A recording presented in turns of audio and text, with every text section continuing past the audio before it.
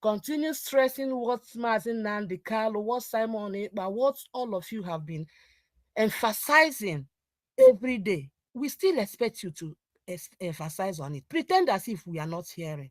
When Nnamdi Kanu and you all, everybody says they will kill you, we will kill them, but Biafra will come. They think it's just they are playing. When you people tell us that the freedom is not given, it's something that you will go for it and take it, however, whichever. We think it's just a mere talk. In fact, one of the posts I saw from our dearest amiable tutor posted today, or was it yesterday or yesterday? I was just reading. He gave me more insight about this freedom. That freedom, when you can't mention freedom without mentioning being rebellious. When people, some of us are coming for this freedom thinking that we just go and grab it. We have to be ready for what comes with it. There are consequences. When they say either in the grave, either exile, either in prison, is not rice and beans. And when this thing come up, instead of those we think that are mature, in fact, when people speak here, we think that they are mature, but when they speak, when they behave, you say, oh my God, am I playing with the kids or what? Something Simon has already said it over and over, that we are looking for this recognition. Who will go for us? Even some of us are more biblical than those that bring this Bible. Even the Bible says it's open that when we are asking who will go to the world, there are chaos, there is dispute, there is war.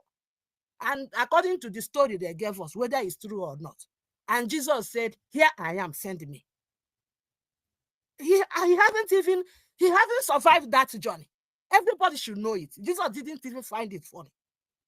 And Simon said it. Go, who will make us to be recognized is not when you go, they will give you a wave of hand and pat you at the back. They will send you to prison. They will torture you. They will send people to come and maybe put you in the other world. It's unfortunate we are the people that we are being used. There are a saying that when they say, when you see an Igbo person, kill this Igbo person, leave the other person. Now I'm now seeing it as this Fulani, this name we are calling strangers we are calling. I suggest now, anytime you see all these Fulani, or you see, look for any Igbo man around that associate with them and get rid of them first. Because they are the people that are bringing us, pulling us back down. They are the people that's eating us deeply. Not even these people that I think that I can even do away with them. Who is Fulani? Is these people that are infiltrating us, bearing our names very proudly. A name that even when we invite strangers, when the way that we treat strangers, after accommodating strangers will go home, bear their children, and give them Igbo names. Give them Biafran names. Strangers are proud of us. That's the name. People that got it, our brothers that have decided to remain fools, decided to remain slaves by blackmailing us, and being enablers to our adversaries. This is a name. Even the language they speak, they will these guys use our language and come and infiltrate us. It's not going to work with them. We are all here. Even if what I want to encourage you, even when we are not speaking, we know where we belong. We support you people. We support our APM. We support our Sonny. We support Brgie. We know where we are going. So based on that, there are so many things, but there's no need saying, I can't cause you headache because you have said it enough. Only those who have ears, let them hear. Oh, after all, we don't even need any of that contribution. What we need is money. If you say you have not come here for the past 2 years because Simon is doing this, as an adult you are, what will you tell your child when your child behaves that way? So because you have been your enemies have overcome you, therefore you surrender. You don't teach your child how to remain resolute, how to fight to finish, even if it means biting before you die. You just, because of that, yeah, he did not post again. Okay, don't post now. It's me that will post it, then you will come and join. Don't post. Anyway, I'm just going to, because of this, I will pay 10 ejema, Canadian ejema to Canada region. They will maybe send the money on Saturday when they will be announcing it. I'll give them 10 ejema for this action you guys did. God bless you. Thank you. Yeah, thank you very much. Thank you very much. There is one word you just said now that I just want to echo. You said, if you see Fulani Igbo man, those betrayers, that you should kill that Igbo betrayers first. Yeah, I supported you. I support that, your submission. Because these are the people, Fulani have seen that they cannot do anything. It's only through this our people that are betraying this struggle. That is the only where they capitalize. I just listened to a broadcast this idiot, that woman in France made, where she was confessing that Imam Abu had an indoor meeting with them, with her group. Who are those people? Religious, Biafra Unite and Adadi Oramma. Imam Abu have a secret meeting. In that meeting, that is where this lady was exposing that Imam Abu has not been using the money they are donating. People are donating to them. He has not been giving it to anybody. Our Biafra Liberation Army is not receiving anything from those people. His excuse was our BLGIE is funding Biafra Liberation Army. Why must they as well be giving money? These are the betrayers of some of our people that call themselves a Biafra. Yet you will see these gullible people following them. Even when the handwriting is clear, yet they are following sheepishly. Without wasting our time, I would like to hand over the mic to our MID Brgie. MID Brgie, take over the mic and speak to your people. They will.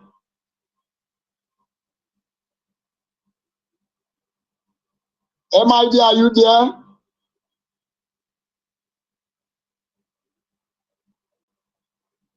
It's like he's not there, he's not there, he's not there. Then we, Mr. Holland, our co-host, do you have anything to say before we can move to our Mary Totam? Yeah. Yes. Can you hear me? Am I audible? Go ahead, I'm hearing you. We are hearing you. All right. Okay, thank you very much. All well said and well spoken. In light of people like all those Isaacs and many out there. Now listen. With the number of what I have here, we have approached 100 and like that. If you like support, if you like be on the fence, the beauty thing about it is that if you are in homeland, you are porous to danger. For all this while that you've been at the other end or being on the fence, is Nigeria working for you? You being silent, was it really working for you? Or you being at the part of being a sabotage to this struggle, was it really a befitting thing to you? I don't think you understand. I don't think many of them, I don't think they really understand what has really before us here now. I don't think they really wake up to the consciousness of it. That these people has unrepenting agenda. And you open your eye, you say you are standing, watching. Many DNA must be carried out. It's a very sacrosanct thing that must be done. You are watching. Someone who is in a dungeon of these wicked people for the past how many years now? Going to 5 years now. Who you claim to have listened and believe MNK, then you say you are watching. Why are you so heartless like this? Many that are sabotaging this struggle. Why are you people so heartless like this? Can you just give your life in exchange? You go in there, then let him be out here. Let's see how it's going to look like. Do you think it's easy to just give up your ghost from your body? Yeah, these people said it is no longer necessary. They are dead. I don't know how some people enjoy blood money. I don't just know. How can you enjoy blood money of more than 5 million people? You are enjoying it. Now listen, if you like being at the side of taking the part of sabotage, or you are sitting at the other side, or you are at watch, the cost of the land will have you to fight with. It's like they are beating your blood down before your face, and you cannot just react. Just as our brother rightly said, Emeka Socrates said, even if it's just sand, you park on ground, just do something. You are standing as a coward.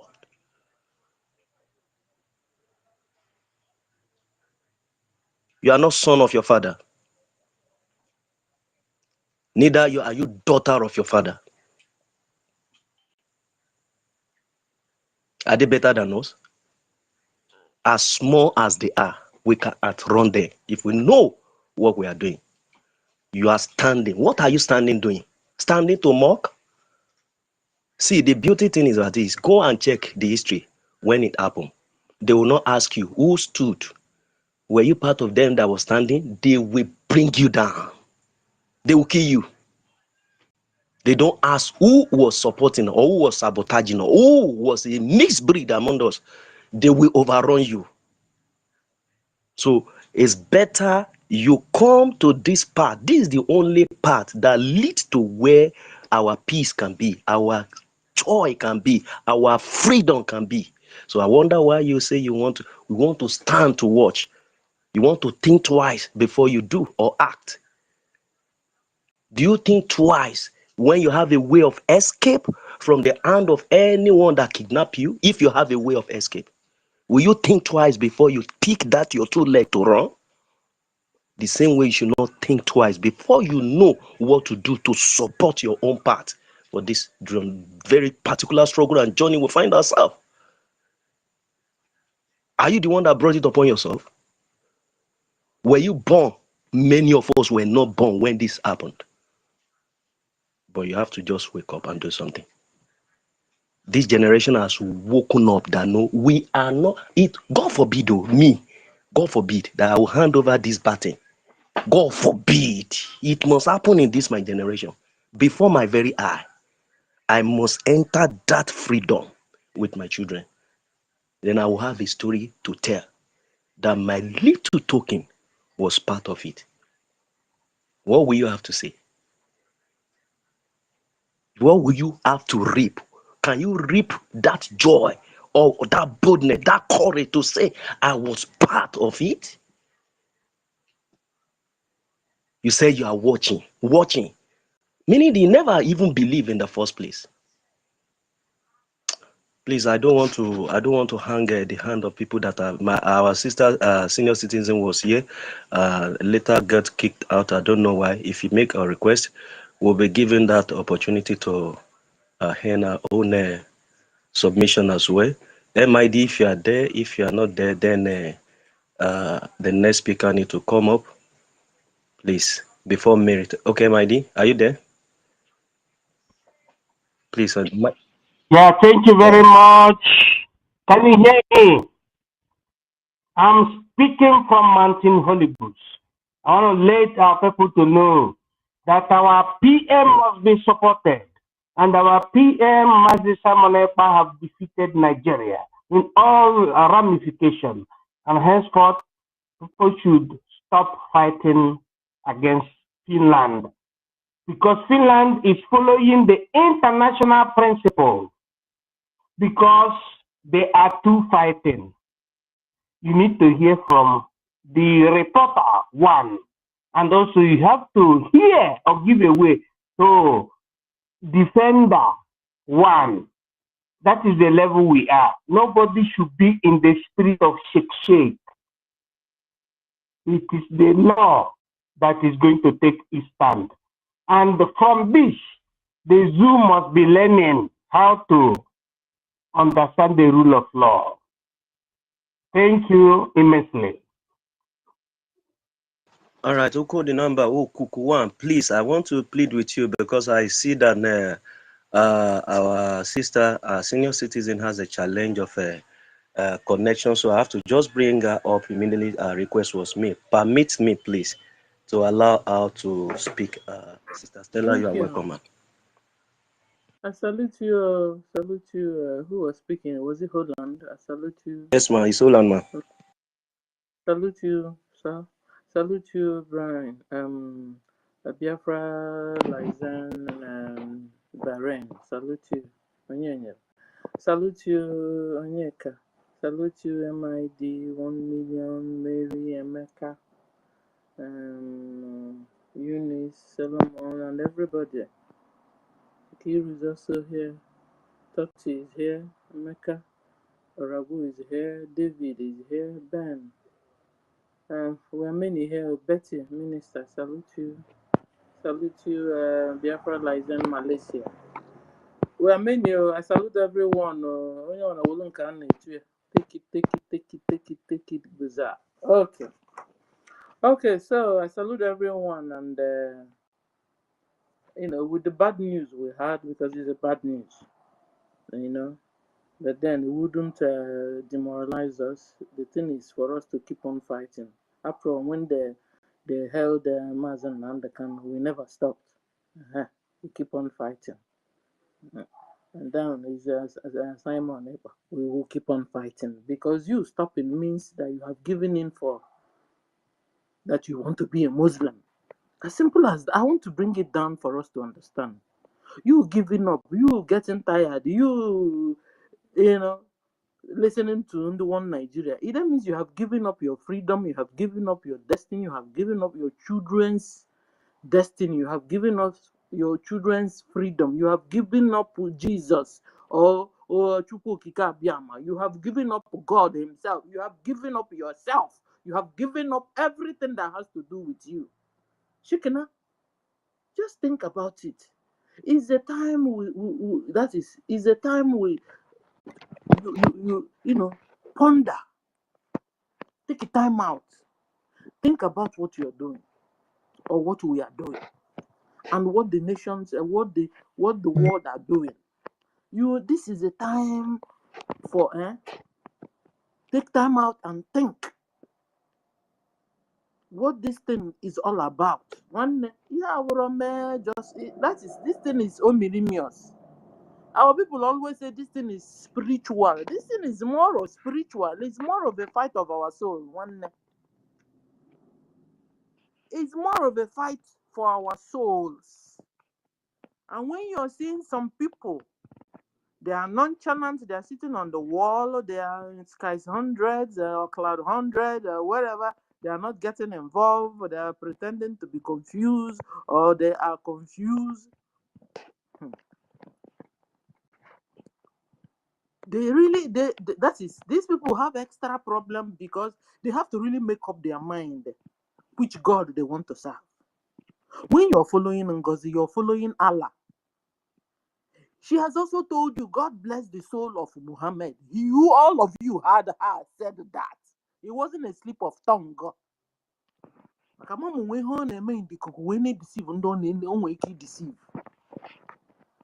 Was it yesterday or day before yesterday? I heard that one said that Madam Bam Bam Bam was liaising with 1,000 teeth.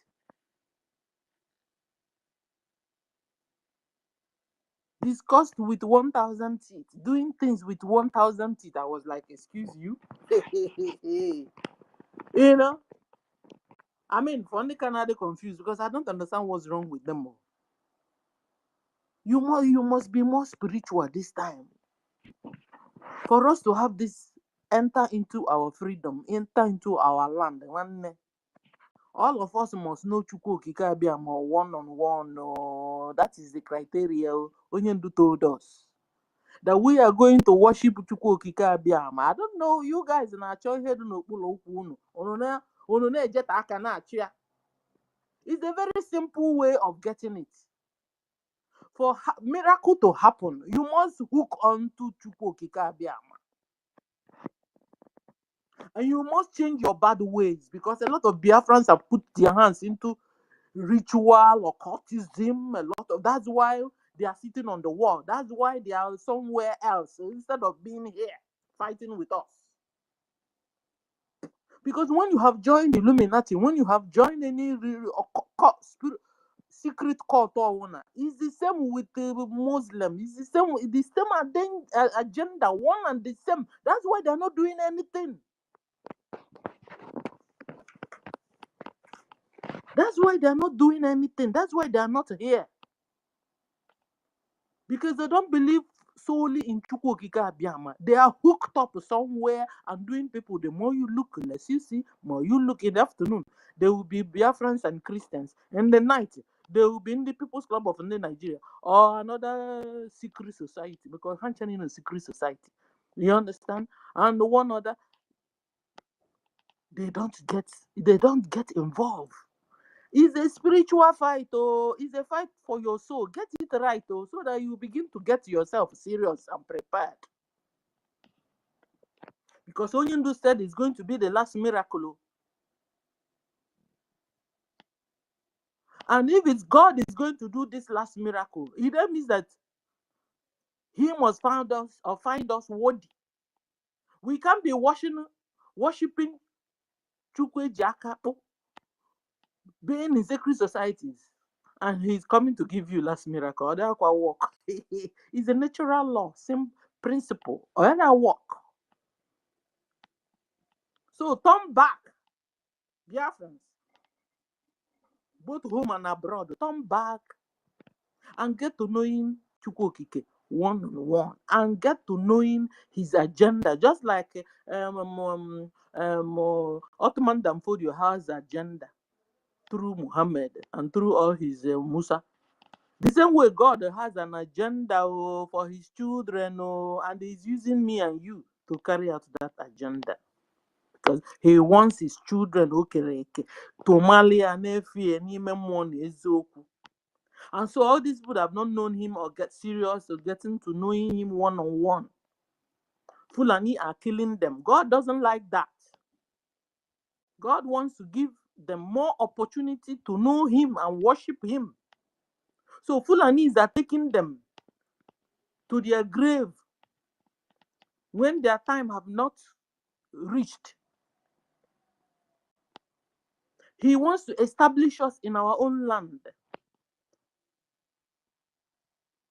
for future sake, because the future is coming, and it's coming like blink for the people that don't know him. So he wants to like Uchia and Inime Biafra land when that time will come. Whilst we are doing what he wants us to do, he can't be fighting for Ndamari. That's not possible. They will wonder. The good book said that we are in this world, but we are not of this world. So we are in this. So we are in two different. People are in the world, and another people are in another world. So God will always take care of his own children, and we are his children. And for you to prove you're God's children, you're supposed to be doing what that pleases him. You are supposed to key into his agenda. His agenda is to save his people, keep them in a particular place. Just the way it happened in Goshen. He protected his people at that moment. He told them, go there, stay there. Owelanyandilo that is Welanyandilo with aka from his own people. But if we are scattered everywhere, also on one abiano, also Eliza Nabiano, I thought about where I can get this back. I have budget. And ya budget was put a jalon. Nifulani abada Biafra general one. I hang here mezzin. And now here I heard now there's a Imanu no the Biafra self, who know the Igbo self. Because there's a unknown land somewhere, and people, one small boy have said that he is the president of the land and he has produced passport and looking for people.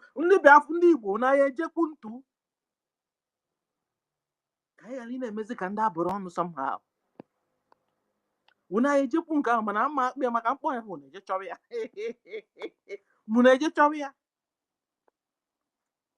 Meanwhile, God has given us our own land, that is our duty to safeguard and hold tight our land, just like our forefathers did. Just like our forefathers did. They fought in Ekumeku. They fought so many wars to continue to have that land. And when they have this, when the Fulanese and the children of Ottoman Damfodio now found that they've been able to distract you, deceive you, remove your history, develop fight among you and your brothers, and hatred among you and your brothers, they moved in. That's why they are here now. And I wasn't the buyer. Usi nothing care about Usi and Kenapo. Biafrans, wake up, oh. Wake up, oh. This is your hereditary. You want to give it away because of pot of porridge? You want to hand it over to Fulani because of bag of money? Bloody money from Fulani, Nigeria government. Your hereditary. How do you know a good father? A good father is a father that when he's living, he will leave a lot of things for his children to inherit. And then a good son is a son that those hereditaries, how do you say it? He will protect and keep them, and even keep it or keep them for his own children and his own children. God gave us this world to go and occupy until he comes. And we must continue to occupy until Chukwokike comes back. Are you occupying? Or unana juicy I wouldn't amazing Igbo. Can't use back in Igbo because now I heard I brainwash you. In the Igbo, unana gonna go na amazing. Some people will say, we love Biafra. But if they are going to fight another war, we don't support. Have you ever seen where freedom is given free? And check out the people you're up against. Terrorists that likes fighting. They say when they kill you, they go to paradise. You kill them, they go to paradise. So will you now fold your hands?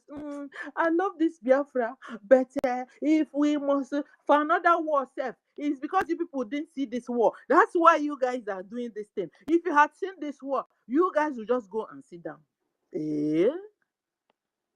But the people that after you wouldn't want, they have refused to stop fighting you. They have refused to stop killing you. So what will you do?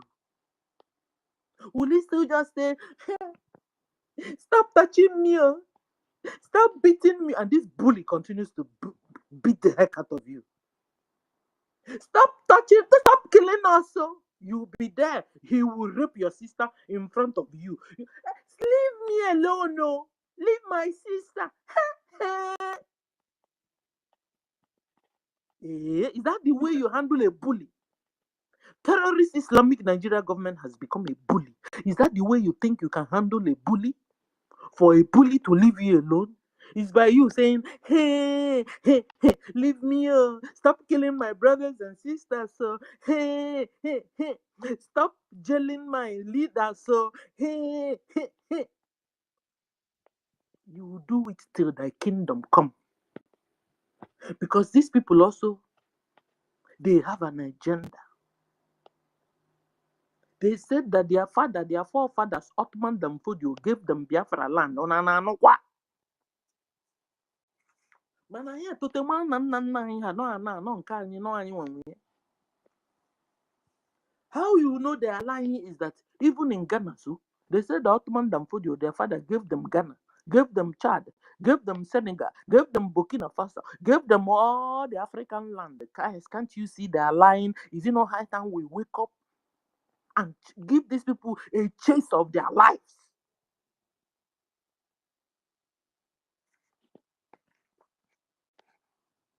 That is why we must be spiritual. You know when to pray and when to fight.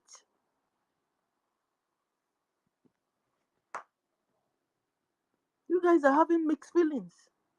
And you're mixing everything. You will take the time to fight. You're putting it for pray. And then in the time for pray, you'll be talking. You'll be fighting. Or you'll be distracted entirely. Dear friends, wake up. Oh. I came to talk to us. Oh. Wake up. Oh. Wake up. Fulanis they are not drawing back at all. They are not getting tired. They are looking for their spies all over the whole place. Musa planted all of them. And when you say all these spies are Biafrans, they are not. You'll be able to differentiate this situation. Can you say NGOZI is a Biafran? But he was a COS in the government. Call her a spy, a Nigerian spy. She's not a Biafran. So stop saying that Biafrans are spoiling what we are doing. Biafrans are not spoiling what they are doing. In fact, the highest Biafrans that don't agree with or afraid or whatever, they are keeping quiet. True Biafrans that are not here are just quiet, watching. They are afraid.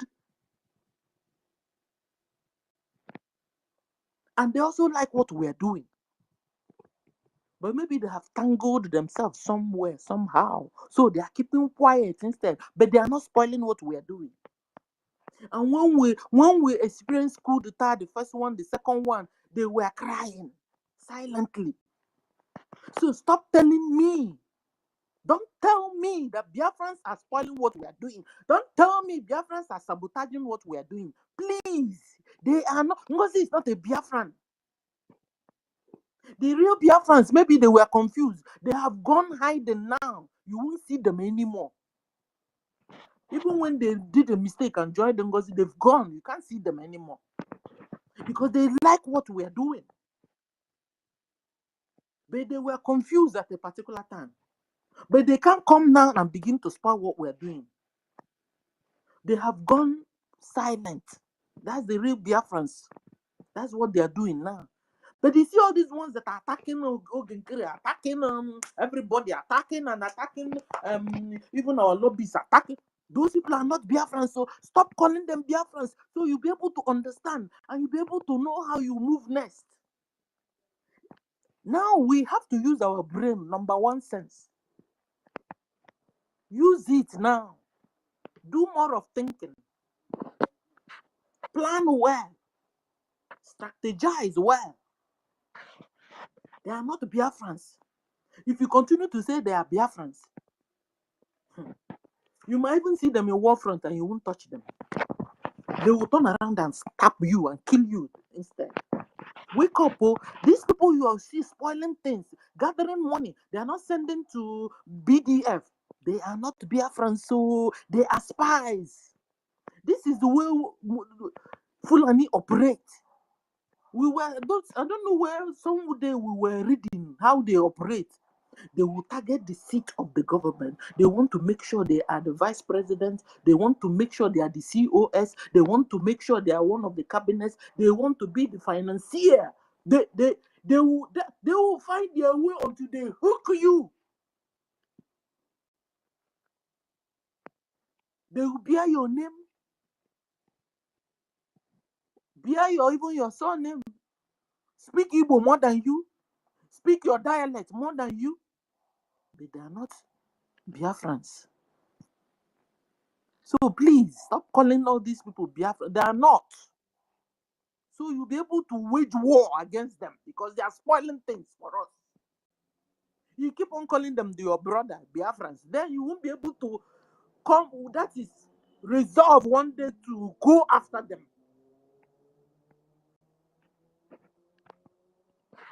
Okay, so let's go to the topic. We must not disappoint MNK, MSE. Nigeria must leave our land. Fund BDF. Yes, so now, thank God we've been stable here. So it's not like the news is Nokula and Yinoba. Because me, self, I've been looking at Cho Ayaba. I said, oh, no, Cho Ayaba after court case, and even in Okano Lebono. But chances of running here, the slim, but I kept quiet and I keep on believing God. In God. Okwu anyị abụrụbela okwu ọnụ na-amara akụ ụnụ mara ya bụrụbela okwu okwu aka Eliza dị na ya aka ndị obodo ọ nọ na ya dị na ya aka ndị niile all these Illuminati dị na ya aka ndị Muslim dị na ya aka ndị secret societies dị na ya aka ekwensu dị na ya ha gbara mgbọgọlọ ọ bụrụbela okwu ka anyị nọ na ya mana remember what onye ndu said that it's going to be the last miracle on this earth maka na aka Chukwu dị na ya maka Chukwu ya ekuhite wee gosi ụwa na ya wụ Chukwu. They have dealt with his children enough. How do you pray when you pray? I don't know how you pray. My own is Chukwu ka esi kana ebe ị na ọkwa na-egbu ya na mmebe m akwa kedizi ka isi kechecha ụwa anyị rafe ekwensu ọ na-emebi ụwa ikere eke ọmarịcha ụwa ikere eke ọkwa ya isi anyị baa n'obodo anyị ji dominate enyi kedizi ebe ị nọ. Papa, arise and let your enemies scatter. Because your enemies are our enemies. Our enemies are your enemies. How do you pray? On your own. You can go emotional. You can come back again. You can. That is your father. Talk to him. He listens. Guys, okay, plus. Bele plus. I'm saying no mineral grabbing. I say no land grabbing. I say no dispute. I say non-sanctioning no badadash. Like we can mazonia kasi badadash. No, I chow badadash. You wanna chow your soul. You wanna chow your soul.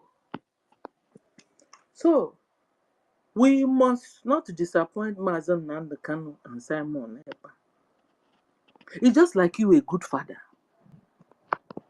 You know, ị na-azụ ụmụaka na-azụ ha ị na-azụ ha na-azụ ha ịzụchachazi ha to you may expect that they will now begin to reproduce all the things you taught them. Good children, they do. If you really take time to teach your children well, they will never go away from what you taught them, using God's also helping you. They will never go away. What Mazen Nnamdi cannot taught us, the guy prays. The guy does things straightforward. He doesn't lie. He will, whenever he says something, he comes with proof. The same thing with Simon Ekpa. My dear, he has children, and we are their children, and we will not disappoint them. We have been on the target. We know our goal. Our goal is a sovereign Biafran nation, and we are not stopping. Come rain, come shine. Come spice, come Musa. Come whatever they are throwing, you man can plan again. The first coup d'etat, second. Let's see if they are bringing back a third. At this time, God will use hook go age way, hook down. Really. No, one step and you do no che. Japan will no mic, Any step now, you do change. Any monkey crooked move now.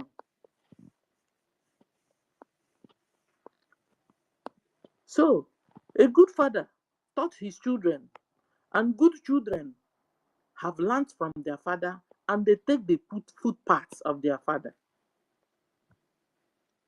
We are their children. We don't even have a choice after all, ladies and gentlemen. Do we really have a choice? If you don't fight for your freedom, you're a dead man. Already you're a dead man walking. Men, this time for both men and women. We are dead already walking. We can't afford a good food. We can't afford the 3 square meal. We can't afford good road. We can't afford a good job. We can't. Abba, some people even sold their land, their hereditary, to be able to go to school. They finish going to the school. They can't even have a job. Guys, Biafrans has been dead men walking around.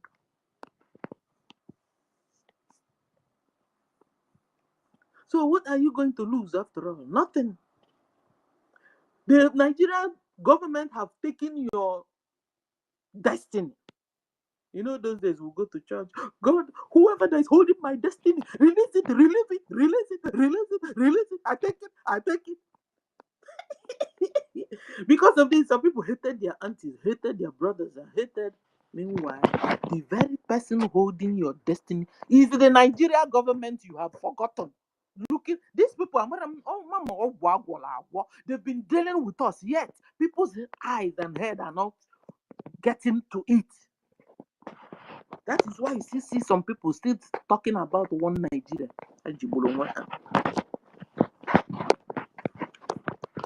No electricity, no pipe of water. You're still using your mouth to say one Nigeria. You have a problem, a mental problem. And then you believe that little chikere you have collected, you have joined them in embezzling the money of the Nigeria. Then you believe, if you now join, this your beautiful house will be brought down. I tell you, Nigeria will happen to everybody. They are coming. If they've not gotten to you, does not mean they've forgotten you. They are coming. These people are heartless. They are monsters. They are coming. They say they want to, first of all, deal with the poor people and the rural areas. When they now finish, they will now target the rich men and go to urban areas, cities, and begin to fight. By that time, they are occupying your rural areas. They are occupying your villages. Now your beautiful house, family house you built, they are now living there with their children. When they will now begin to deal with you in the cities, you won't have anywhere to run to. That is their target too. Guys, they, when they do things, they don't hide it. They tell us what they want to do to us. I hope you guys had it now, or was it only me that had it? Was it only me that heard this thing? Okay. Okay. So, good children also take footpaths of their fathers. And they say, ha!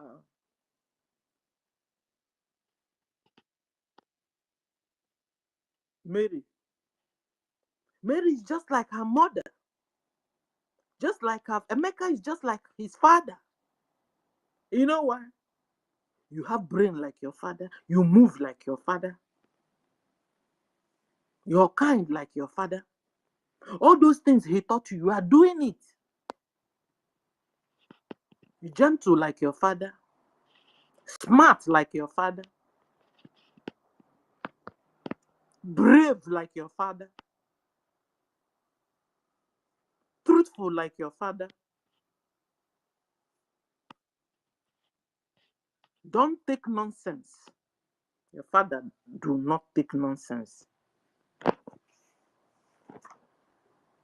So we're not going to disappoint them, because all the things they taught us are in our palms. And we have been focused in this part. Brgie have been focused on the goal. And so we're not shaky. Except the spies among us that say they are Igbos, but they are not Igbos. They say they are Biafrans, but they are not Biafrans. They say they are Jews, but they are no Jews. They are fake Jews. They are fake Igbos, fake Biafrans. We know you. We know you how you roll and how you operate. An Igbo man, ochi megi home megetel go yemetatro go bele bele. A Igbo man anore enwe hot temper.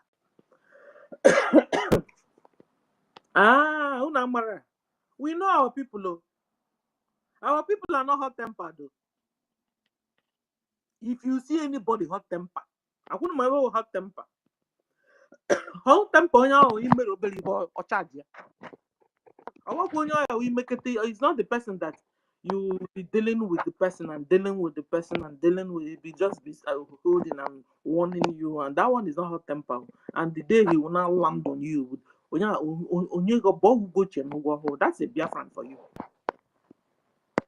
So all these people that are hot tempered, they're not how let me one kind, let me that's these people are not Biafrans. We know our people. Look. That was how NGOZI told us that in front of men and everybody, she will go and collect cola. I said this one is not a Biafran. In fact, that day, that red card have not removed, it's not been out from my brain. In front of men and every they will not give you cola first. As a woman, because we know ourselves. So a true Biafran will always go by the footpaths of Mazen and Kanu, by the footpaths of Simon, by the footpaths of Ojuku, by the footpaths of all our great heroes. They will not backslide. They will not be distracted. We will not give up. If you give up, giving up is like going to sleep and they blew her. So Nigeria must leave us alone. Nigeria must leave Biafra. Over 50 million have voted and said yes to exit Nigeria. So it's not like we are here joking. No. We have redeclared Biafra. We have done several referendums.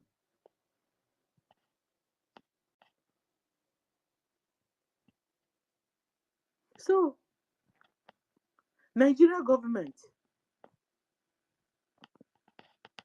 enjoy your terrorism while it lasts. Because I'm telling you, this your terror we see today. Soon we will not see them anymore. We will not see it anymore. Your terror. You chop people's head off. You rape men, women, chicken, everybody. You harvest the organs of Biafrans. Your foot soldiers will enter inside the church. Ask them, you want to be a Christian or you want to be a Muslim? You say you want to be a Christian, they chop off your head. Your terror. Enjoy it while it lasts. Musa is killing Nigerians and Biafrans. And he's telling the world, terrorism is okay now. There's no more terror. Everywhere is now peaceful. Yeah? When you are carrying your armor tanks, last week or this week, 20 armor tanks are in Biafra. Okay, wait, fighting. Musa is telling you people that everywhere is now peaceful. So, your own type of peace, Musa, is when you're killing Biafrans and chopping off their head and harvesting their organs. To you is peace. The Biafrans, Musa na-ekwu. And before you know it, they will tell you that they are sovereign nation. Sovereign nation. You are no sovereign nation, anything. No. Nigeria is not a sovereign nation anymore. Because foreigners are ruling Nigeria. Fulanis are not Nigerians. They are from Futajalon. How can visitors, foreigners, ruling a particular people? You see that Nigerians, they don't have leaders. They don't have educated people. They don't have people that is good enough to lead them. That Arabs are ruling Africans. Arabs are ruling Nigeria. Nigeria is not a sovereign nation because they are not ruling themselves and they are killing their citizens. Nigeria government is killing Nigerians, killing Christians, killing Biafrans. So, Dissolve Nigeria. Dissolve it. So that people can stay alive. The remaining ones can live. A lot of Nigerians, a lot of Christians are running away and they are dying in deserts, dying in high seas, Mediterranean seas. They are dying. Some have run into their deaths. People that survive it are somewhere else suffering. And you want to tell me Chukwu Okike Abiyama have not risen up to really save us this time? Listen, I believe it. I believe it. God is about to save you, Biafrans. Rise up, defend yourselves. God is spirit. He needs you, the physical man, you on the planet Earth, in this realm. It's you that is supposed to rise up. Fight on his behalf, or fight. He will now use your hands, use your leg, use your money, use your brain to do it. He wants to save us. Mana anyị emegherịrị n'arụ ndị Igbo. Megherie n'arụ. And so many ways you can megherie arụ is in funding. Because we are funding our recognition, we are funding our liberation. People in homeland, you're supposed to fund your liberation. Abroad, you're supposed to fund your recognition. That's the way we move to liberating ourselves and fighting for our freedom. Ndị Igbo megherie n'arụ before it's too late.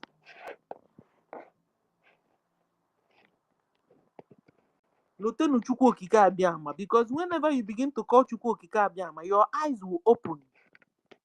You've been covered with veils. Biafrans, so even on a cruise, also ego unejahia unanata uneje market. Last time they burnt your shops and you were telling them, please leave our shops alone. Leave our shops. If you want to rule. We are not in Mbundi Igbo. Wake up, Ndi Igbo, before it's too late. So I stop here. Thank you for the opportunity you have given me. Biafra Lizen Perrin. Thank you. Thank you with your co-host. Thank you, and thank you everybody. Bye. Yeah, thank you very much for that, your wonderful submission.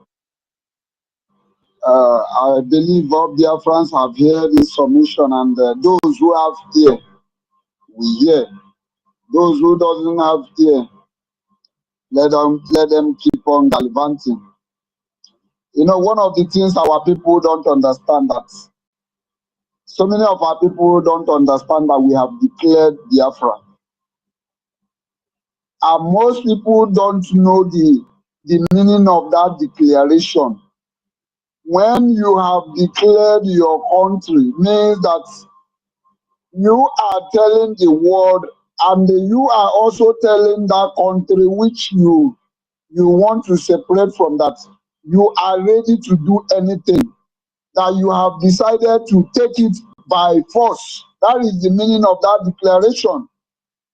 That's why when I see some people saying, the kind of killing that is going on when our prime minister was there is not like that. It can't be like that. Now there is a war. That time they were coming, there was no armored tanker like it was right now. So those are the things we need to understand. Without wasting much of our time, let us give our mama in the house, Wada Bettyford, take the mic and speak to Biafra. Thank you very much.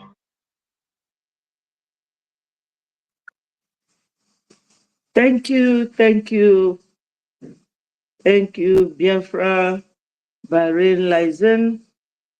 Thank you, Holam Toti, 1 million, Simon Ekpa, and it's N2 agenda. My brother Emeka Socrates, Mwabeze Freedom Veteran, everybody. Our sister Stella, Solomon, Rage and Fury, and many more. Anyerika, we are very many. Hardcore, Biafra Freedom for All, is it? Biafra Free Energy Tech.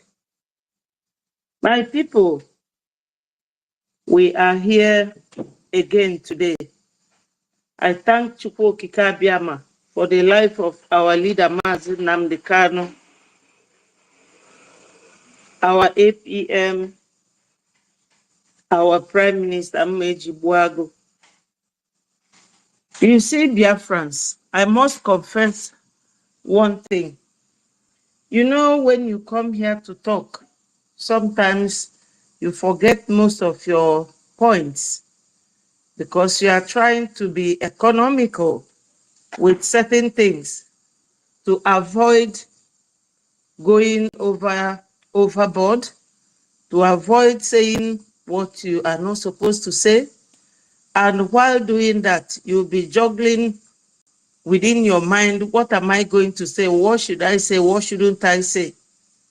So I will just take my time to try and do the little I could. You know, in a situation like this,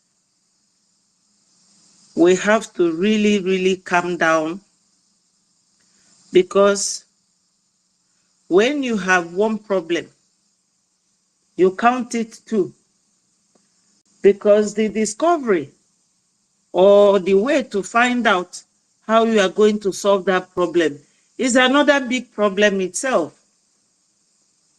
But in this case, my people, we are going to take it one step after the other. Biafrans, we have to really get very strong, very, very strong, to shame your enemy. Onyendu said that we have arrays of enemies, both home, within and beyond. And you all know what it means. We are that beautiful bride that so many men are coming to marry us. And the confusion gets there when you have about 3 or 4 suitors, you will get confused. If you are not careful, you will marry the wrong man. Now, we have enemy back home. We have enemy within the government. We have enemy overseas. And every one of them wants us, wants what we have. And it doesn't give us chance to make reasoned and a proper decision of which way to go. But my people, we have to take it holistically. We cannot give up.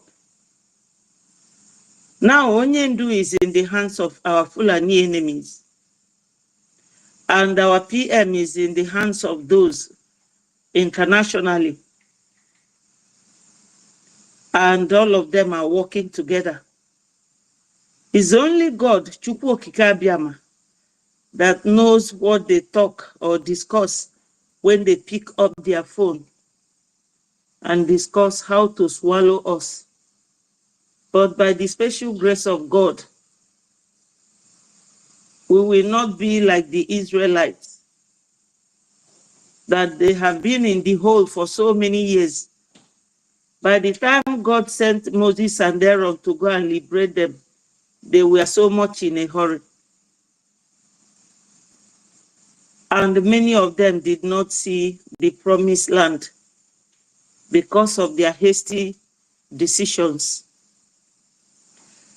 Now our PM is facing whatever the Finland judiciary have given to him. And I also thank God that PM is a Finland citizen or Finnish citizen, and Finland is in Europe, Because so many people that have access to my number, they call me and they will be asking, please, are they going to bring Onyendu back? Because Nigerian newspapers are now writing that they are going to bring our PM back. And that one is very simple. For Finland to have decided to take our PM's case by themselves and not sending him to Nigeria, that shows that they know that they cannot send our PM home. So I'm telling some people who are here, I know that Biafrans are here and our enemies are also here. Those of you who are doing content creating, trying to weaken the mind of our people with your propaganda, PM can never be sent to Nigeria. Because as a Finnish citizen, he has right to remain in Finland when he is freed, assuming the appeal does not go ahead or is not successful. Because when you are doing anything, always have two options.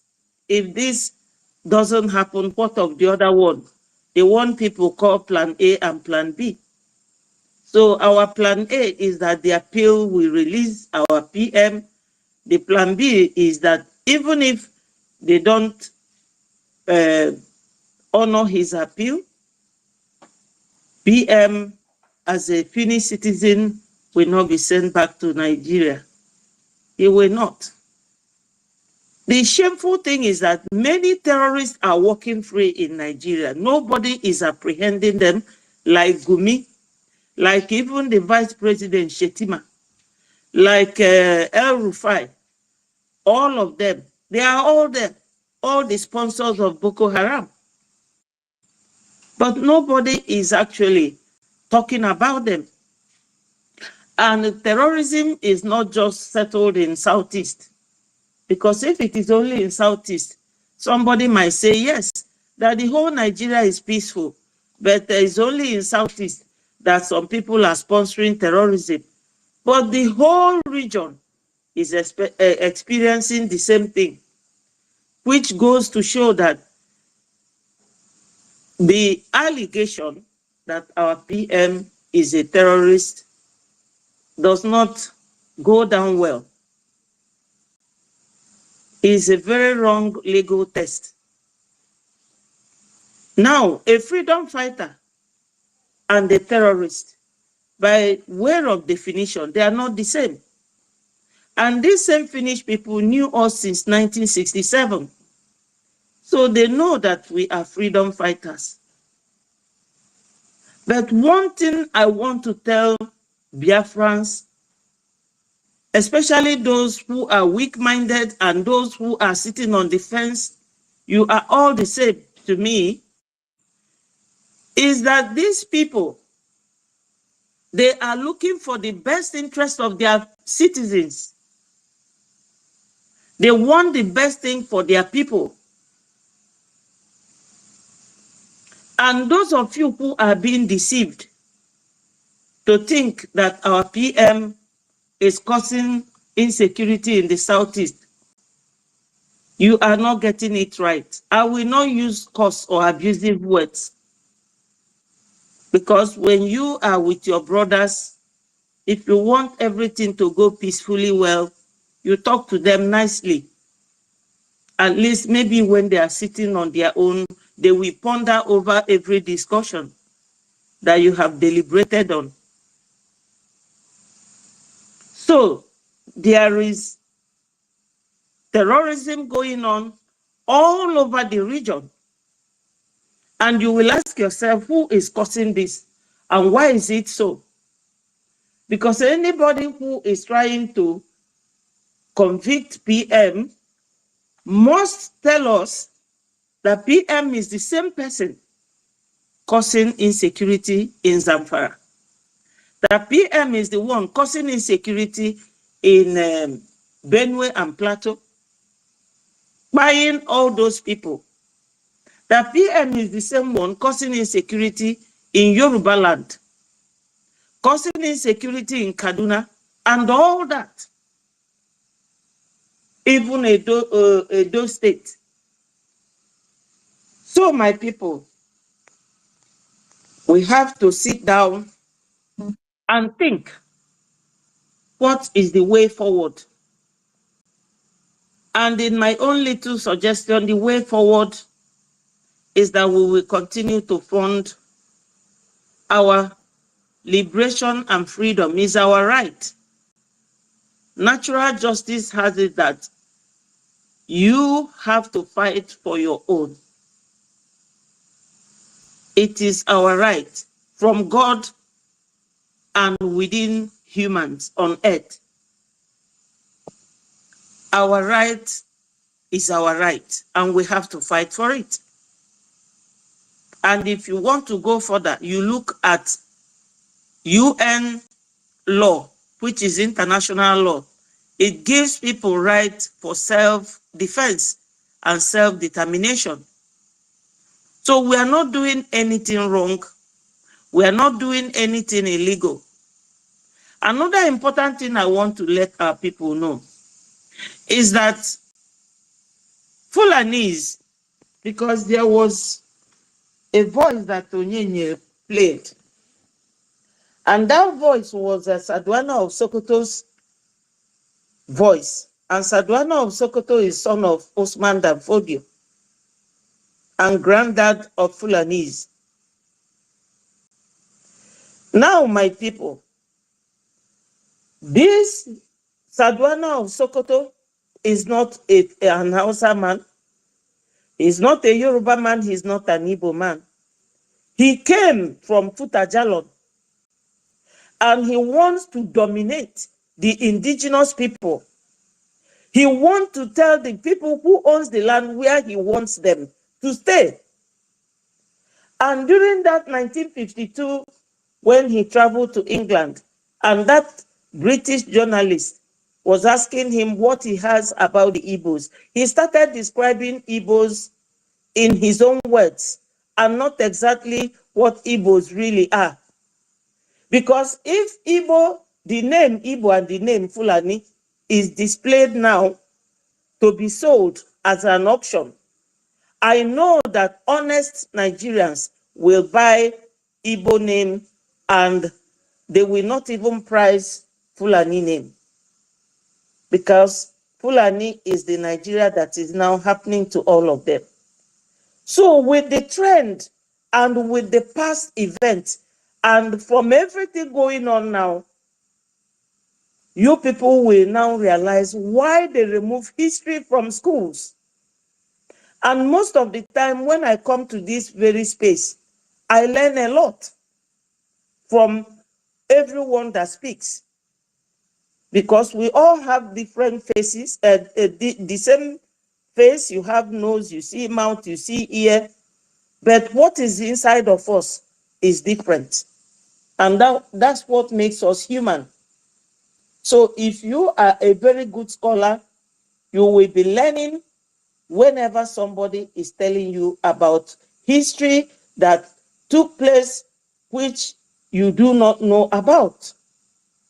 These people came, and this time is that very reason why they never wanted history to be taught in schools. And some of you don't even understand what Boko Haram means. That Boko Haram is so deep rooted as to the reason why they don't want people to know history or study history in schools. Because somebody called me yesterday and said that some people are jubilating at Omahia, saying, that is good that they have imprisoned Simon, that he's the one who is bringing insecurity. But I laughed. I said to her, do you people listen to news? She said, I no news nebe. So how then do you come to the conclusion? So this is the reason why they never allowed history to be taught in schools. So that our children, even people of 20 years, 30 years, 35, they don't know anything about history, that this is the time that made the Fulanis to remove history from schools, so that you will be aware. And another thing that is really, really hurting me is that Nigerians don't know that they are too big to be one nation. They are too big. Assuming Nigeria is half of Europe, Europe is 44 nations. Nigeria is supposed to be at least 10 nations, so that you can manage yourself, administer yourself, and rule yourself at will, at your own time. But they brought everybody together so that it will be easy for them. And this is where what they call neocolonialism comes to play. Because when you bring people who are so vast geographically and statistically very massive in number, in fact, Nigeria has actually ruined the brain, the mindset of so many of our people. Even some people in Brgie that left, and they still answering Brgie CRC or Brgie USB or USB Nigeria, because they think like Nigerians and they behave like Nigeria. They will be telling you, we don't want war, you don't want war. But there is war going on. These people don't want you. On daily basis, they burn your houses, they burn your businesses, they kill your children, they don't want you to farm, and you are not asking questions. So we cannot start going through all that right now. All I want to plead with our people is that we cannot continue going round and round every blessed day talking of one thing. We need funding, because I know that those of you in homeland, you are very rich.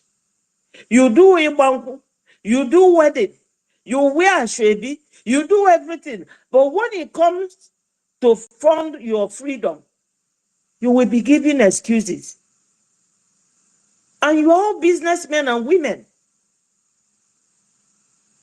I know that those of us abroad, our leader, Nnamdi Kanu, gave us that mandatory rule that it is those abroad that will bring Biafra. Yes, we obey him because he's a very good leader. His legacy is fantastic. But those of you in homeland, you have to wake up. During my program this morning, I found one of my videos, old videos, where Asari Dokubo was saying that the wife of Nnamdi Kanu and DOS represented Ikenga brought to him petition that they wrote and sent to Finland. These are Igbo-speaking people. These are Biafrans. These are those people who are very deceitful. Because if Onyendu's wife and Uruagu should go to Asari Dokubo, who has this special force that comes to kill our people, and he boasts with it that he kills Igbos and that he will continue to do so. He boasts with it. I'm not the one saying it. Everybody knows what Asari Dokubo is capable of doing. So why write petition against our PM? You go and give it to the same man. And he's now telling the whole world, because I copied that from YouTube. It's already circulating on the internet. Biafrans, we should realize that this stage where we are now, there is no going back. We cannot afford to go back to Nigeria. For what? Are we not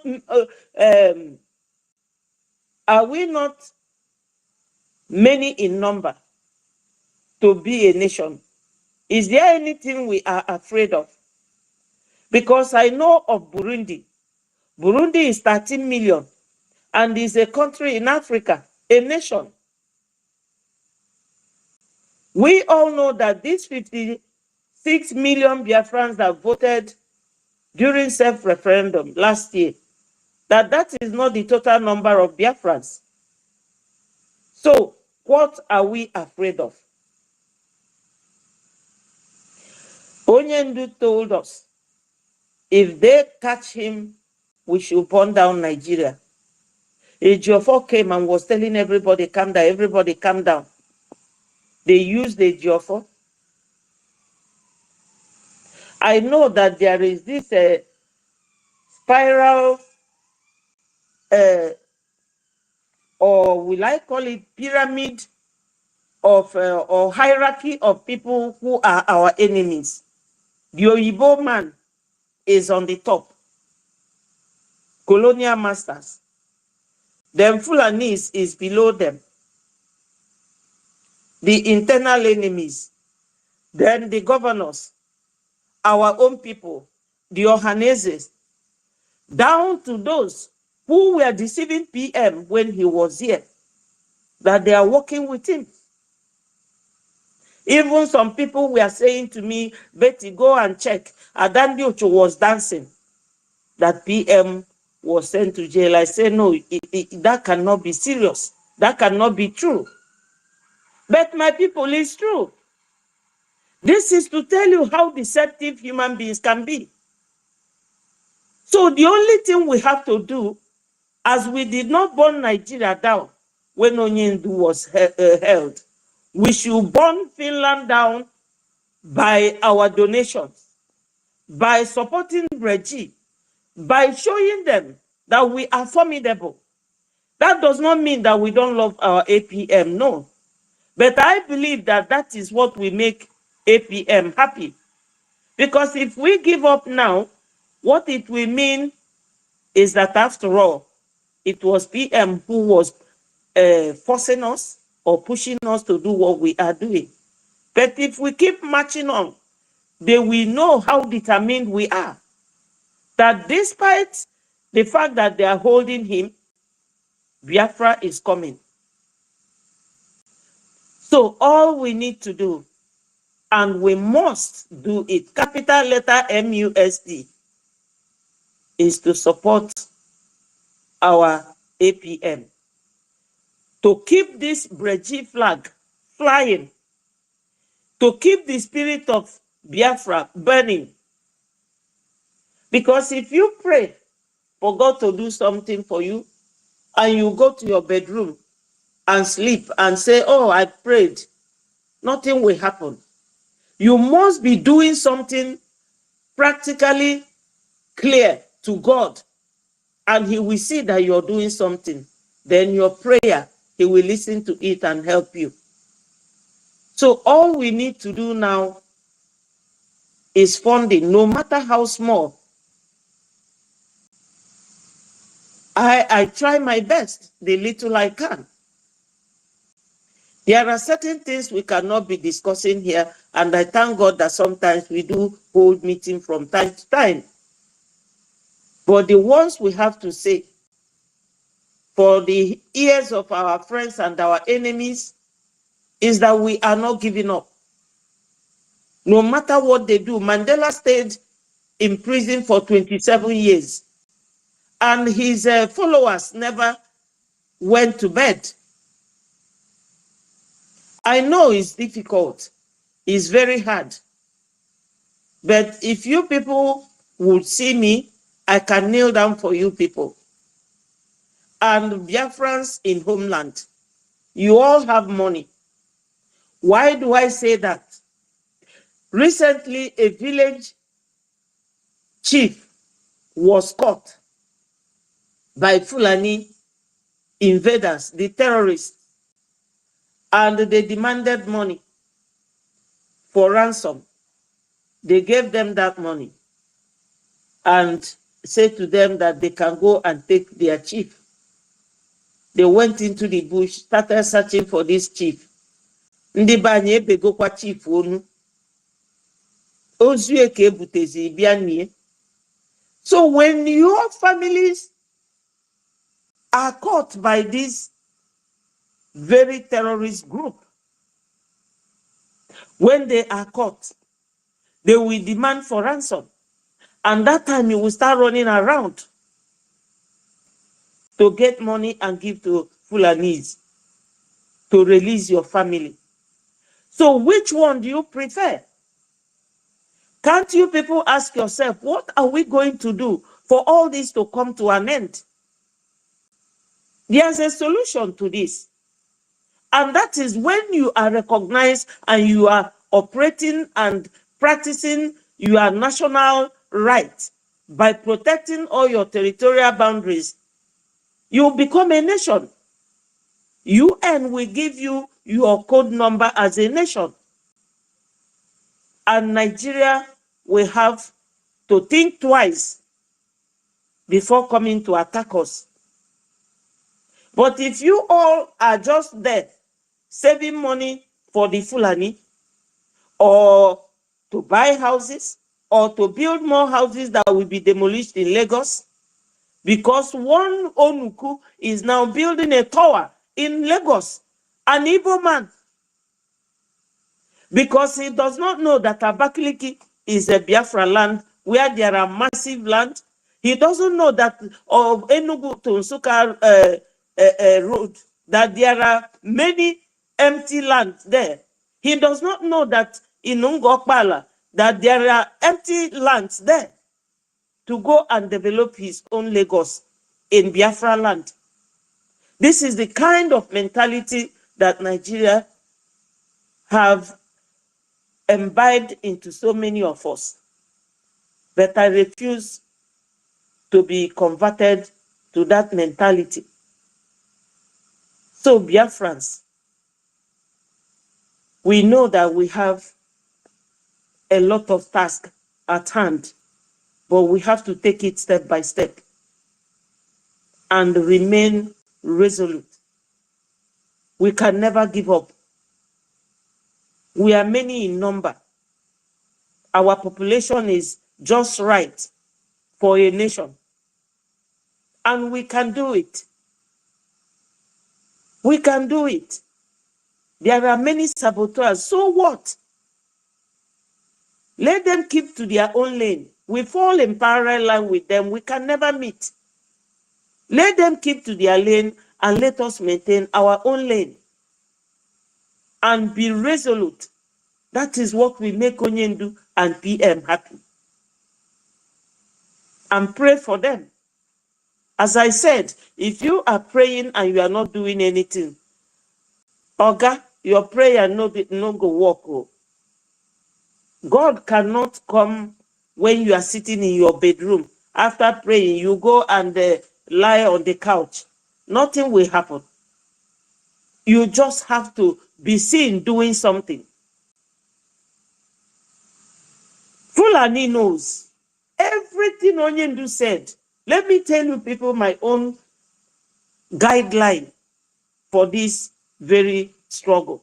My hope is on what Onyendu said, that they will kill us and we will kill them. And in the end, Biafra will come. Because I know that Onyendu is a prophet. I know that Onyendu, everything he has said has come to pass. When Onyendu was telling people that Fulani are coming, they did not believe him. Today is like a rain falling on every roof. People will talk and talk and talk and talk, but now they are seeing it. They are seeing it. So my people, those of us who are very serious about getting Biafra should not hesitate to make donations, because we have two major things right now. Just two major things. Igolundi buying wog. Kamwalo no is we are no Igbo, because ndi Europa na ndi their judiciary bu anytime you maka your defense, assist their Igbo terrorists, ni na incite nka. So kamsuzo ya n'onu by igote ngwa agha bụ one. The second one bụ our lobbyists, for us to become a nation that will put all these problems to rest. So ndị be anyị, ekene m unu niile. I thank all of you for giving me this opportunity and this audience. As I said earlier, it's not everything that we will say here. We have our forum where we conduct private meetings and talk to each other. Another one is that the lawyer representing our PM, we have to really make sure that he goes to, get the proper documents which the judiciary used in reaching their decision for them to be able to know how to make the appeal and make sure that everything is put in place for that appeal to be successful, because there are so many legal loopholes, so many. They will tell you tax invasion, they will tell you terrorism, because Finland, when they were fighting Russia, somebody will come and tell them that they are terrorists. Freedom fighting, you cannot define it to be terrorism. Although not terrorism, a PM would have gotten maybe life jail. They know that Nigeria is a terrorist nation. They are just paying lip service and being very economical with the truth. But we cannot buy all that. We are not morons. We know what they know. We know what they know. You can imagine Finland detaining PM that is a soldier in their country, a barrister in their country, their own in-law, a politician. And they're telling you that he committed tax fraud. Is it what is it called? This petition from Nigeria that is reminding Finland that PM doesn't pay tax or committed tax fraud? How is it related? Somebody that have lived 20 years in a country. So we know what they know. All those legal jargon and the judicial impropriety and all whatnot, and how will I put it, error of law. Whoever is going to represent our PM for this appeal must make sure that, everything is put into place and the proper representation made. PM Mugaputa, by the special grace of God. My people, Adam and like if we fed it too easy for me. No. If you are looking for something and it comes easy, it goes easy.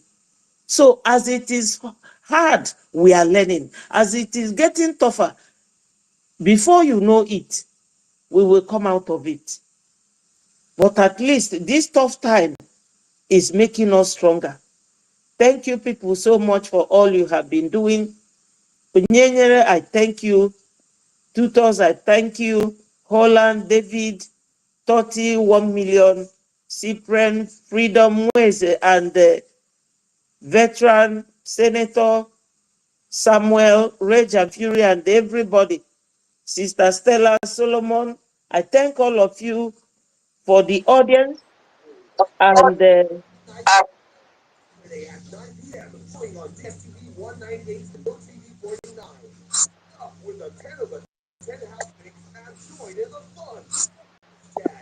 thank you so much. Let me yield my mic and give another person chance to talk. But Biafra, donate. Thank you so much. All must continue to hail Biafra. Thank you, my people. Okay, thank you very much. Thank you very much, our Minister 84. Thank you for that, your submission. You have made so many points. Our Mazi Toti, please, 1 minute, I will hand over the mic before our David Nana. Our minister, Betty Ford, she have made a lot of points here, and I believe Biafrans have listened, and we have grabbed so many points that she have made. You see, anybody that, one of the points is that she don't like anything that comes easy. And I want every one of us to know that our leader, Mazi Nnamdi Kanu, said that Biafra is the last miracle. For those who are expecting it to come so easily, for those who think that they are going to be hand over Biafra to them, you are joking. You must fight, because freedom is not given, freedom is taken. Before I hand over the mic to Tonti, I don't know if Holland have a contribution before you can move the mic. See, my brother. Oh, am I interjecting? Please Sorry. allow easy. Allow them, please. They've been on the line since. I can see Vincent too that came up and later went down, boss. Let's welcome Totin. After Totin, then David and Anna will take over. Thank you. Over to you, Totin. Yeah, thank you very much, Holland. Thank you very much, the co-host Holland, and also the host, Biafran Live in Bahrain, Mazi Onyeni. Thank you very much. Mazi David, 1 million Simon Ekpa, Mazi, so greetings to you. Betty Ford, our own minister, Betty Ford, Biafra, greetings to you. And it's the N is together, okay? N is together, yeah, greetings to you. Simon Ekpa, Obi Chicago, Ulmanzi, Emeka, Orago, Weze, Babe, we know you, Babe. Biafran, very energetic to you. And, due to time, let me just stop here. But my greetings go to every one of us here on the space. We, the new Biafran, that is standing strong in making sure that, the propagation of the freedom of the Biafran people did not stop. There are greetings to every one of us. But first of all, I would like us to have a kind of reflection. I just want everybody to relax, relax and have a little bit of reflection.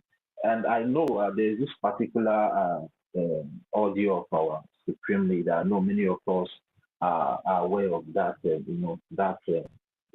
is when he made that program and that particular audio. But I would like to play that audio so every one of us can be able to reflect and really understand what our Supreme Leader meant when he made that statement. So please, Mazoni, permit me to play this audio so we all can be able to reflect and also see a way to open a new chapter and also, to move this struggle to the highest level. But first of all, I want us to reflect on what our Supreme Leader really meant when he made this particular statement regarding our freedom.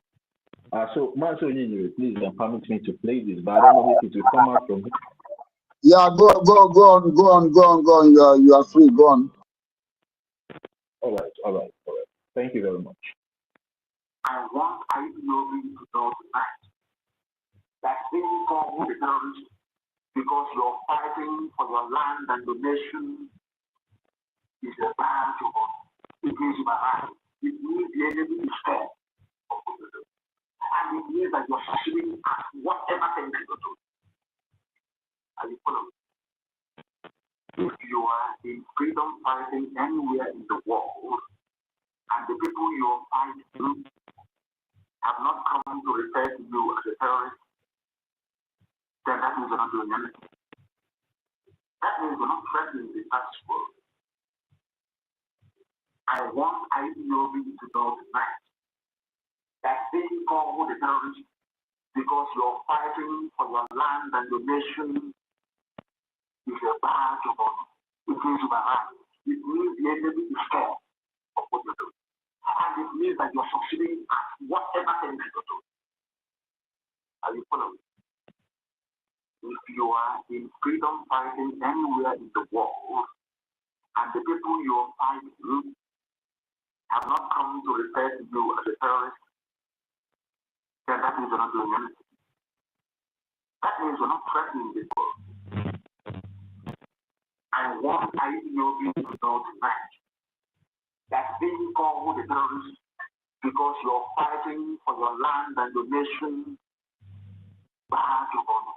It means you are right. Yeah, Majo, I hope what I played came out. Yeah, we heard it loud and clear. Yeah. All right, thank you very much. Now, the reason why I allowed this audio to play like up to 3 times in the bowl is because I want this particular statement to sink in every new Biafrans that truly need Biafra. Because, you know, there are some of us that are in this agitation, that is in this fight for the liberation of the Biafran people. But we don't need Biafra, we just want it. And those of us that just want to just Biafra, we want it for our personal interest and personal aggrandizement. But I'm talking to every Biafrans that really need this Biafra for the future of their children, unborn children, even their families and friends, should digest what our supreme leader, Nnamdi Kanu, told us here on this particular program. That fighting for your freedom is a badge of honor. Fighting for your freedom is a badge of honor.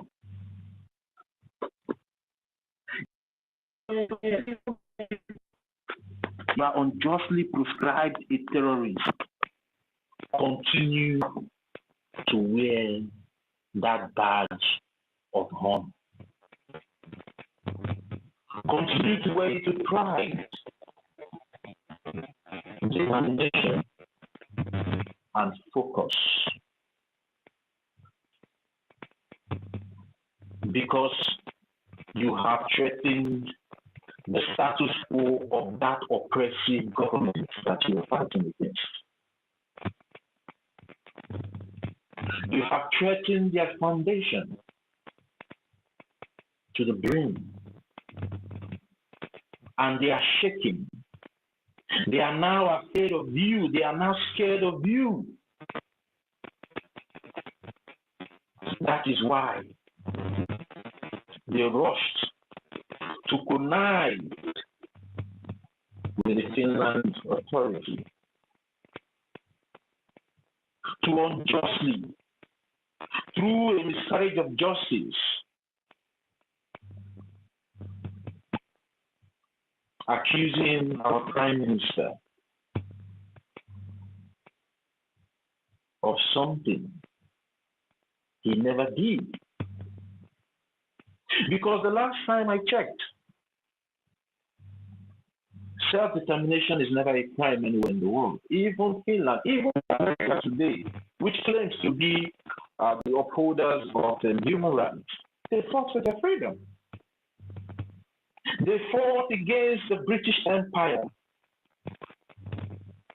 And even Washington or somebody was even prescribed a terrorist when America was fighting. One of their leaders, maybe George Washington, but just somebody should help me with that. George Washington, or yeah, that should be what. No, I don't think it's what. Just, but somebody should help me with that. One of their leaders, when America was fighting the British oppressive empire to gain their freedom, they prescribed. So the proscription of those terrorists regarding any freedom fighter is not something that just started yesterday or day before yesterday. Finland unjustly tried to proscribe our Prime Minister. It has been the modus operandum of every oppressive regime all over the world. When they have seen that you have made so much tremendous effort in making sure that you bring down that their oppressive regime, they will now go to every length in making sure they proscribe you what they are in the recent or in the recent. But we are not deterred. And I want every Biafrans not to be deterred. Wear it as a badge of honor. Because we have gotten to where we want the world to see us.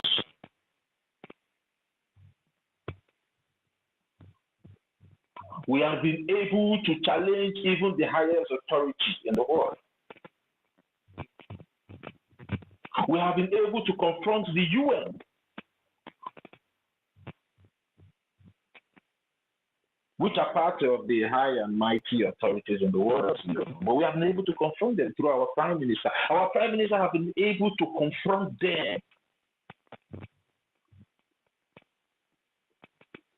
with truth and facts.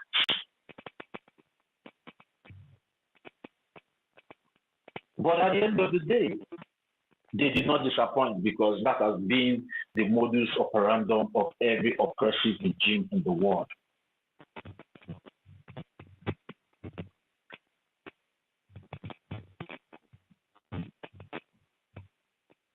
So, what our supreme leader really wants us to do at this point in time is to be proud of who we are as Biafrans. We should be proud of our efforts and the progress that we have made this far. Mandela was proscribed a terrorist. Many freedom fighters in the world, Martin Luther King was also proscribed a terrorist. You know, many of them, Kwame Nkrumah and the rest of them, known freedom fighters. Even Gandhi was also proscribed a terrorist as well by the British oppressive empire when India was fighting for their own independence as well.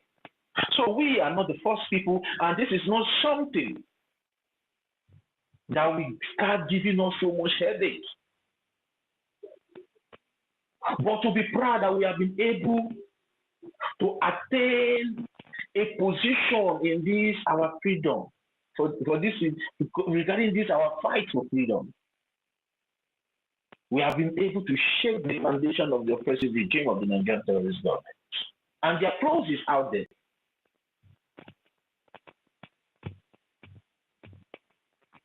And we should be more determined at this point in time, like never before, in making sure we do everything humanly and otherwise possible to bring down the Nigerian terrorist government oppressive regime. With the truth and facts that are all over the places. Even the ongoing secret genocidal war that is secretly ongoing in our land today that nobody is talking about. We use it to crush this oppressive regime of the Nigerian terrorist government. Because at the end of the day, our focus is Biafra. And it's too late to go back now, because we have crossed the Rubicon and we have been able to make a significant mark regarding the quest for the freedom of over 80 million Biafrans. And we all should be proud of ourselves. Because since 1st of September, when all these things, started brewing up all over the places, I've put my ears down on the ground to listen to people's opinions, to listen to people's reactions, to listen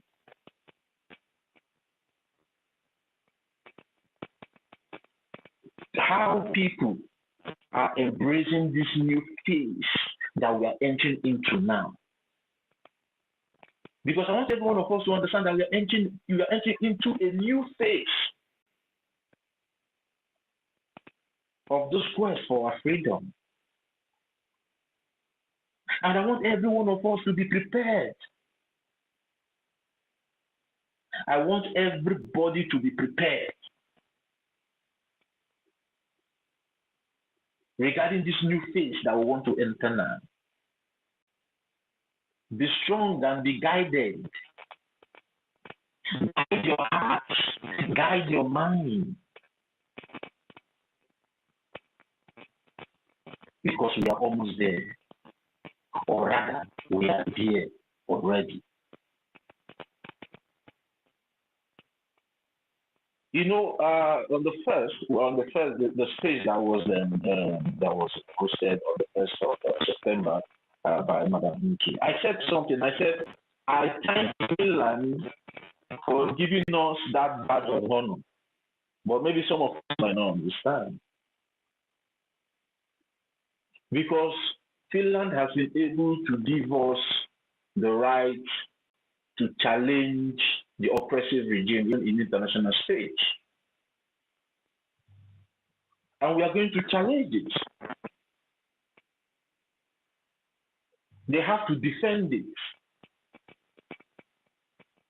It's not about indicting someone of a crime he never did, but how can you defend it? How does a freedom fighter become a terrorist? How does a freedom fighter becomes the oppressive one? I don't understand, and I believe that those people that sat on the panel on that particular day to unjustly carry out this sentence of our prime minister, I think they are knowledgeable enough, and I understand they know what they are doing, except they are just being biased regarding these whole issues. But we are not moved because they have given us that badge of honor to challenge the oppressive regime all over the world, most especially the Nigerian terrorist government. And it's so shameful that the Finnish authority can be taking reports or investigation that is being made by such an oppressive regime and the terrorist country called Nigeria. It's very shameful and laughable. A country had a terrorist organization by Canada. It's so laughable. Anyways, what I saw in everything they did is about panic. They panicked so bad. Because after they come to realize how deep our prime minister have gone regarding our quest for freedom, it was so overwhelming that it shook their foundation. They were so scared. Makanaka Chukwu Dini. They never believed that we are going to redeclare Biafra on the 2nd of December 2024. They never believed in their second thing, and they never believed. But after that redeclaration took place, everywhere started shaking. Everywhere started quaking. Sometimes when we come out here and we tell you people that the day we all decided, over 60 million people, we decided to vote for that referendum and went to Finland, about 500 and something people now signed that declaration document. That was the day we decided it's either Biafra or we go.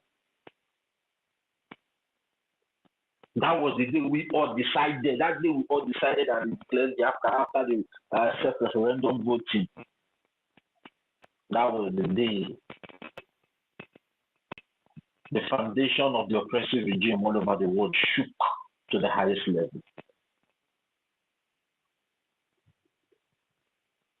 So I want every one of us to understand what we are fighting against. Because you need to understand what you are fighting against before you start judging yourself.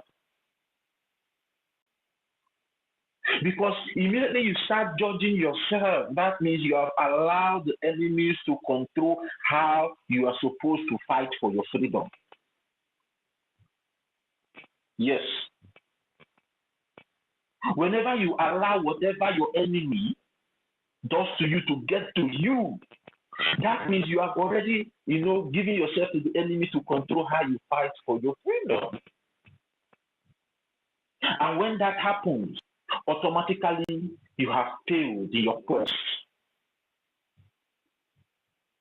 But I'm so bold and proud and happy that, yes, even some of the people that have been against what we're doing, when we were telling them about these distractors and the people that plan, all these things, and also fighting very hard in making sure that our prime minister was sentenced, some of them, they keep, keeping them, maybe what we're saying is not going to their ears. But today, I'm happy that many of them have started confessing.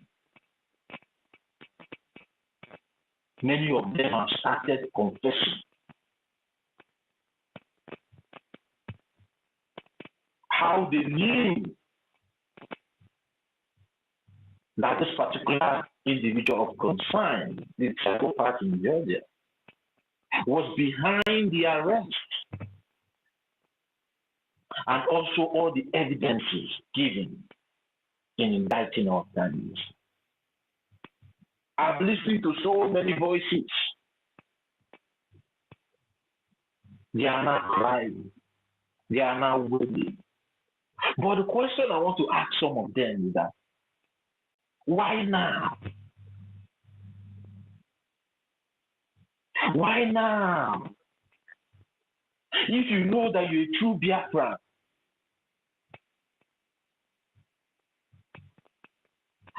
what did our Oyindu tell us? What did he tell us regarding to get our freedom? That we should be whiter than white and whiter than snow.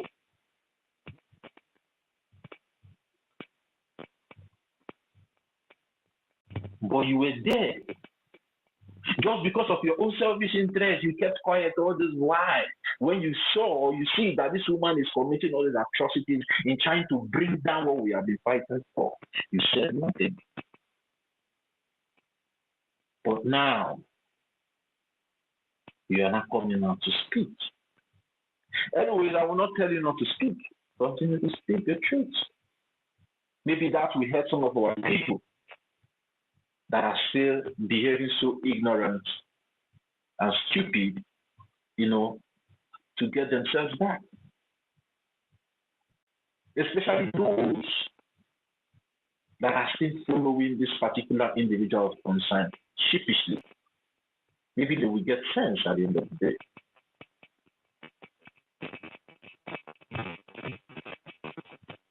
One of the first cardinal points of associating that to us the Biafra people is you must speak the truth at all times, even if it leads to your death. That is the number one commandment in the cardinal points that our Supreme Leader gave to us. You must speak the truth at all times, even if it leads to your death. But today, some of you are not coming out. Anyways, we have entered a new phase. And if you know that you have really found the truth and you are very sincere and honest with yourself, now is the time for you to pay restitution. And the way you are going to pay restitution is to make sure you start supporting what we are doing. Chineke akpọgo ọkụ. It's not about coming out to spew those rubbish. No. What we need you to do now is to continue to support what we are doing by putting your agenda in the right course.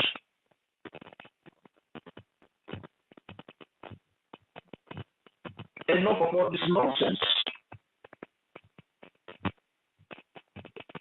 Start putting your funding in the right course.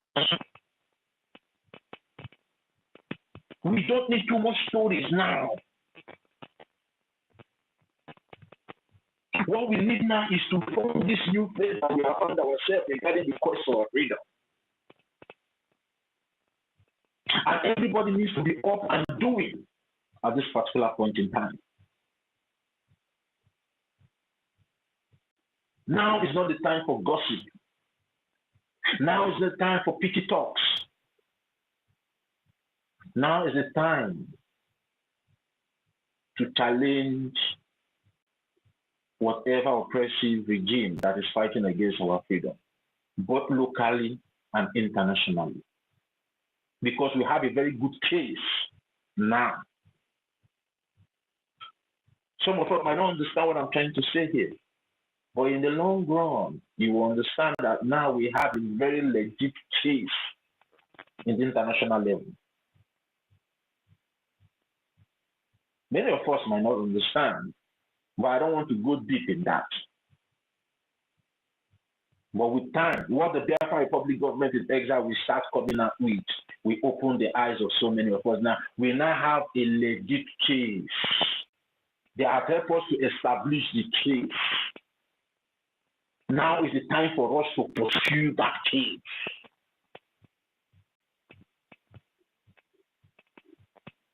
And the only way we can pursue this case is for every one of us. Either you were deceived, or either maybe you are hypnotized, or whether I don't care to know what happened to you. But if you believe and truly believe that you have now found the truth within your soul as a true Biafran, start supporting what the Biafra Republic government in exile is doing with your agenda. We have entered a brutal phase of this freedom, and everyone should brace themselves, because the more we go, the tough it gets. And the tough we go, the tougher it will get.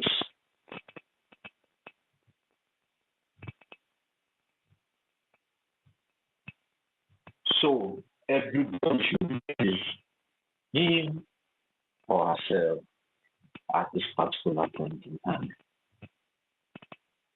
And always carry your badge of honor.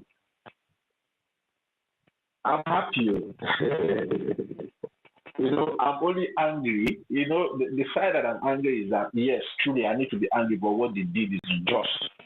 But on the other hand, I'm happy that, yes, it happened. It happened. And one of the prophecy of our Supreme Leader has been what? Has been fulfilled. And that is why we must not disappoint them.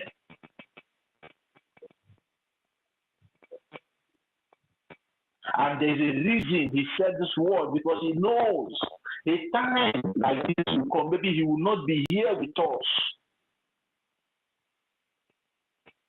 We should not want disappoint him. We should always carry fighting for our freedom as a badge of honor, even when we are being proscribed unjustly as terrorists. We should always wear that badge of honor with pride. Because what we are doing is right. We are fighting for our rights according to international law, and especially the UN Charter. what we are doing is right. The Finnish government and the European Union have unjustly indicted the Biafran people for fighting for their rights. And it's so shameful. It's so shameful. Even when they claim that they respect human rights, that they are the greatest of all greatest in upholding human rights all over the world, but at the end of the day, shamefully, they fell for this one. Again, when it is time for them to prove or practice what they preach, they will still come out and make a mess of themselves. And sometimes they wonder, why is the world drifting away from them? These are the things that is making the world to drift away from you people. Because you don't know when to stop playing your nonsense games. The world is not drifting to Russia and China. These are the things that is making the world. Nobody hates you people. But your attitude stinks. And the world will continue to drift away from you people if you do not change your ways and start doing what is right. Because even without you people, the world will still move on. And Biafra must go. It's so shameful that you guys are just messing yourself up. When some of us have a very great high esteem and hope regarding what you guys will be able to do in trying to hold the oppressive regime of the Nigerian terrorist government accountable for killing Biafrans all these years. Now you guys are trying to tell us that our life doesn't matter, and you think we will just watch you guys and overlook it. No. Because our life matters the same way your own life matters as well. We deserve all the good things of this life the way you are having it over there in your countries. Because at the end of the day, we are all born equal. And we will continue to fight. We will continue to fight. We will continue to fight until we get there. And if you guys don't give us Biafra, there will be no peace for anyone. Except you guys are prepared, maybe you guys are prepared to wipe us all out from the surface of this planet Earth. Or we have been the plan already, but we have been fighting back. But how far have you guys gone? Ever you started trying to take us out? We keep resisting. And we'll continue to resist every unjust approach to the Biafran people. Every unjust killing, unprovoked killings, we will continue to resist. Because that is our right, our God-given right. And everyone needs to respect that. Every country, every government around the world needs to respect that God-given right that all men are born equal.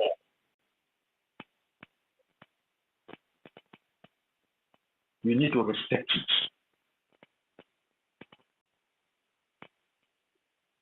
We are not asking for it, we are demanding for it.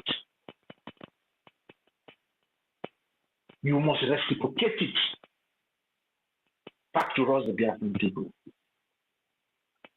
If you truly believe in humanity,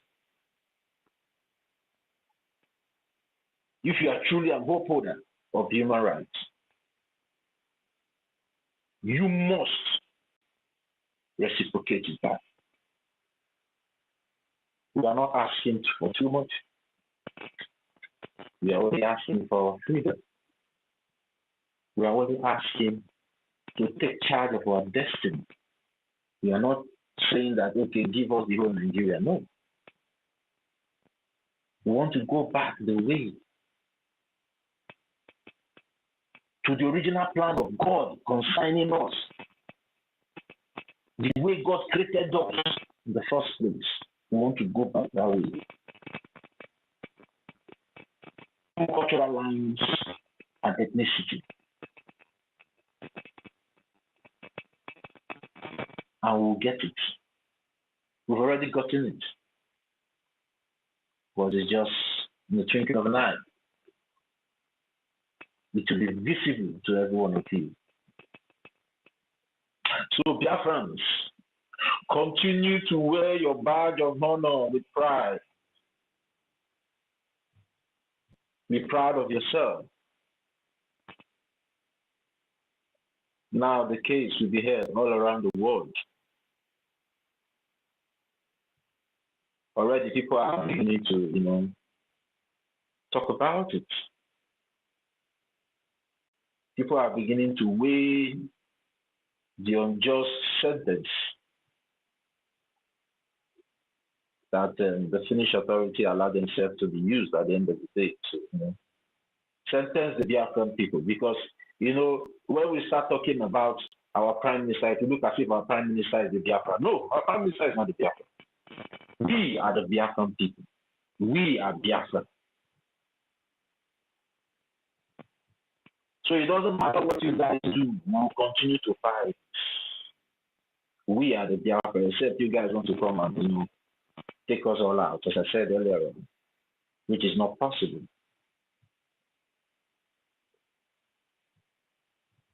Even the atomic bombs that you guys have cannot even stop the time. The world, even if you throw your atomic bomb on this planet Earth, at the end of the day, the Earth will still move on. That's something you all do know. So thank you very much, Mazi Onyinyu. Let me give because I can see that some people's hands are up.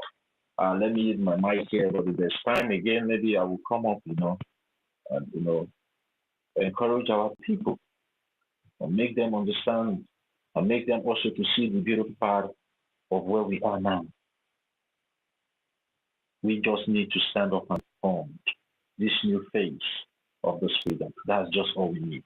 Everything has been set in place. That place our prime minister promised us that he's going to take this matter. He has taken the Biafran matter to that place. Are you guys not seeing it? He said he's ready. He's ready to go anywhere in this world for Biafra. And he's already making the moves. And they already started talking to people that matter in the world. Even not directly, but indirectly, because they are speaking through their process. So, every one of us should be proud, my brothers and my sisters. So, we have started speaking with the word now. And I believe very soon we will start seeing the results. So, nothing spoiled, those days they will say nothing making. We understand. I the people but I want to shoot no if I the Nigeria now. If I the people but I want to okay, now you see that people that claim that that they are happy, blah blah blah. They are still coming out again to say they want to continue because they know they never read. They know they have made a very big mistake. Now they are coming out with another plan. Their so-called corrupt attorney general is not coming up with another nonsense of this again that they will continue to do. I don't know what he wants to do again. Let them come. We are going to back up now. They will come and prove. You understand? They will come and prove whatever they give to the Finnish government that the Finnish government sheepishly used, sentencing the Biafran people in their courts. So they will come and put it in the higher courts. Yeah, so we are waiting for them. So I know again internationally, I know we are locally. You think go? I know the Biafran and can be good the buy. I can make something there. You think go? So we are good to go. We are good to go. So thank you very much, Mazi Onyinyo and the co-host, Bolan. Thank you guys for taking the time. Thank you. I use my mic. Yeah, thank you very much. Thank you very much, Mazi Totsi. Your Simon is very, very interesting. Without wasting time, we will hand over the mic to our David Nnamdi. Please, Veteran Dragon and Vincent, you have to hold on, please. Our David Nnamdi has been here and network has been throwing him. But before I hand over the mic to him, please follow Biafrans. There is something I want us to be listening on. All these gullible Biafrans that think that they are wiser than we that are suffering, are paying the price. Some of these gullible Biafrans are things that their money is good for them to go to beer parlor and drink.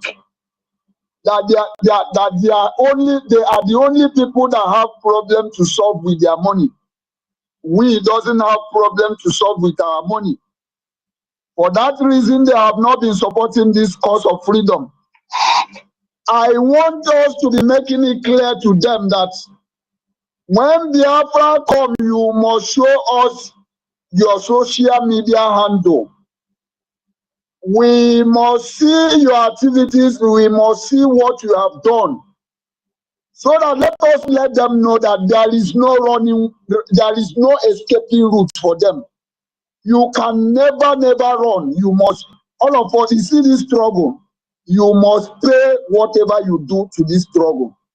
Thank you very much. I hand over the mic to our David Nnamdi.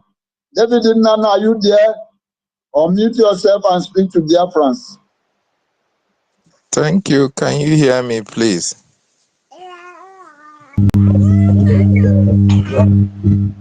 Okay. Thank you so much, Onyenyere. Thank you for giving me this opportunity. And I want to stand on the already established protocols by the host, the co-host, and every other speaker that has spoken before now. First of all, I want to appreciate each and every one.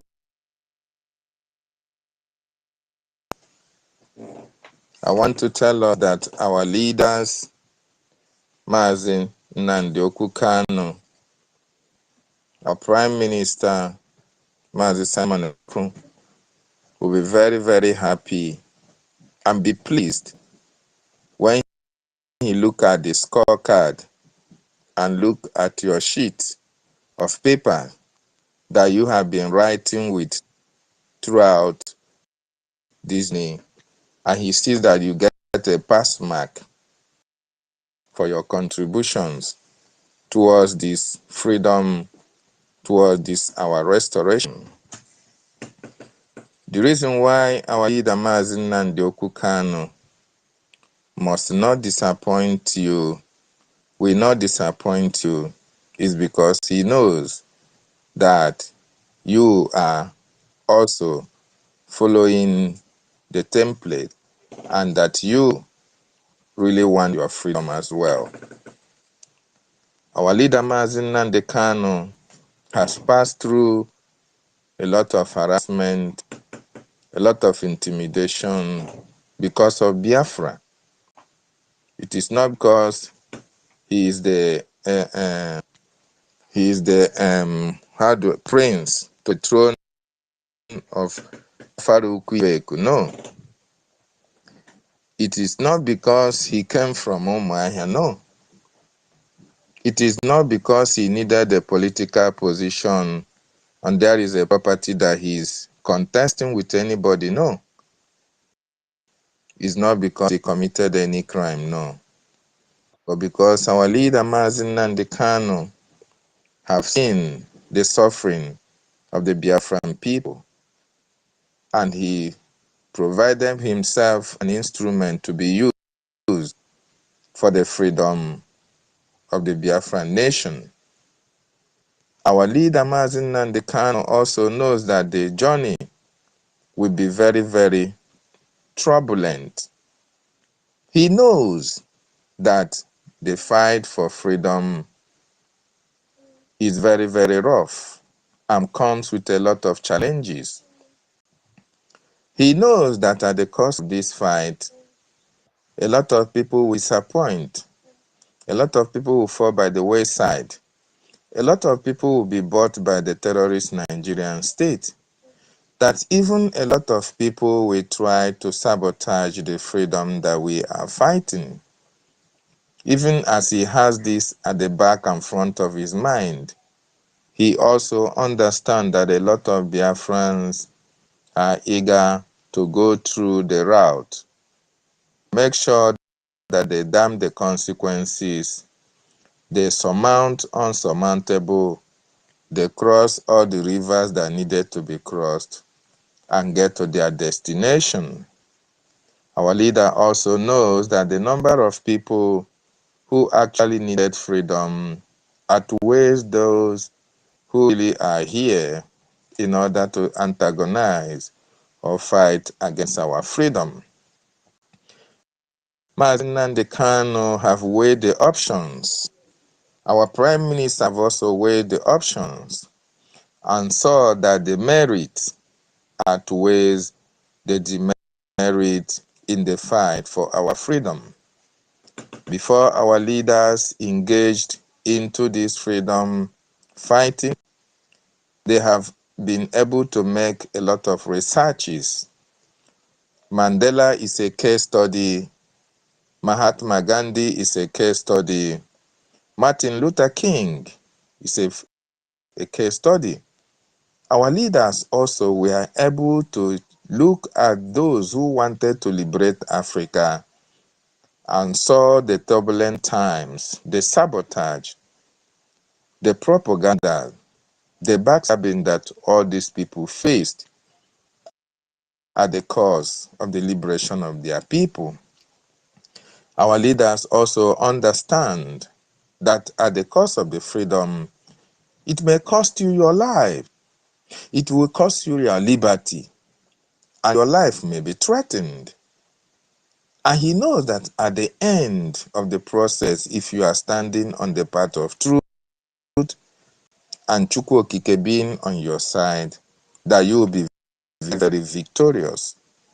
That is why Mazen Nnamdi Kanu told you and told me that he was born for freedom. And when his life goes into it, that it will be a badge of honor that he died fighting for a just cause. But we know that his life cannot go towards it. We also understand the price that he has to pay. We understand the enormous responsibility that lies with fighting for Biafran people. And our leader made us to understand that liberating the Igbo people or the Biafrans is the most difficult task that anybody has to embark upon, because even the people you are trying to liberate, they will jettison you, they will criticize you, they will fight against you, they will sabotage you, even knowingly and unknowingly.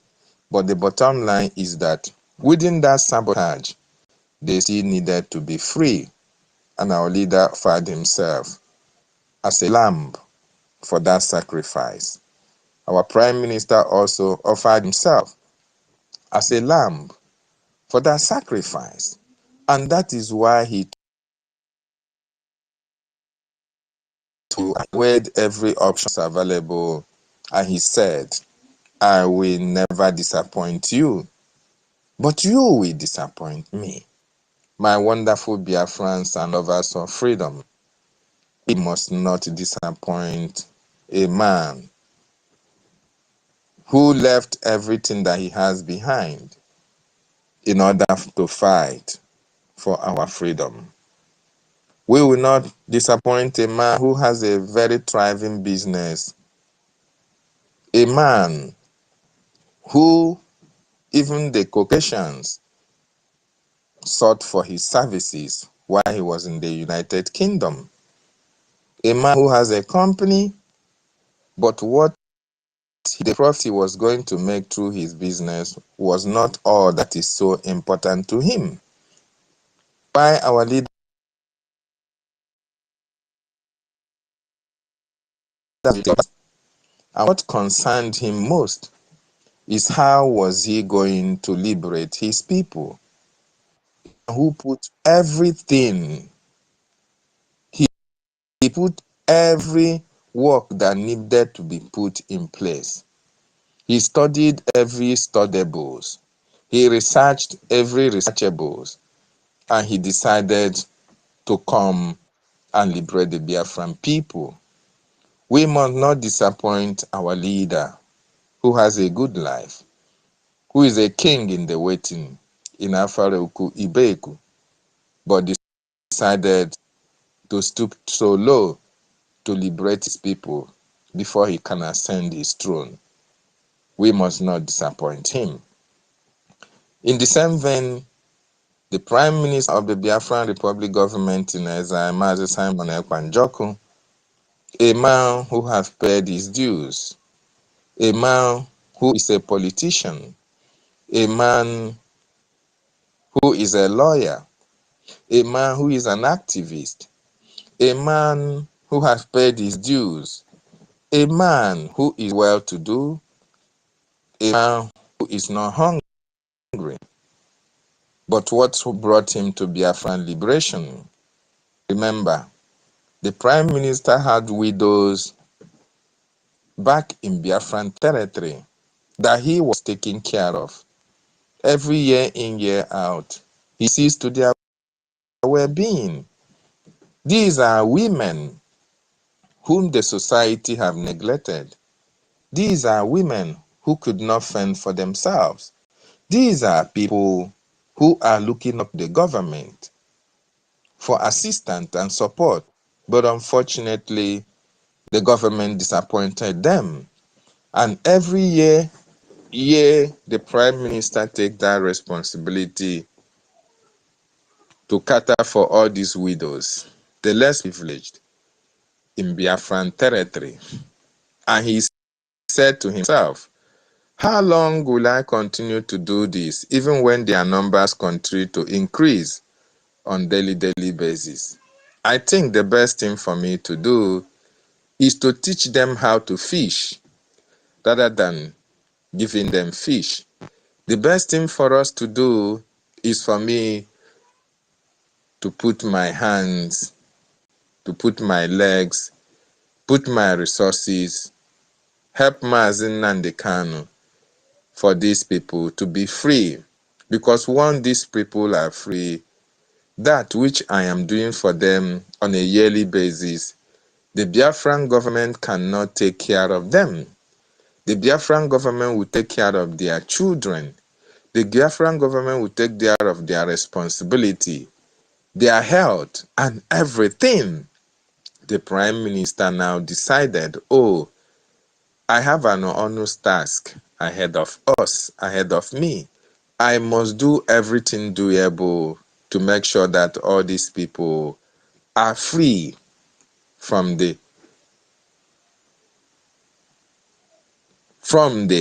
sufferings that they are facing in that contraption called Nigeria. And he came on board in 2019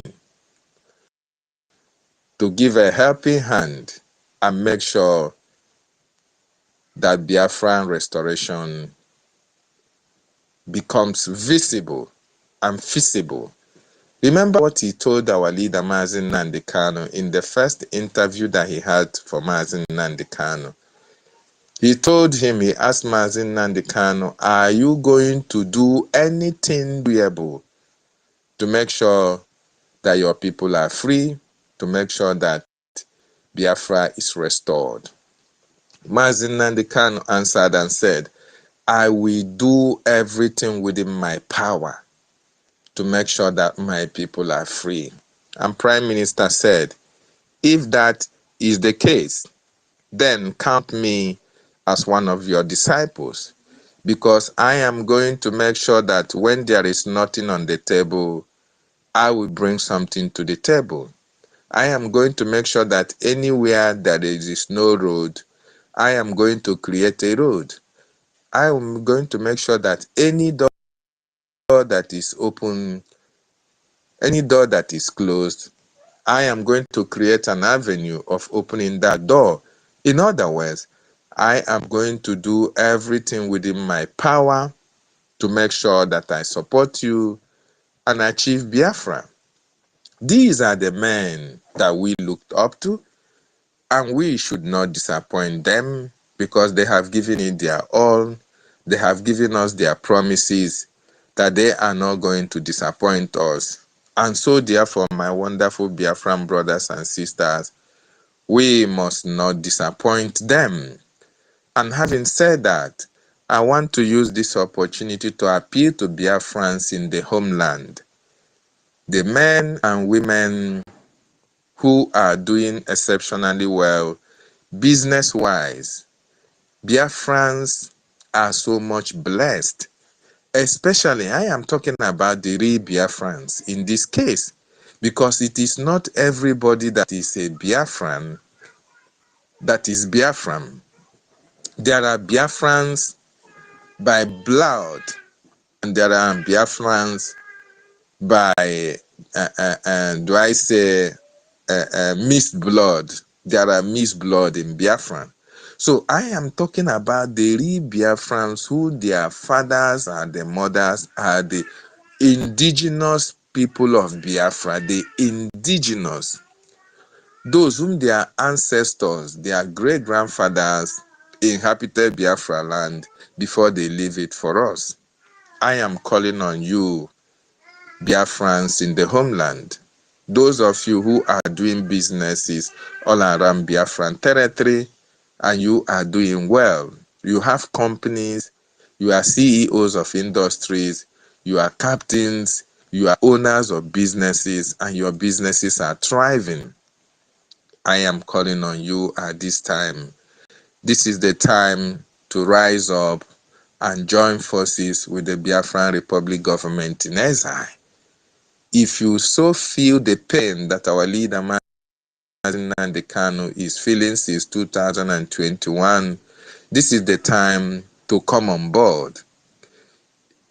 If you have been so disappointed with the policies and the government of Nigeria, governance in Biafra land, this is the time to wake up.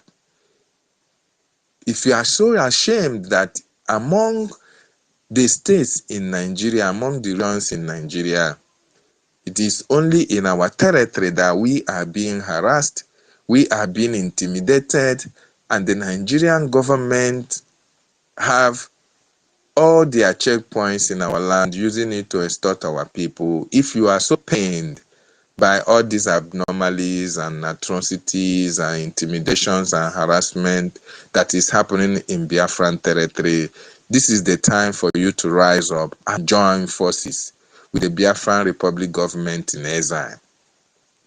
If you are so scared about Obinze and his atrocities, if you are familiar with tiger-based calamities that they are using against our people in our homeland, this is the time for you to put your resources together and join and support the Biafran Republic government in exile. This is the only government that is speaking for the Biafran people.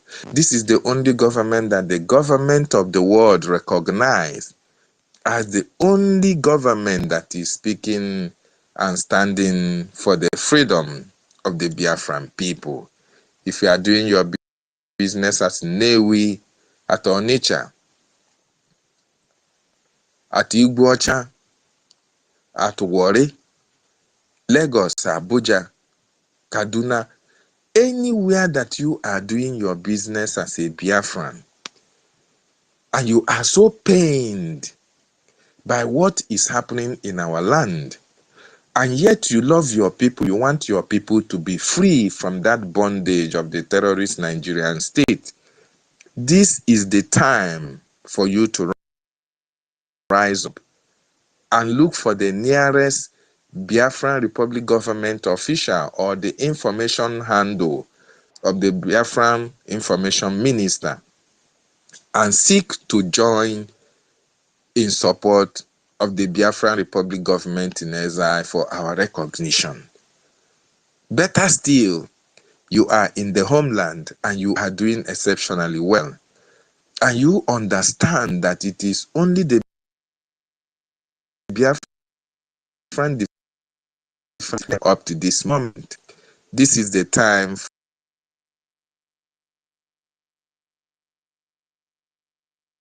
for you to pitch your tent with the de facto government power.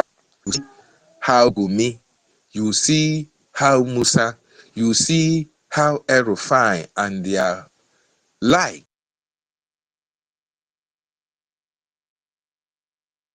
Nobody is holding them accountable. Nobody is holding them responsible because they are above the law. As long as we are concerned in that contraction called Nigeria, the Fulanis are above. There is no Fulani man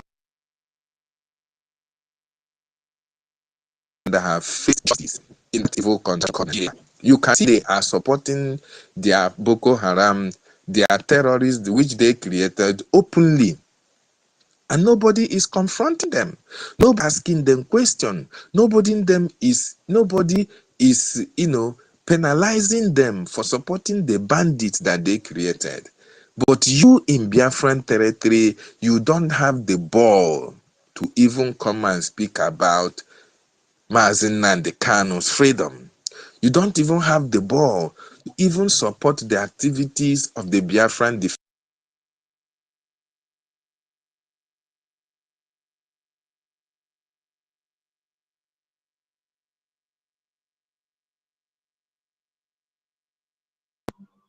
Forces. Why? Can you hear me? Yeah, we can hear you, just that it's breaking. Okay, sorry. Ribadu.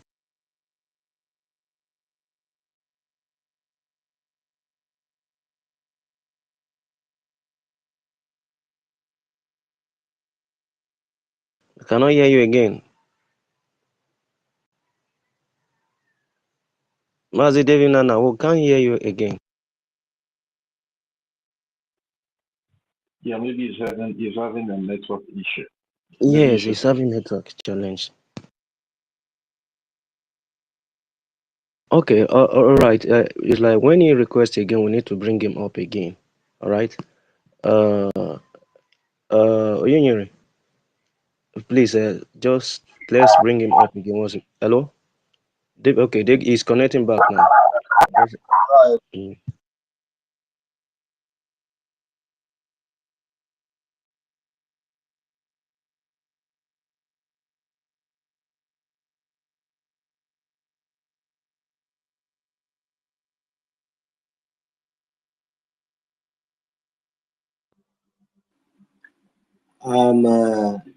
Is there anyone speaking? Is there anyone on the mic, please? All right. Why? Okay, no one on the mic now. All right. Why is trying to come up again? We are doing that which is needful, and I'm very much more happy to see every one of you standing like an army who understand how the enemy play out. This is not the first time. They've done it before, and they just repeated it again. The beauty thing about this fight and this struggle is that no enemies always repeat their tactics, and we have been able to understand, and the whole thing is playing out well, playing out very clear. Without being told, our leader on both sides has done gallantly well, and there is no doubt about it. No doubt. No matter how the war may want to claim that they are deaf or they are not seeing or they don't want to care about what is happening, I can tell you they will care about what will definitely come to be as far as our freedom is concerned. Now we're going to see the both sides are really playing out with evidences. Kenya play out, and now we can see Finland playing out. And we can see Kenya giving up while Finland is on the board. So the world know what is happening, but we will make the war, we will voice the war out by our action. And that is why your BDM become a weapon in your hand and in my hands. And that is why our lobbies become a force in our hands to work with. You can't come to confront them, but we have men that represent your interest and your pain that can confront them. We have men both on ground and we have men both in that very Washington, D.C. that can take care of the needful. Likewise, we will be having, okay, right, we'll be, let me give an opportunity to someone that is coming up, the Biafra Oracle. You can pick up the mic just as I just hand up. So likewise, no, on both sides, as we are having people that are representing us, all we need to just do for us not to disappoint the power of this struggle is to fuel it. Fuel it by our donation, fuel it by our cooperation, fuel it by our unity. We can see them that are breaking away. Those that are deceived, that are genuine, will come back. But we that are on ground, we should hold the ground. Thank you. Biafran, Oracle, please come up with the speaker. Okay, White, Vector, Thank you, my brother. Thank you. It's I think it's a very sad thing as to how Finland messed up. It's a very sad thing, and if you look at what Ojukwu told Gowon and the British in those days, and look at how this struggle has been coming. Everyone that sabotaged Ojukwu and the armies during the Biafran War, all the ones we know, we heard their names. We don't know where their families are. What he told Gowon is coming to pass, right? Exactly as he said it. What he told the British people is there, happening to them right now. If you don't know, you know that Britain has fallen. Britain has fallen. All their mayors and whatever you call it, political holders are all Muslims. Now, some part of UK, if you go there and preach, you'll be arrested. Right now, UK, they are falling. So what am I trying to say? What I'm trying to say is that from the onset till now, everyone that has sabotaged this movement has never been, has never, how do I put it? They have not. They may succeed. They may have succeeded, or they may have not. But as long as they have tried it, all the ones who had their names, where are they? Where are they? Where are they? So the ones who have at the moment, it's just a matter of time. I listened to Ugo 247 confessing. He said he's coming to media to expose NGOZI Arabese. How NGOZI Arabese planned that PM will no longer come back to join the struggle anymore. That was the plan. So, but I know that our God is able. I know that our God is going to do something, because this is a journey that he started. This is a journey that he started in 1967. That if not that journey, our people, our land by now would have been, I don't know where would have been. But this ideology has kept us going. This ideology has kept us as a people. This ideology has kept us and made sure that we are not annihilated, that we are not ethnically cleansed, if there's something English like that. So we also have to thank God that He has fought the battles for us from the beginning, making sure that the Igbo tribe is preserved. By Igbo tribes being preserved, other tribes are benefiting. Though the Igbos are bearing the brunt, they are facing the fire, and they are being preserved by God. And by them being preserved, other tribes are being preserved under their shadow. Take out the Igbo man here, you know what it will be. And that is what other tribes are afraid of. They are afraid of that, but they wouldn't want to come out and show it. And they will all be saying all sorts of nonsense. But one day I believe God will make this thing to come to pass, and then everybody will answer his Father's name. So right now, I want to say something. Please, our people, I know many of you here are in diaspora. Now, I want to plead, if possible, that our PM will come back very soon, because I listened to someone. I know many of us don't believe in prophecy, because I believe in prophecy. I myself have said something that it come to pass, so I know the power therein. I listened to a prophet who said that the 6 years is not going to hold, that the matter will be resolved faster than we think. And I believe that, and I say a big hallelujah to that. So if you are listening to me, he is going to come out. I believe that. He's not going to spend that jail time.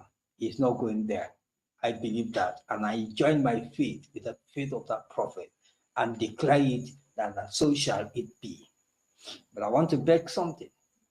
If you come out, I think our leaders should jettison Europe. Our leaders should jettison Europe and America. Come back to, if you come to Burkina Faso, if you come to Niger, Mali, all those countries that are giving it back to the Western world, if you come back to them and stay there and fight your fight, I think something will, the West will begin to respect themselves more, a bit. Because right now, if you stay in their dorm, they can pick you, do anything, plan anything. But if our leaders will come back to Africa, to some of these countries that is not agreeing with Europeans again, Europe and America again, the likes of Burkina Faso, like I mentioned earlier, the likes of Mali and others, I think it will start to make sense. It will start to make sense, and I believe the Western world, and Europe and America will start respecting themselves, because I think they're taking pride in, knowing that whatever way we are going to run to them, whatever way we are going to run to them for greener pastures, you're going to live in their country, we are going to obey their rules, you're going to do that. So by that, they will control. Or if Biafra record. Yeah. Biafra record, please. Don't be offended that I need to interject you. Yeah. When an army is fighting in a war, he has a strategies on how he want to get the war and he want to win. So why don't we just leave that one? Okay, when it comes out, we know what to do. The members of the cabinet know how they will go about that. What matters is that we need to see how it comes out. We should just deliberate within what we can do to make that coming out easy and faster. Are you getting me? Yeah. Okay, thank you for that correction. So going forward, I want to also encourage our people who are outside there, please let us not trust in it. You can see that this thing they call citizenship, you can see it's not working. So when you're out there, you feel that you are a citizen, you feel that they will treat you like one of their own. We have seen with the case of Nnamdi Kanu, with the case of Mazi Samaneba, we have seen that when it comes to the game of interest, they won't spare you, despite whatever, even if it means let it be green card, they won't spare you. So let us, like I said in my video, let us gather together, fund whatever we are doing, and make sure that we have our homeland where we have the real citizenship, where you have the real citizenship, where nobody will treat you like, though they will give you their citizenship, but they will treat you like, they will make sure when it comes to the game of interest, they will put it to you that, yes, you're not one of them. So I want to tell our people, please, let us not trust. I know some people carry UK passports, some people are carrying American passports, some people are carrying green cards, a lot of things like that. But we have seen with these two cases, just like I said earlier, we have seen that these two cases that you are not even safe. You're not safe. You're not safe with all of those papers. It's just to, like I said, those papers are just to exploit you. When they see that there is something you can contribute to the economy, they give you and they exploit you, help the economies to grow. But when any day you stand up and say, okay, I want to go back home, let me go and make things happen in my homeland, and they will check it. If it's going to go against their interest, they will be the one to stop you. So please, our people, we should gather. Everybody should gather, join hands now. This thing must be done. It's a task that must be carried out. It's not something by choice. It's something very important, something very sacrosanct that we must do. Something very sacrosanct that we must do. So please, I know that I also listened to Dr. Sanga of Uganda. What the man said, I was shocked when they was asked about Simon Ekpa. The main particular point he said that shook me was that these people planned to take our PM back to Nigeria in the night. We thank God that people got to know in time. If not, we have seen another case of Nnamdi Kanu. We have seen another Kenya in Finland. But to God be the glory. It did not work. And it will not work. And that means that all their plans to stop what is going on will not work. It will not work. It will backfire on them. Watch it. As I wrote on my X handle. See Finland. By the time, if care is not taken, by the time they finish with, by the time Russia finishes with Ukraine, they may face Finland. Because Finland has messed up. Finland has placed themselves in that line. It may not be a physical thing that anybody will think and say, okay, look at this is what Finland did against Russia or what Russia did. It may not be that. But Finland has made themselves open for anything, and something will happen to them very soon. Just watch out. So, my brother, it's too late here. So I think I've said what is in my mind, and I want to yield my mic here so that someone else can continue. Thank you. All right, thank you very much, Biafra Oreko. We really appreciate you coming around and standing by. Thank you very much. Without taking much of our time, let me welcome our veteran. Please, you're welcome, sir. Take up the mic.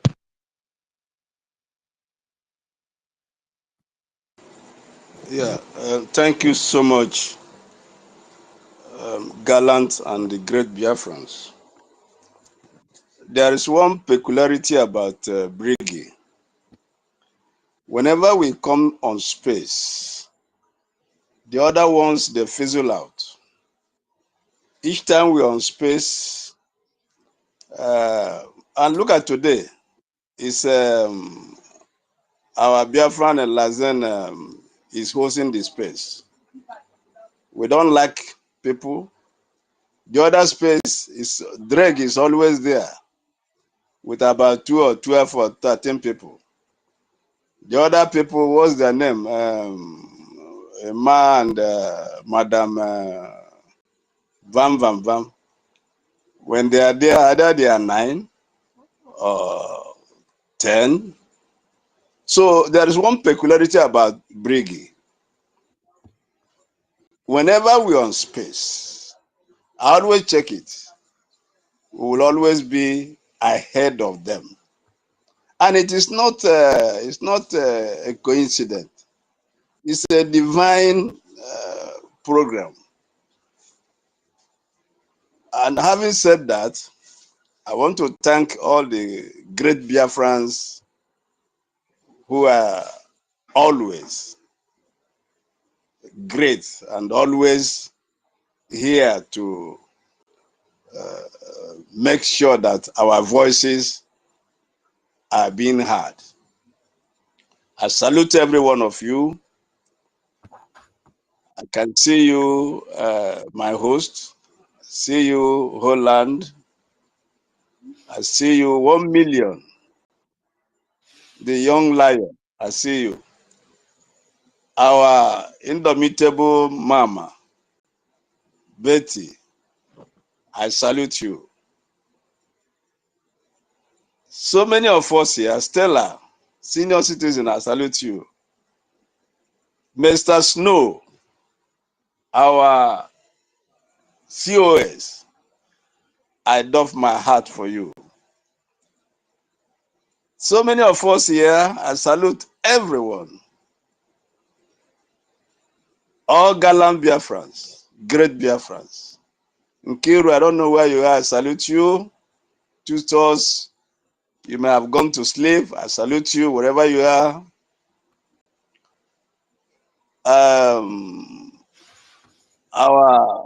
Our professor, David, I salute you. Totti, I salute you. You are the university, the original university. I salute you. You see, we must not disappoint MNK and MSE. We must not disappoint them, not just because it is them. Disappointing MNK and our Prime Minister is disappointing ourselves. Disappointing Nnamdi Kanu and Mazi Simon Ekpa is disappointing myself. Disappointing MNK and Mazi Simon Ekpa is disappointing our internal leader. It's disappointing Effiong. Disappointing MNK and Mazi Simon Ekpa is disappointing the parents of Mazi Nnamdi Kanu. Disappointing our leaders who are today out of circulation. Is disappointing those who sacrifice their lives that Biafra may live. Disappointing our leaders who are today in detention or in jail. Is disappointing those who, while they were giving up the ghost, gave their last wish. And their last wish was, make sure you get us Biafra. So disappointing our leaders who today is as if they are not here with us. It's disappointing our nation. And it is not contemplatable. We can't, it's not, no, it cannot be conceived. It's not something that should be contemplated because we will never disappoint our leaders and disappoint ourselves and disappoint our children and those yet to be born. It is not possible. If anybody is dreaming of that, if Nigeria is dreaming of that, if Finland is dreaming of that, they are just self-deluding themselves. You can't. We can't. We can't. This is all about our life as a people, as a nation, as a country. So it is not possible. Never, never, never. We can never disappoint ourselves. Having said that, what has happened is that we are now moving to the next phase. That's exactly what has happened. The war of independence, the war of freedom, has stages and phases. It is always said, and it's a common knowledge, there are 3 places you will find a freedom fighter. This is a common knowledge, common saying.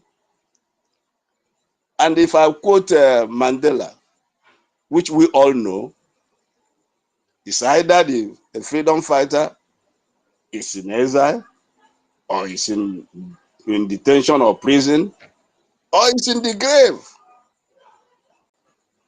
So I don't think I don't see anything for anybody to worry about, because this is our lot as freedom fighters. These are the 3 places you can find us.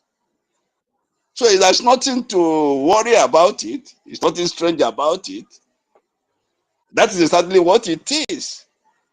We have never said that freedom fighting is a bread and butter. We have never said that, or even thought of, or even imagined it. We have never. We have never given that impression at all. We have never. This is exactly what it is. Are we up to the task? Yes, we are. Will we get our freedom? Yes, we must get our freedom. Is Nigeria ever thinking that we will ever become Nigerians again? Is that what they are thinking? Is that what they are thinking? Then that will be the most kind of stupidity for anybody to ever imagine that we will ever again become Nigerians. It is not possible. It's not possible. So we are now on the next phase, and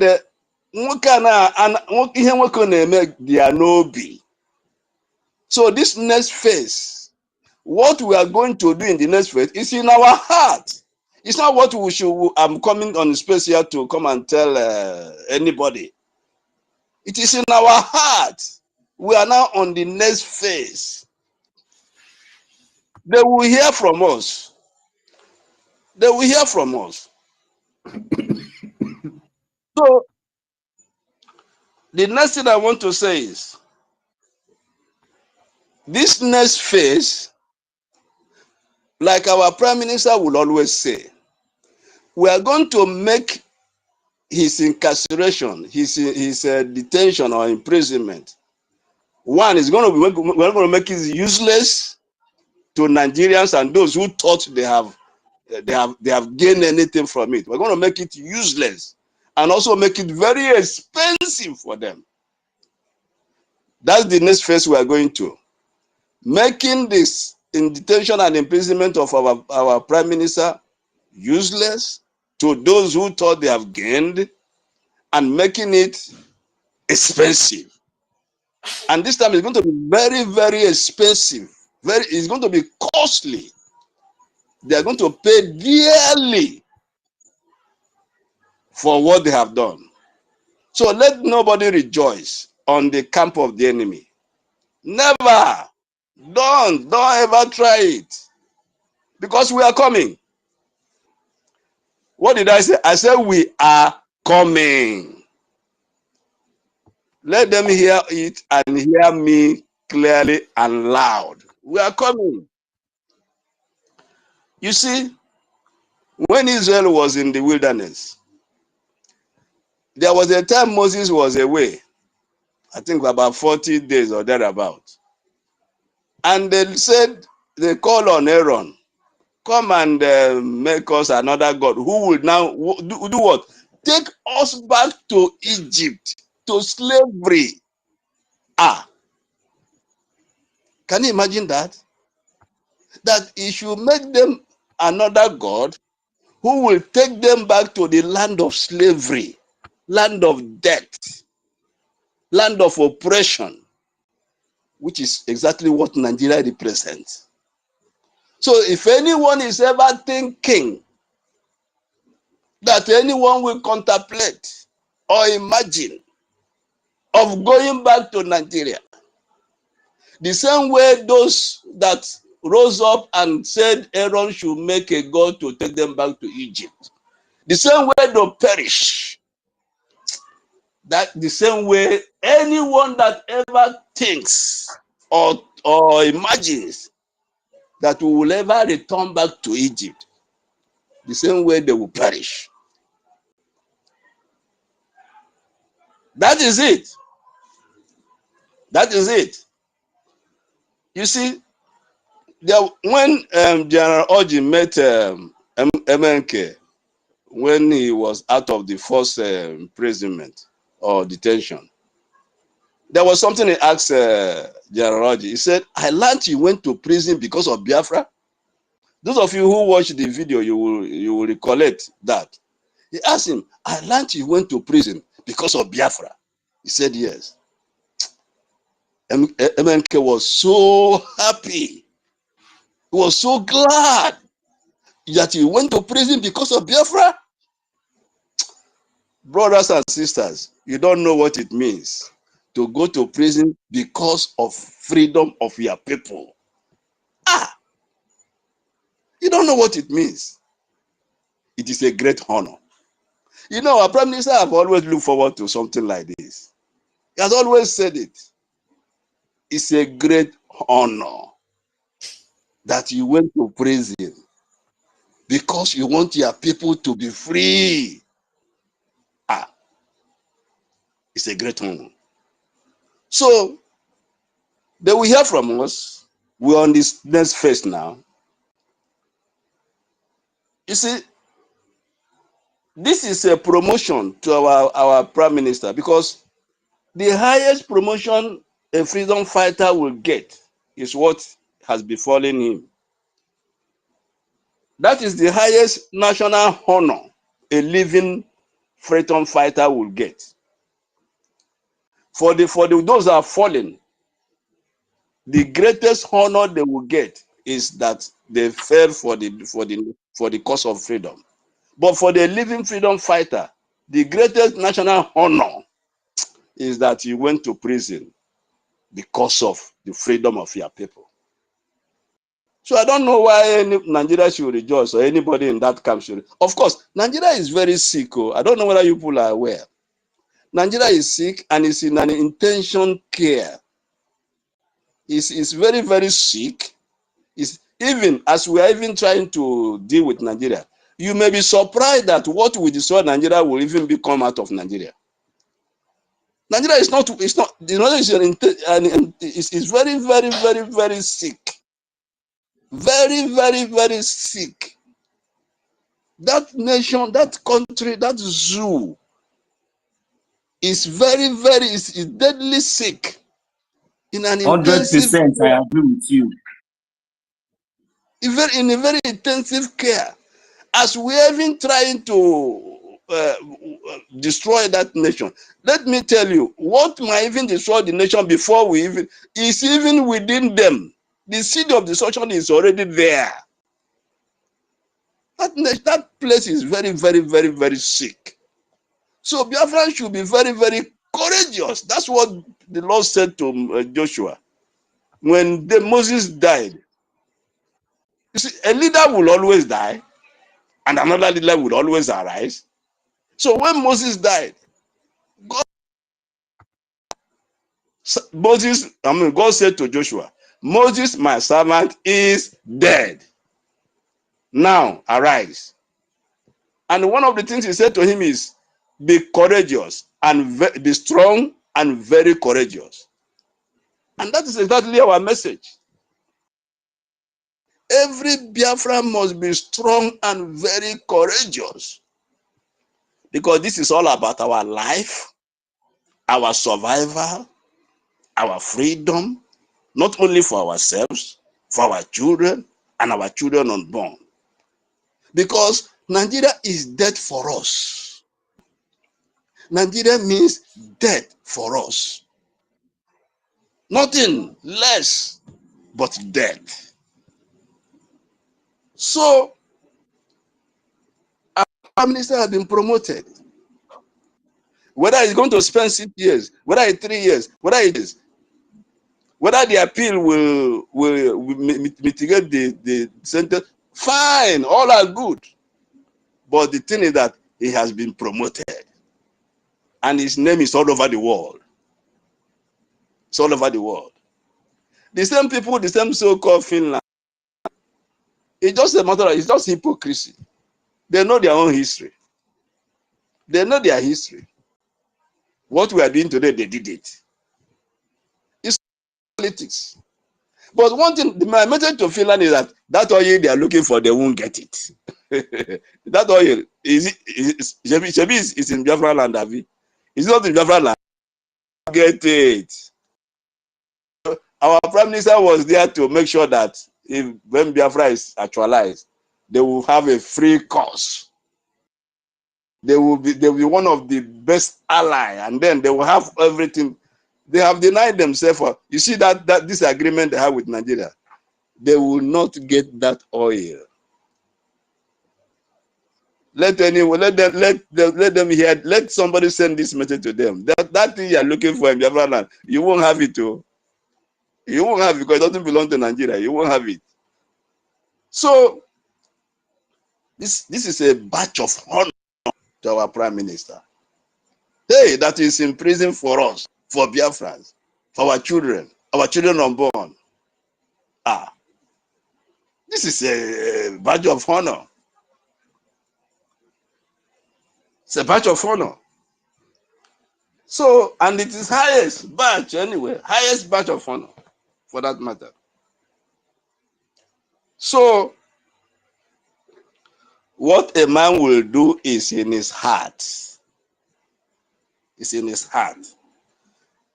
And in this next phase we have entered, funding is very, very, very, very important. You see, during the declaration, we had what the Amazonian man said. He said there are 3 things we need. So number 1, funding. Number 2, funding. Number 3, funding. And that's exactly what it is. You see, there were some people who were waiting that when the Prime Minister comes out, he will not tell them where to belong. But they are disappointed. Because I had one of them, the one in Spain, saying that he had been waiting. So now, maybe his eyes is opening. So they were waiting on when he comes before he would tell them what is right and what is wrong, where to belong and where not to belong. But one thing about Brgie has been consistent, personified, unmovable, unshakable, always abounding on the work of liberation. So I want to thank every Biafran on this war to freedom. As our lobbies are working hard, making sure that we get our recognition from the powers that be. Let nobody ever tell us that we should forget Europe or forget America. Let nobody come and tell us that too. All this is politics. It's about interest. And we have that thing they need. We have it. It's all about looking at what is the burden at hand. To them, it's like, after all, Nigeria is still controlling the territory of Biafra. So let's continue to deal with them. That's just that's the picture. You see, it's all about interest. As soon as these things fall in our hand, you will see all of them rushing. All of them, they will all make a U-turn. So we must never relent in our diplomatic and recognition warfare. It must continue and to be intensified in Washington, D.C. If possible, we'll extend it to other places. And look at these other people, these are so-called Biafrans who have money, who don't want to, who are not supporting for now. Don't worry. Something is going to happen to them that will make them begin to run and begin to look for how to support. Because that Nigeria is not getting better. It's not getting better. The hope of every living Biafra is Biafra. The hope of every living Biafra is Biafra. You see? So my message to Asari is that as far as we are concerned, I want to advise my government. They should declare him a terrorist. They should declare Asari Dokubo a terrorist. They should make it black and white and post it that the Biafran government have declared Asari Dokubo a terrorist. That is my advice. And I pray they will carry it out. They should declare him a terrorist in Biafran land. And you know what? You see, giving our prime minister 6 years, where in the world have you given a terrorist 6 years, oh, my brothers and sisters? Oh, where have you heard that a terrorist is given 6 years? Do you know what terrorism is all about? Hey, you can see that the whole thing is about politics, about interest. They just want to put him out, hoping that we will now pipe that, we will now cool, we will now become ice water. We will not chicken out. But you know, it's all about MNK. It's not about Prime Minister. It's about Biafra. So I will yield my mic here, and I salute everyone for all we do, for all we are doing. I will salute our Honorable Minister of Information. That man, Biafra owes him a lot. I will salute our APM, the rock. You see, they were thinking, because the Prime Minister is a good guy. They have made another guy now that will take us to the next phase. So they will hear from us. They will hear from him. So my APM, wherever you are, I doff my hat for you, and I salute you. And like the Lord said to Moses, it is your turn. It is your turn. And I trust you. I trust the grace of God upon you. So thank you so much. Eunice, wherever you are, I salute you. Salute you. I salute Mecca Aragu. I salute you. Salute you. Salute you. Mary Taker. You always taking it. I salute you. All Biafrans here, please. You are all gallant and great. I doff my heart for every one of you. Let me yield my mic here. And I say thank you. All right. Thank you very much, veteran. We want to really appreciate. Well, thank you for your warm submission. Please, I'm seeing Adcon here and I'm seeing 1 million. But please, among the two of you, please, I want to please beg you, let David quickly make his submission because he has been having a network challenge. Let him quickly make a submission, then I cannot bring you up. Thank you very much for your understanding. All right, David, you have the mic. David Nana, you have the mic, sir. Are you there? Can you hear us?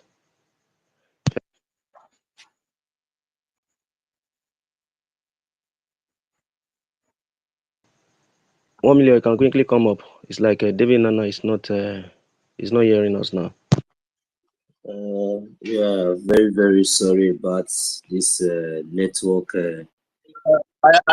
I'm sorry, please. I'm sorry, please. When I was talking about declaring Asari Dakuba, I was talking about our, what do you call it? De facto government declaring him a saboteur. All right, sir. All right, sir. Veteran, noted, sir. Okay. Well, you know, it is very, very laughable, you know, and my happiness right from the beginning. To be honest with you all, you know, sometimes when God is doing something, some of us, our eyes are not open enough to see the handwriting on the wall. I'm just a young man. Probably I might be very, very younger than most of us that are here, because I've been waiting and hoping to see those of my lives, you know, to, you know, join the queue as soon as possible. And, you know, my greatest joy has been, you know, and started since 2019, when I started, when the COVID-19 struck, and, you know, I have no option than to be locked down, just like each and every one of us. And the only entertainment that I could, or that I could always heed to, was the voice of our prophets, our leader Nnamdi Kanu, because that was the only energizing voice I was hearing. That was the only encouragement, you know, that gave me strength, even though it seems like the world was like coming to an end. You know, his words of wisdom, you know, caught me off, and I really begin to dive deep, and I begin to, and God, you know, begin to open my wisdom, because as a genuine Biafran with a genuine heart, there is no way that you will listen to our great prophets, just like as so many of us have been claiming that they listen to our leader Nnamdi Kanu. And at the end of the day, you will still find yourself, you know, in the path of destruction. It's very, very laughable and very, very funny. You know, our leader Nnamdi Kanu told us a lot, and before our eyes, those things were playing, and it was, it seems to be very, very, you know, laughable, and you know, it's also very, very irritating that most of our people, majority of us, or maybe few of this, majority, few of us, you know, couldn't allow that message to penetrate, you know, to their understanding for a time like this. You know, when our leader Nnamdi Kanu was here with us, you know, so many of us was thinking that he's going to be here, you know, until Biafra will be declared or be declared. So, you know, but this prophet, he came to an extent. He told us everything. He told us that, you know, that we should be prepared for a time like this. That a time like this will come, that we will no longer rely on our muscle, on our physical strength, that we have to go and, you know, we have to apply our mental toughness. We have to persevere, you know, critical thinking. And that is all. It was all, that is all that was needed right from the onset, the kidnapping of our leader, Nnamdi Kanu. So I just want us to understand something, because it seems like, you know, so many of us, sometimes we just jump on the mic and you come and claim it. No, listen, because we have to call a spade, and this is the fact. And if you are still in this path, retrace your step. Nobody is more Biafran than anybody, and we have to understand a very common and very simple fact in this course of our liberation. It didn't start today. It started since 1967, and so many of us happen to know the histories. And since even when this thing comes up, and so many of you have decided to sit aside and watch, which is very, very, very, very deceitful, very, very evil. But one thing is sure, I believe that each and every one of you can use your tongue to count your teeth as usual. is a normal phrase, parable in in Biafra land. Definitely, you can see that we are winning. So, and you know, our leader Nnamdi Kanu told us all these things. So, right from when our leader Nnamdi Kanu was kidnapped, what was the next thing that came to my mind? It was the critical thinking, the mental toughness that allowed so many of us today to persevere, to be able to understand. And so many of us has never shaken. We still remain. It is just the wisdom and the guidance of Chukwu Okike, because our hearts have been genuine. And that is the same thing that each and every one of you must apply. So I have never been shaken. I have never moved. I didn't move. When our prime minister came up and I saw what he was doing, I have to key in. And I knew immediately within my instincts that yes, this is where I'm supposed to be. It is the fact. Everybody knows it is a fact. And there was a clear evidence to that.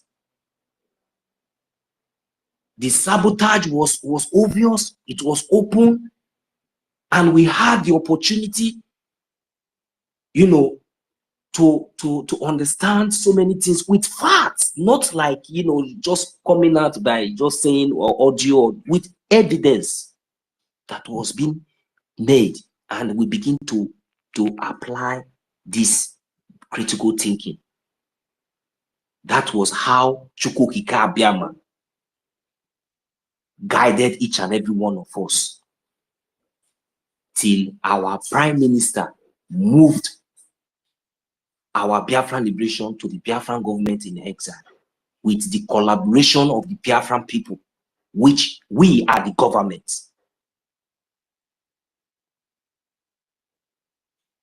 In 3 years, this government was able to achieve a lot, to the extent that we now have our defense forces in the homeland. We have our lobbyists who are speaking for us in international communities. We have our liaison offices. We have our headquarters, a physical property that can be accessed anytime, any day, by the Biafran people, by our diplomatics. It is well presentable. It is not something like a room or something like this thing. No, it is well presentable, well organized.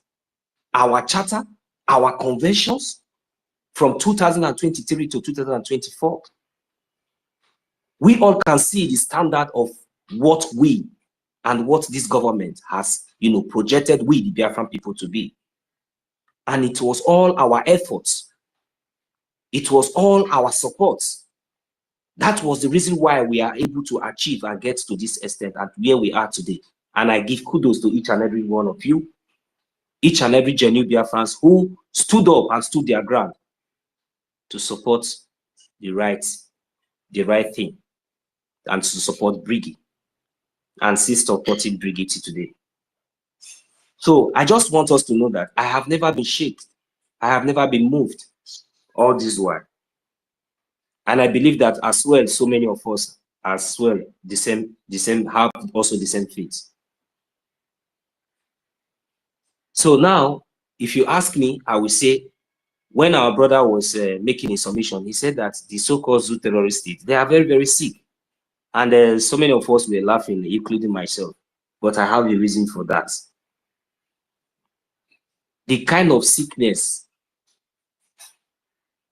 that my brother was trying to describe as leprosy, that the zoo is, you know, that have been affected, that have heated the zoo for a very long time. And the worst part of it is that they don't know. That is the problem. They don't know. And when we are talking about this sickness, it is not just all about the terrorist government themselves. It also applies to the so-called Nigerians. These are the worst people that are very, very, very sick. So, but that is not the issue. And secondly, I am just here to you know, let those to know that who have been concluding or laughing or maybe feeling I don't know what are you happy about. You're supposed to be asking yourself, you're supposed to be ashamed of yourself. That is the reason why we say that they are sick. You're supposed to be ashamed of yourself because you have all failed from all angles.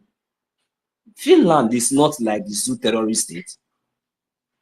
It's not like the zoo terrorist state. Just imagine if it was like the zoo terrorist state. We all know what you people will do. But at least your expectation was disappointed. At least you people should be ashamed of yourself. We know that is why we say you are sick.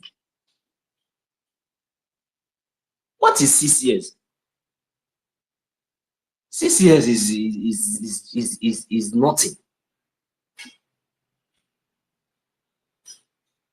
We are here. We have this. What is 6 years to compare with a terrorist charge?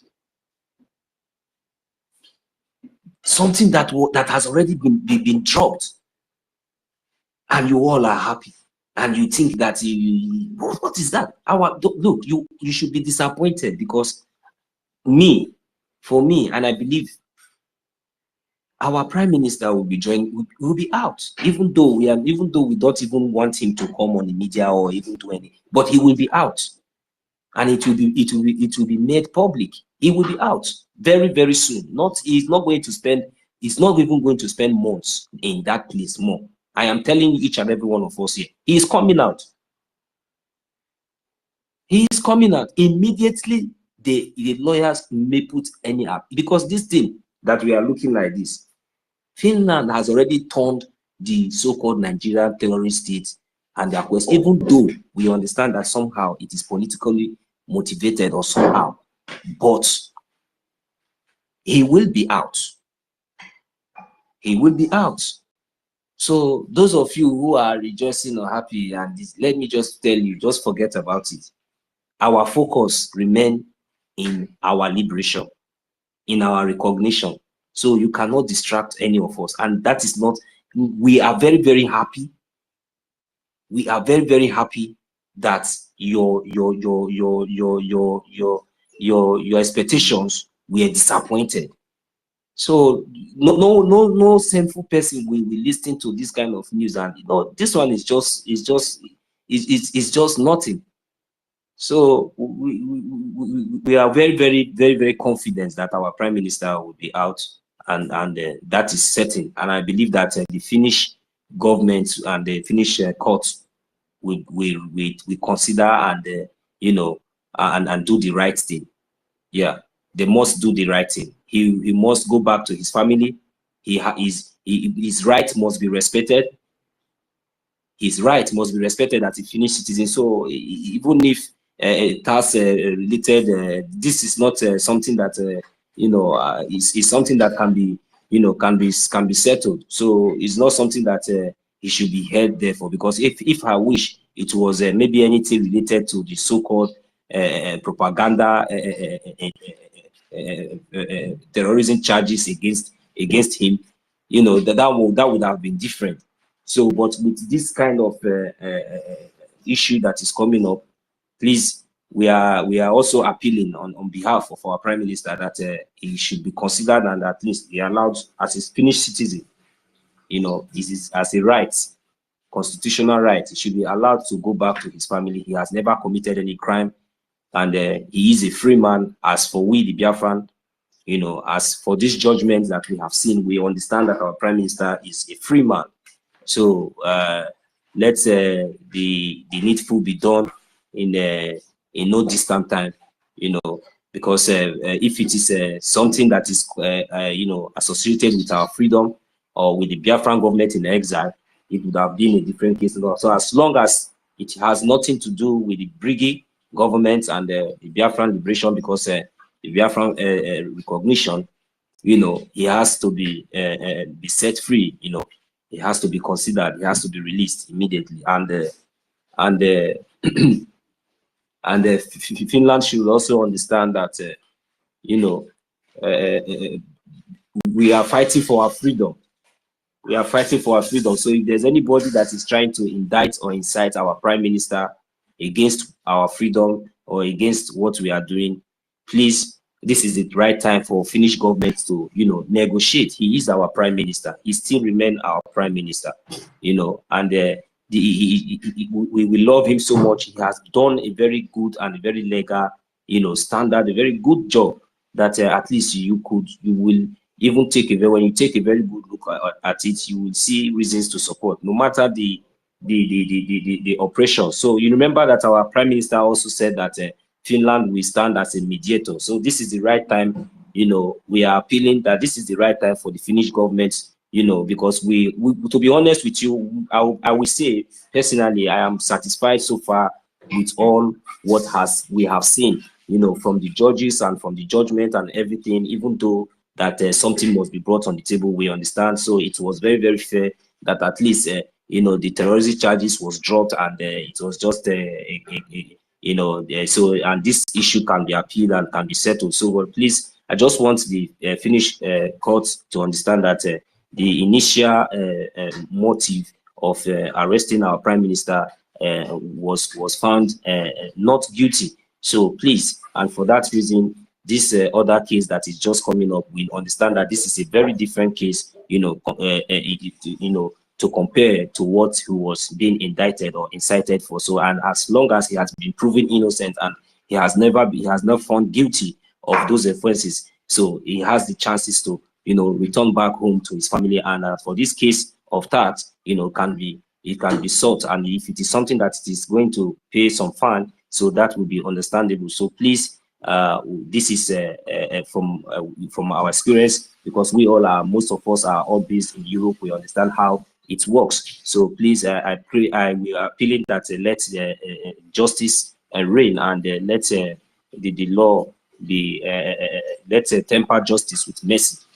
So at least so that we'll be able to move. So, and this is the right time for you to also, to partner with Biafra, with the Biafran government in exile. Mostly, you have the opportunity to partner with our prime minister.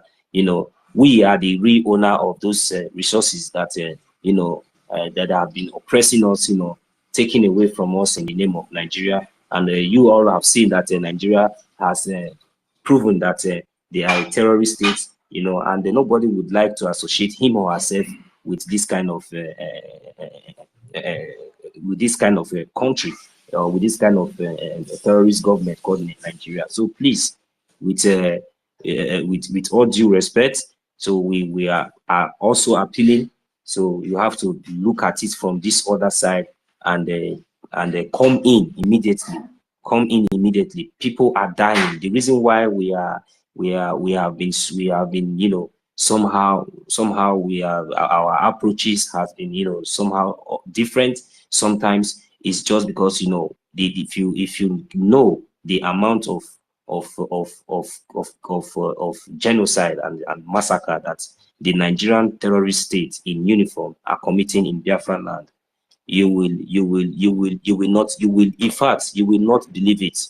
You will sanction. You will be the first country to, if you are genuine, if you are genuine, you will be the first country to sanction Nigeria, because Nigeria is Canada declared Nigeria a terrorist state, and it is up there. So you have to make your findings and confirm all these things we are saying. We are not just saying all these things because we just want to say it because we know.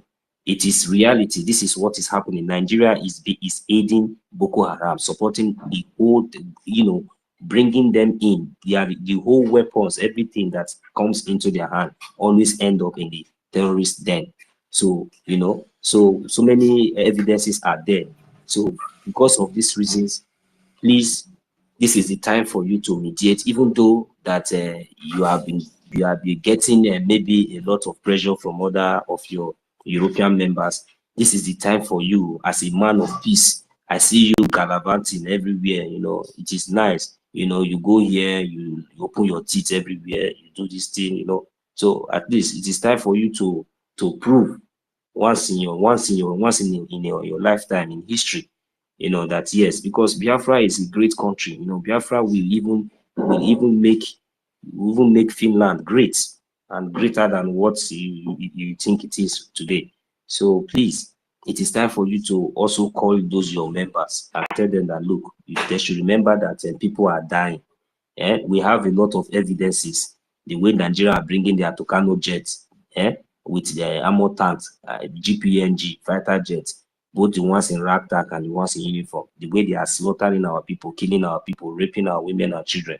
So this thing is so heartbreaking. Right now, today, in our towns and our villages, in our communities, most of us can no longer sleep in our residence. We can no longer stay in our homes. A whole community is being deserted. You understand? In Okigwe, as we speak, you know, look, this is Biafra land. So what happened to Benue State, where the terrorists are, you know, collecting taxes? What happened to Castina, where the terrorists are being celebrated?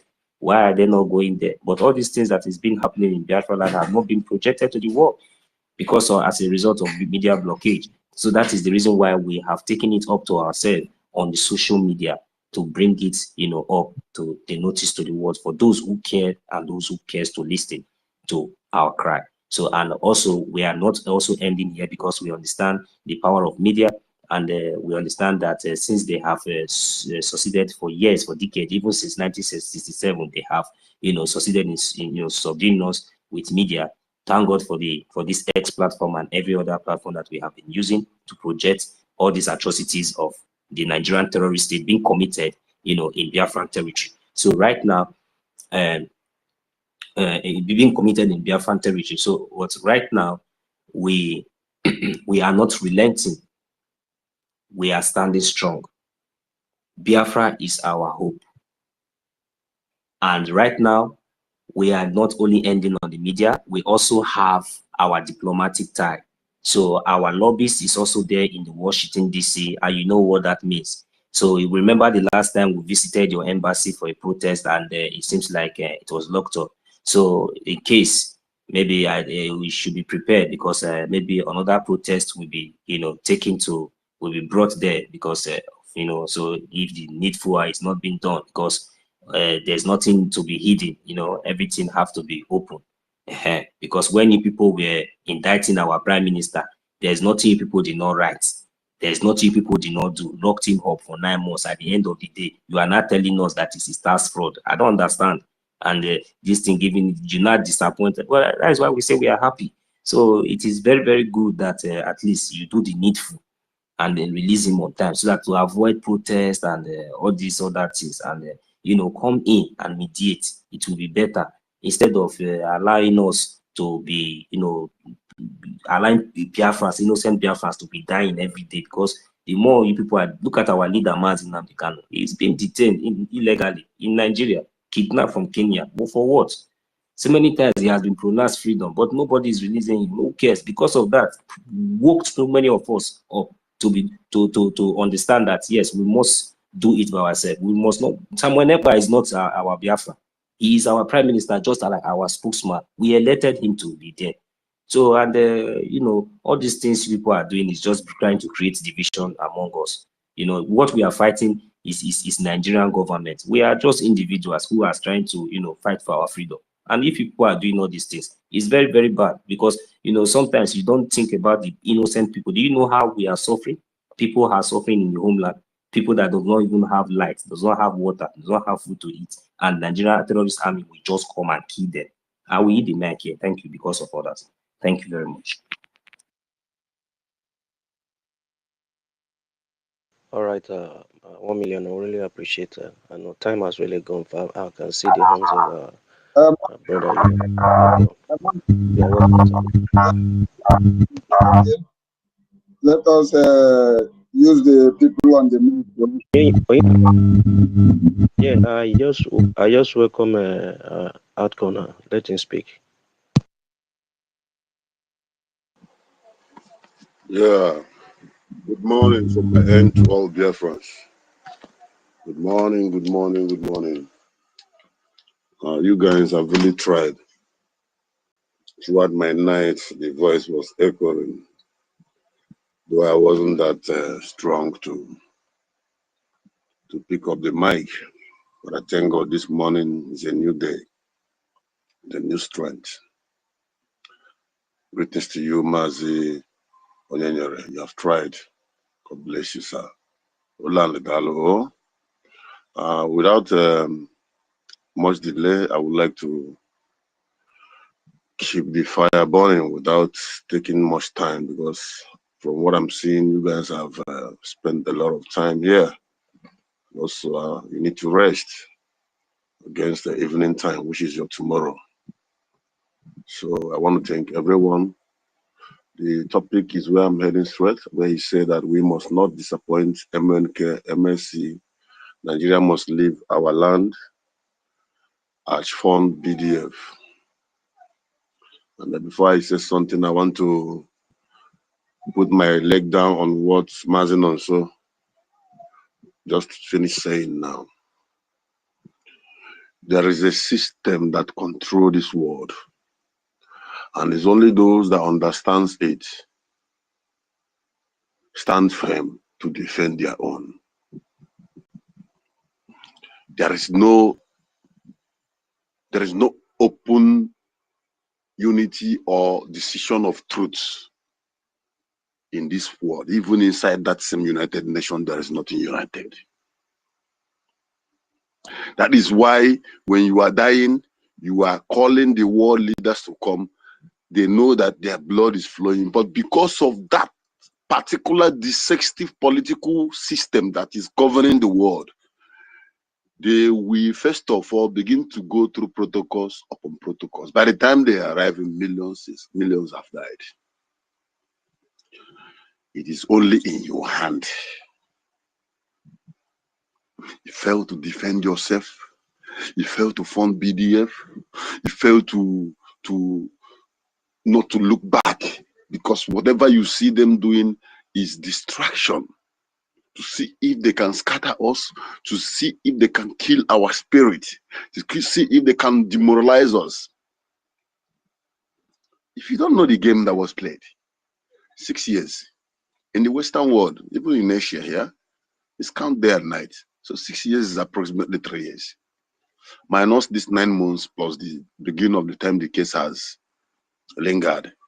I believe the zoo did not remember this one because it's not in their law. But let's assume that 3 years.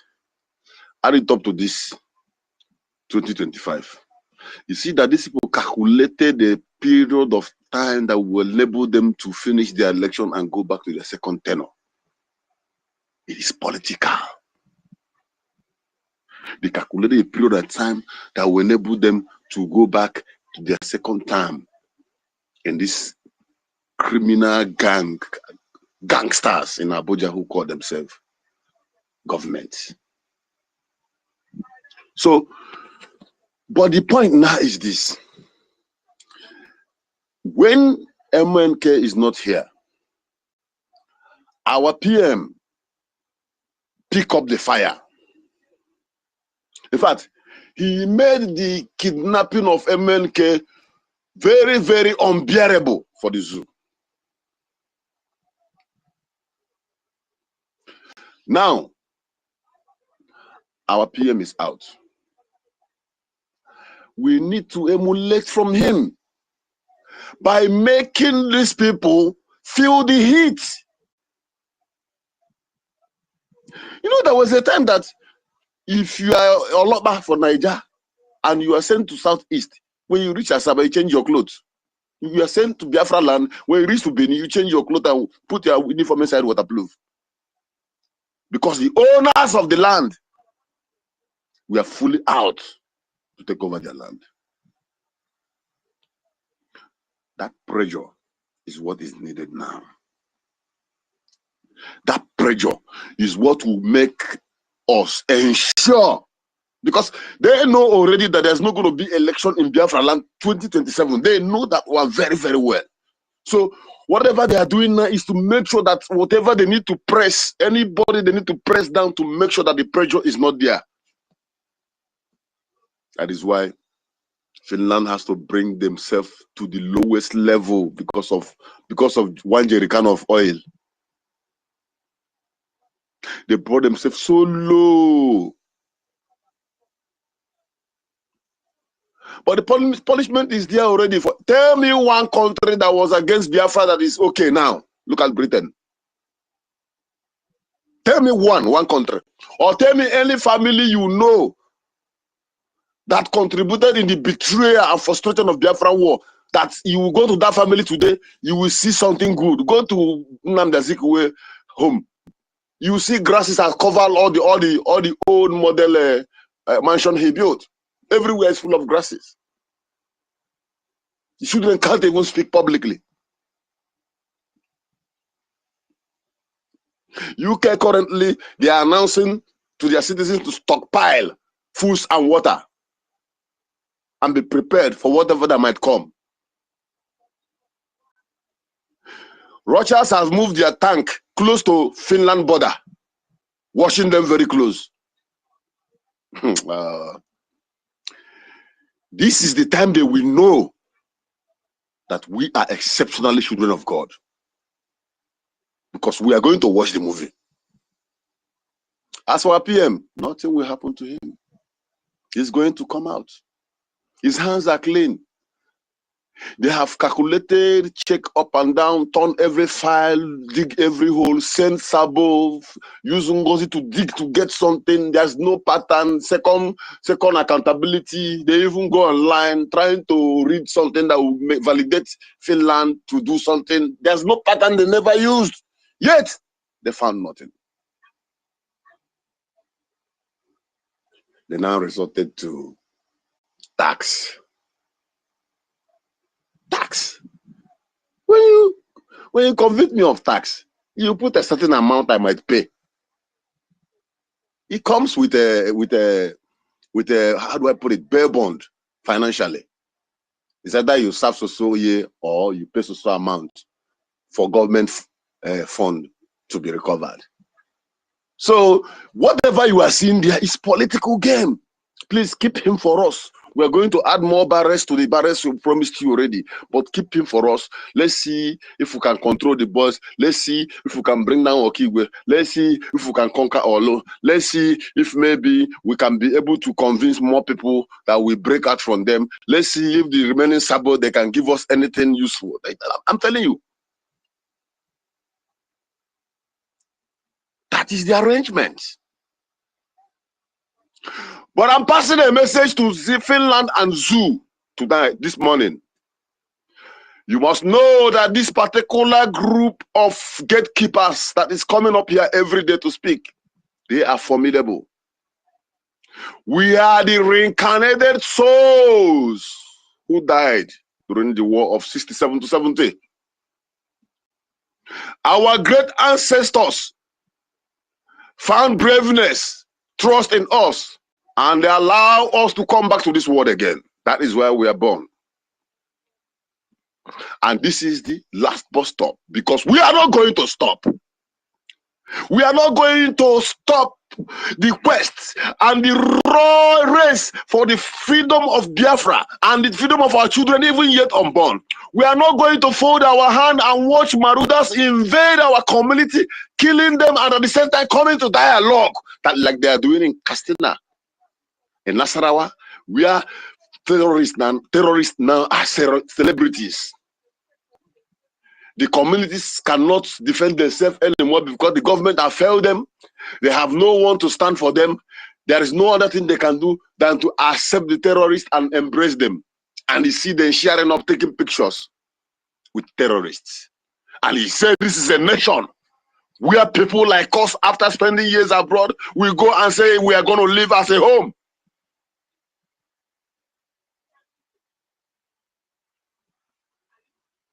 We will never, ever stop. We will never, ever go back.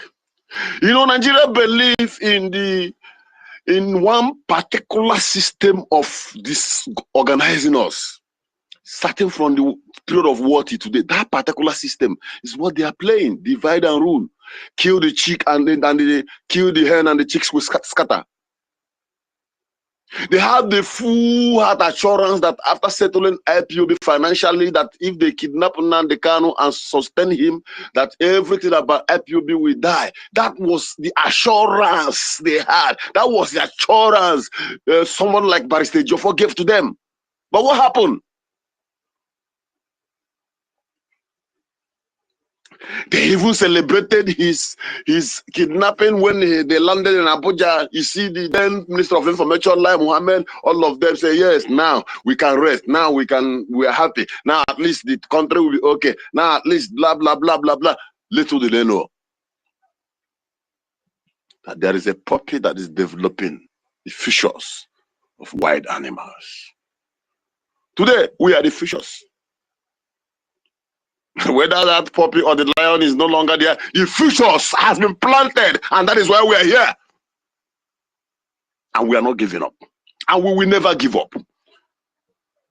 We are going to make this partial injustice, these few months our PM is going to stay there, we are going to use this to teach them a greater lesson. And I'm of opinion that immediately our PM comes out, he should leave that country. To hell with them.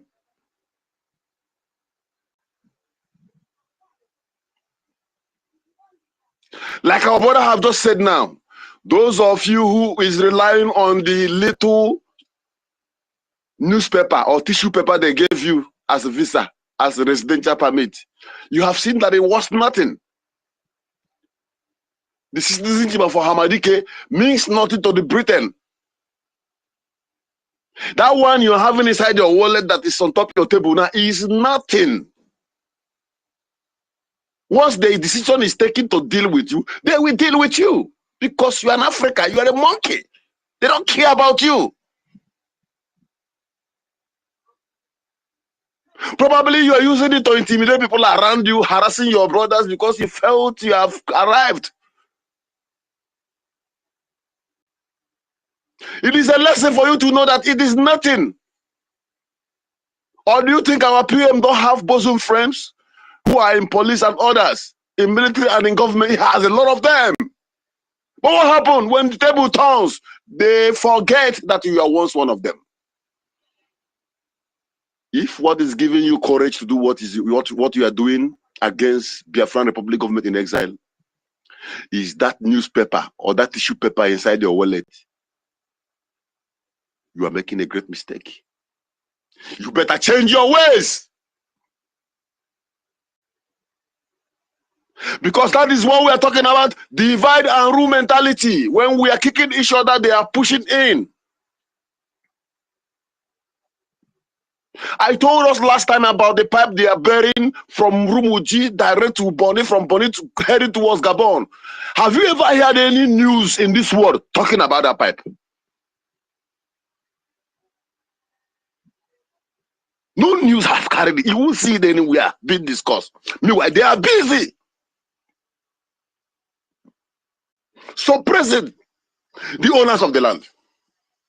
And you are there celebrating it. Simon Ekpa has finally been this, been that, been that. You are a fool. Before your house, before your very eyes, you are seeing a well-known terrorist, Boko Harams, being arrested by police and by military, handed over to the prison authorities. After a few weeks, they will be released, reintegrated into the military, give the uniform into the police, give the uniform into all the forces, giving the uniform, and they are the one on the street of Biafra harassing your mother and your children and your brothers and sisters. And you are here, you are there behind your computer and your smartphone, talking rubbish, typing rubbish, not knowing that your land is going.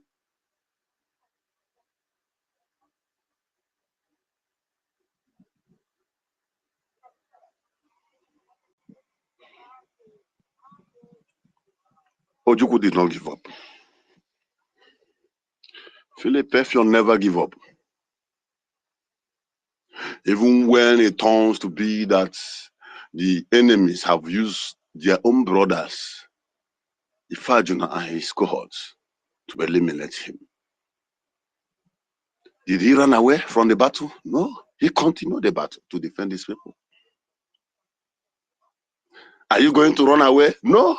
We'll continue funding our BDF, funding our Brgie, for lobbyists and our defense.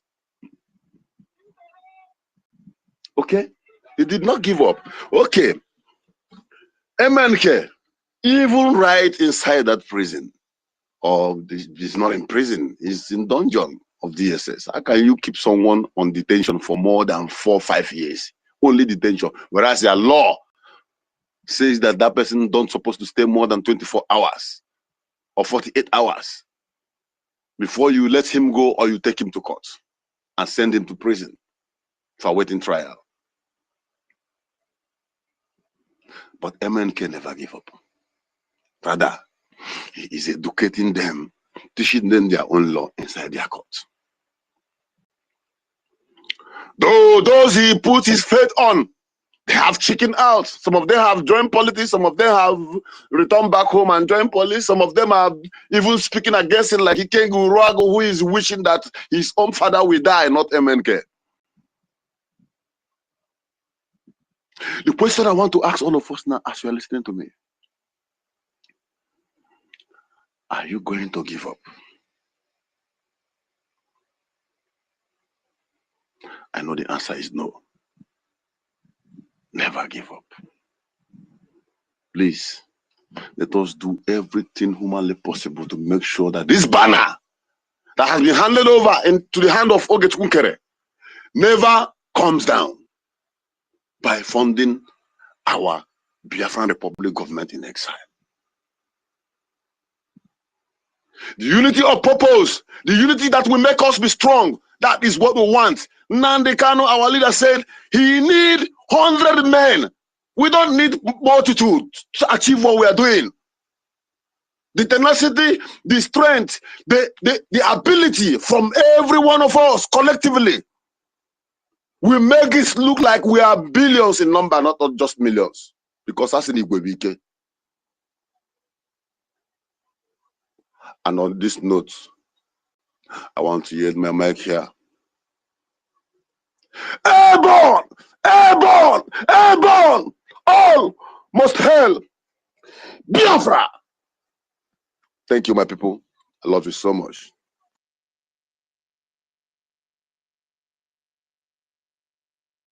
All right. Thank you very much, brother Outcome.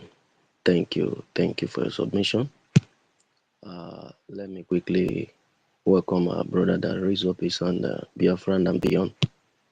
You can pick up the mic. You're welcome. Greetings, Biafrans. Greetings, one and all. Thank you, Biafra Lizan, Bahrain, for making this possible. Since on the first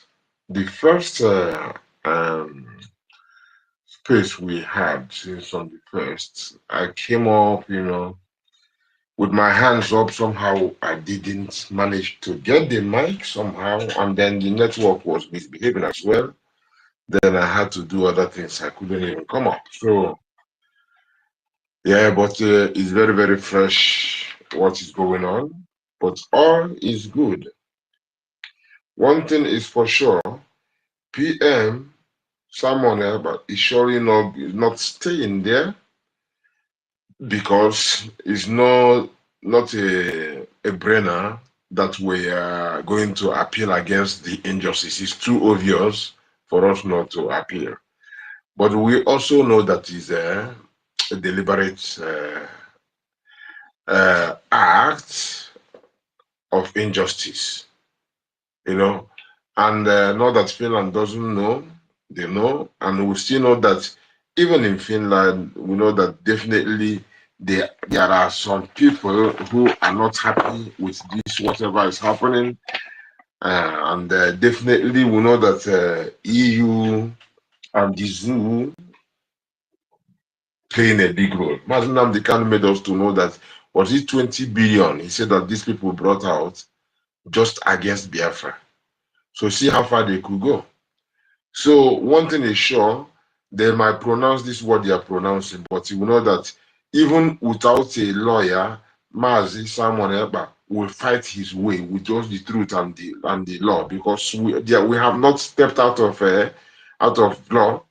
And what are they trying to distract? They are trying to distract us from our charter, which is something that he already put in our hand.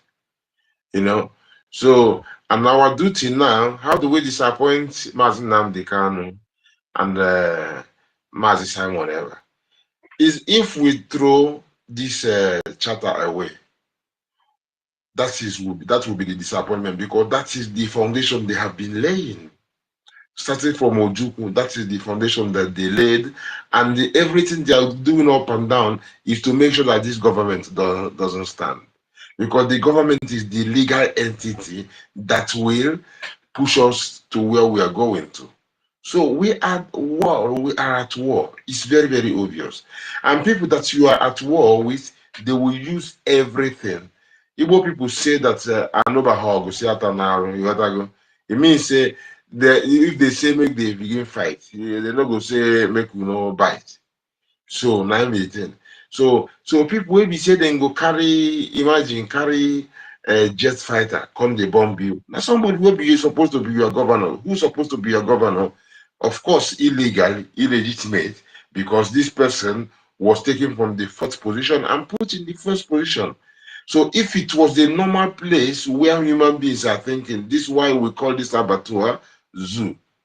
But he's now graduated into abattoir because zoo is too pretty, it doesn't fit anymore. But zoo simply means where people are like animals and they cannot reason.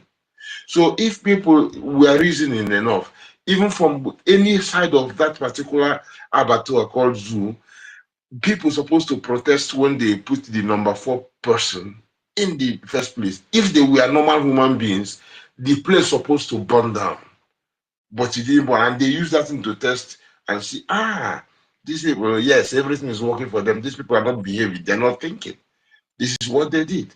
So now, if people, the same person would carry jet fighter and boast about it and bombing his own people, to do anything to pump these billions and try to suffocate whoever is involved in Finland with the connection of the EU, just to do their bidding. Because remember, we've been saying this thing a long time. Simon Ekpa said it, Kanu said it as well, that not even any person, even angel, if you bring, or they even use the Yeshua, Christ, as an excuse, come to that, it must get contaminated, because the zoo is built on a false foundation, a foundation of lies.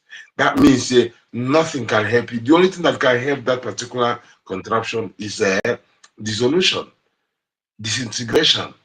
That is the only thing. So some people who imagine someone who will bomb you, is it to pump money and so that they pronounce something where they are at the same time checking if you will still be reasoning to know that the pronouncement is actually out of place, because it doesn't make sense. Because even as they're doing the trial, the man presented everything, and even before the man went to their parliament and complained against the terrorist country called Nigeria. You know, there's no way he didn't go. He went to the Finnish parliament with enough evidences. And afterwards, more evidences were coming. So not that Finland doesn't know, but politics is a very, very stupid and deadly thing and bloody thing. And this is what they are doing, because now they are working with the people that they think they have been they have established a relationship with. Yes, I know that there are still people who will be, because you know that Simon Ekpa belongs to a political party, and there is a political party that hates him, a different political party, and he can be sure that whatever is happening, they will be using this opposition as well to fuel all those things for the zoo to try their best, because they cannot just give up like that. They must keep trying until we remove this whole thing from their hand and kick them out. That is the only thing he did, because we say that it is not given, it is taken. So they must do this what they are doing But we must remain resolute and be doing what we are doing, knowing very well that people who can bomb you, if it's just to pay somebody money now, just to pronounce something so that they will make some people who cannot really reason to think, and they want some people to get high blood pressure also because they cannot connect the dots and know that even if they pronounce these bogus things, that we are still on top, we are winning everything, just us witness. You know, so they must try all these things, or even using the AI to blackmail people who are fighting for us. So people who would bomb you direct, if it's to use AI or to come and bring propaganda to lie against you, that is lighter, it's easier for them to do than what they have been doing. So my people, Simon is definitely not going to stay there because it's going to be appealed. They are doing their tactics and to delay us, but they cannot delay us because I hope that this thing will wake more of us up so that we contribute for our freedom. Because now, Biafra means life. So Biafra simply means that we can be alive to escape the jihadists. So now, Finland, if Finland by any means might be listening to this thing now, Biafra is also to save Finland as well. Because now, if they can check particular quotations are going to give them now, because it is not just us as Biafra they want to annihilate. If they annihilate us, they're going to go to other places, like they are covering up in Europe also. Sweden is getting a move too, and things like this. So when we see Finland should go and check Quran chapter 5, verse what 33, 5, 51. They can also check 8:12. They can check 8:39, 9:29. They can check 33:27, and then they can check 98:6. All these things, if they check it very well, you realize that it tells you how they are going to strike with terror in the heart, strike the people's heart with terror. It tells you how they're going to take the land their fathers never knew they're going to go take it, which is what they are doing in our place. And they want to do it is a world domination they want to do. So Finland, Biafra is for your interest. And I know that this in what Finland is doing, Finland just dented her name. Finland dented her name by working with an expired nation. An expired contraption is not a nation. I'm sorry for saying nation. You know, Nigeria expired 2014. We see the document, we have the document. Finland, you know it. So you just dented your name. And I hope that people of good conscience in Finland will rise up now and do the right thing to redeem Finland. Because Finland has a good name in Biafra up till now. Before they did all this thing, even for our declaration and all those things, they maintain this good name they had from since the time of the war. So, and this dent, the good people of Finland must rise up and condemn these things and do the right thing, because Simon Ekpa put a good stamp of integrity in their land. He loved this land so much. So, and the thing is that if we know that those who really fought for freedom were wrongfully called terrorists, Mandela being one of the very popular one. Others are there, everybody's been saying it. But Mandela is one we know very well. So call them terrorists because they were fighting for against death. So now, Biafra being our only meaning to stay alive, that simply means that we have no other choice. So the whole thing that they want to distract us, all this distraction and delaying Simon Ekpa and Nnamdi as distraction, to check if Biafrans will remain as human beings that can reason with their head and stand for what is theirs, for their own lives, to be alive. You know, those who gave the world an impression that our government is not working, they played a role in this. Because those who started behaving as if the government is not functioning, because that is the target. The target is our government. What is our government? Our charter. Brgie charter. So they didn't want it, and there are these people who started behaving as if Biafrans cannot govern themselves. They gave these people this courage to carry out these things. It's just like David Nnamdi made us understand that if we did follow if the CRC did follow the rating, NGOZI would have never come to her own shenanigan, because according to the time limit that was given for us to have our APM, if in the absence of PM, if they did do the right thing, it was supposed to avert the shenanigan of NGOZI. You know, we're supposed to, it was not going to come at all. But if we connect the dots now, we realize that the guy, even they wanted that thing to succeed, and that all those nonsense. So all of them that play the role are behaving, bringing confusion, as if we do not, we are not able to govern ourselves. They helped encourage these people to behave the way they are behaving. You know, so but now, knowing that Biafra, going for Biafra simply means life. What do I mean life? To stay alive, because jihadists want to annihilate us. So if you, Finland, or anybody thinks that we are stopping, you are joking and or delusional or not rightfully thinking, because we cannot walk, we are not suicidal people. We cannot go and unalive ourselves, because if we say we don't go for, we leave Biafra now, these people will come and annihilate us. And the anger is not just because we started fighting to survive, but they wanting to annihilate us was the thing that even triggered us to go for our instinct, which is self-defense. So is for anybody to think that we are going to change now, be it Finland or anywhere, is a joke, because we're not thinking. So we don't have any other choice. The only choice we have is Biafra, which is life, which simply means to stay alive. You know, so my people, it is all good. We are, nothing can divide us, nothing can separate us, nothing can divide us. Brgie is moving Biafra forward. Yes, Brgie is moving Biafra home. So there is nothing they can do to divide us. All what they want is to divide us, that we don't do the right thing.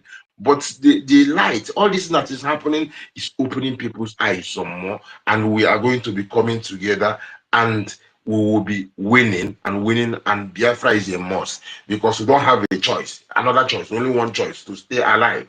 And those fools in Biafra land who might be serving the zoo and think that you do everything you do, we are not going back. You thinking that you can do all those things, or try to, because you are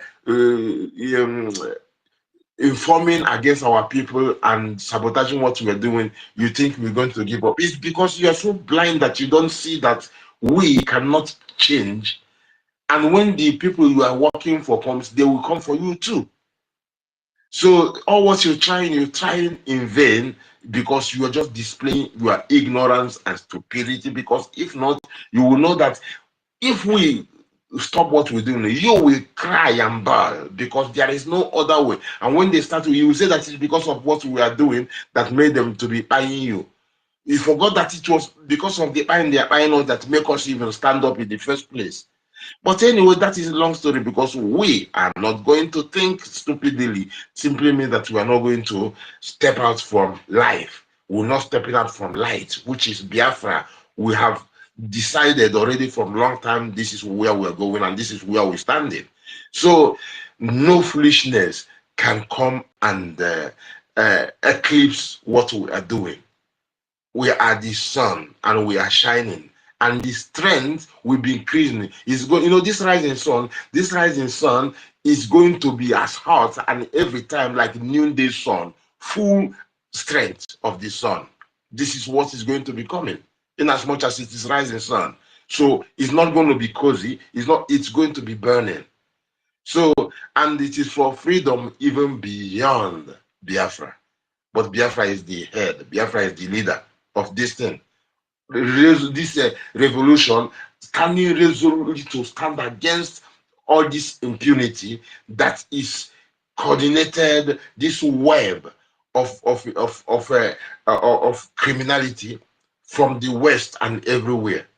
But we know, as children of Most High Jah, that everywhere there are people. Nnamdi Kanu, let's not forget the balanceness of our people. Britain is so evil, so evil. Remember, there are people with good conscience that we are working with there. Finland dented now their reputation. Remember, in Finland, there are people with good conscience who are going to work with them. Biafrans, there are even some Biafrans who are messing up, selling out their land. But we have already Biafrans who are doing the right thing, who have their conscience and their common sense. So whenever we're condemning stupidity everywhere, we have to always remember that everywhere there are people who are going to work with us. Nnamdi Kanu does it everywhere, you know, and this we have to also uphold this thing because it keeps us on a very good balance every time we're doing our thing, that we don't, you know, even when we criticize we don't the proportion of the criticism will be very, very constructive, and it will be, you know, civil in its way, you know, when we don't fear people, but it's all about the balance every time. So my people, Ogonogoku, they say, you know, they for Okambode. But who they talk say them be criminal. Finland, we know that Finland knows very well that we have exposed the contraption called zoo, abattoir, called Nigeria as terrorists before even Canada will come and call these two their main political parties terrorists, who are all of them serving the jihadists because it's all about jihad. So, and Finland should go and check 1989 Abuja Declaration of the Islam. It is not just limited to the zoo contraption called Nigeria. The West is also a target. And if they look very well, they will see that the target, they say it, openly say it everywhere. And as I quoted Quran, if they will pause it and check those Quran, they will see that it's the same thing. Like when I mentioned 33:27, you know, so it's saying the same thing. So the war we are fighting for is not just for Biafra, we're fighting for other people too to live. So we are helping you. So when you help us, you're helping yourself. And if it is the oil, it is our thing. The gas is our thing. And every other resources, we can rightfully share it with people for good, in a good way. And even our leaders say that we are going to even give our neighbors, so that they are not going to be too weak, so that they will be able to afford to, if we produce things they can buy. So that is the level we are dealing with. So from the West, you better just, you know, move yourself, clear yourself from the negativity of the old, be it the Berlin Conference and all those things that contaminated a lot of people from the West. You have an opportunity to do the right thing. Biafra will not give up. It will be wise of you to support Biafra, because this is a fight, a war that we must win. There's no way. It's not an argument. It's not a maybe. It's not but, not if. We are going to win because we are determined to be alive. We must live, and there's no way we can live if not Biafra. So please clean up yourself, no matter who you are. The British, the American, we know America is doing already a lot with our lobbyists, and Brgie doing their own thing. We know it is a war in the middle of war that we must win. So we encourage them to do more to save lives, you know, because that is the thing what we're doing. So my people, they say the association not with terrorists. But when we were in Finland, we say that we know that they are the Terrorists like the man called Sheikh Gumi. Terrorist garbage, Sheikh Hadesina Femi. Terrorist Isa Ali Ibrahim Pantami. Terrorist Boko Haram in the army. Terrorists they stop the people from farming. Terrorists Abu Bakar Malami. Terrorists mainstream media swarming. Terrorists now we have more sellers than buyer. Information minister liar. Mr. Lai Mohammed and liar. But the truth is Biafrans fire. So they don't want to hear the name Biafra. For them is a scary name Biafra. But we love this very name Biafra. Oh yes, Biafra. Oh yes, Biafra. Most I Jaja bless Biafra. Chukwu Okike Abiama bless Biafra. Conscientiousness bless Biafra. Oh yes, Biafra. Biafra, they can't come into Biafra land, one them out of Oduduwa land, one them Kwararafa land, run them out now, run them out now. Yes, I say, divided the nation, decent, playing their bloody games against Biafra with the AU, all the same. What a shame. Such a pain. Nnamdi Kanu say Biafra, he goes away. Biafra, black people, worldwide say Biafra. Marcus Gavaway, Biafra, cause they don't want to hear the name. Biafra, for them is a scary name, Biafra, but we love this very name, Biafra. Oh yes, Biafra. Oh yes, Biafra. Mosai Jaja bless Biafra. Chukwu Okike Abiama bless Biafra. Conscientiousness bless Biafra. Biafra. Biafra. Thank you very much. Give thanks for everything. Keep the fire burning. No. All right. Thank you very much. Mazi Ola. Mazi Ola. Oh, we want to enjoy them. Anyone that want to put in, I want everyone to be from the mind and the standing of the point I want you to know that you need not to behave after what you are called. We that are serious are very committed in the cause of what we believe. We know we are not one. And I thought you need not to be called and believe after the name you are not known. But the name they give the name is what they are living after. Continue to very beautiful Abiku Dabiri Adokola Abiku Dabiri. Co-host, we can't hear you very well, and your host is giving you a signal. I don't know if you can take note of that.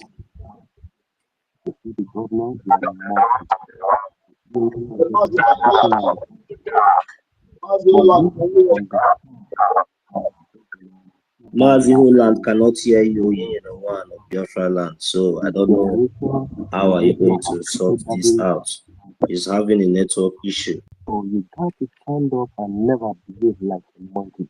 Can easily be driven away by whatever deception that they are bringing to us, division, sabotage, and whatever. You will have to bring him down and bring him back. That is the only solution. Yeah, I just brought him down. I just bring him down now. Maybe he will come up later. Please, I don't know if our COS want to speak because right here in my location is very late. This is two. And if our COS want to speak, is close to his phone, we will give him 2 minutes or 3 minutes to speak. Then after that, everybody in the mic can give 1 minute to round up so that 1 minute so that I can speak, please.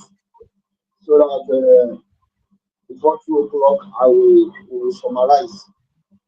I don't know if our COS is there. If you are there, can you open your mic and speak to Biafra? Yes. Good evening, Bahrain. Also, good evening. Veteran Dragon, you're still awake. Good evening.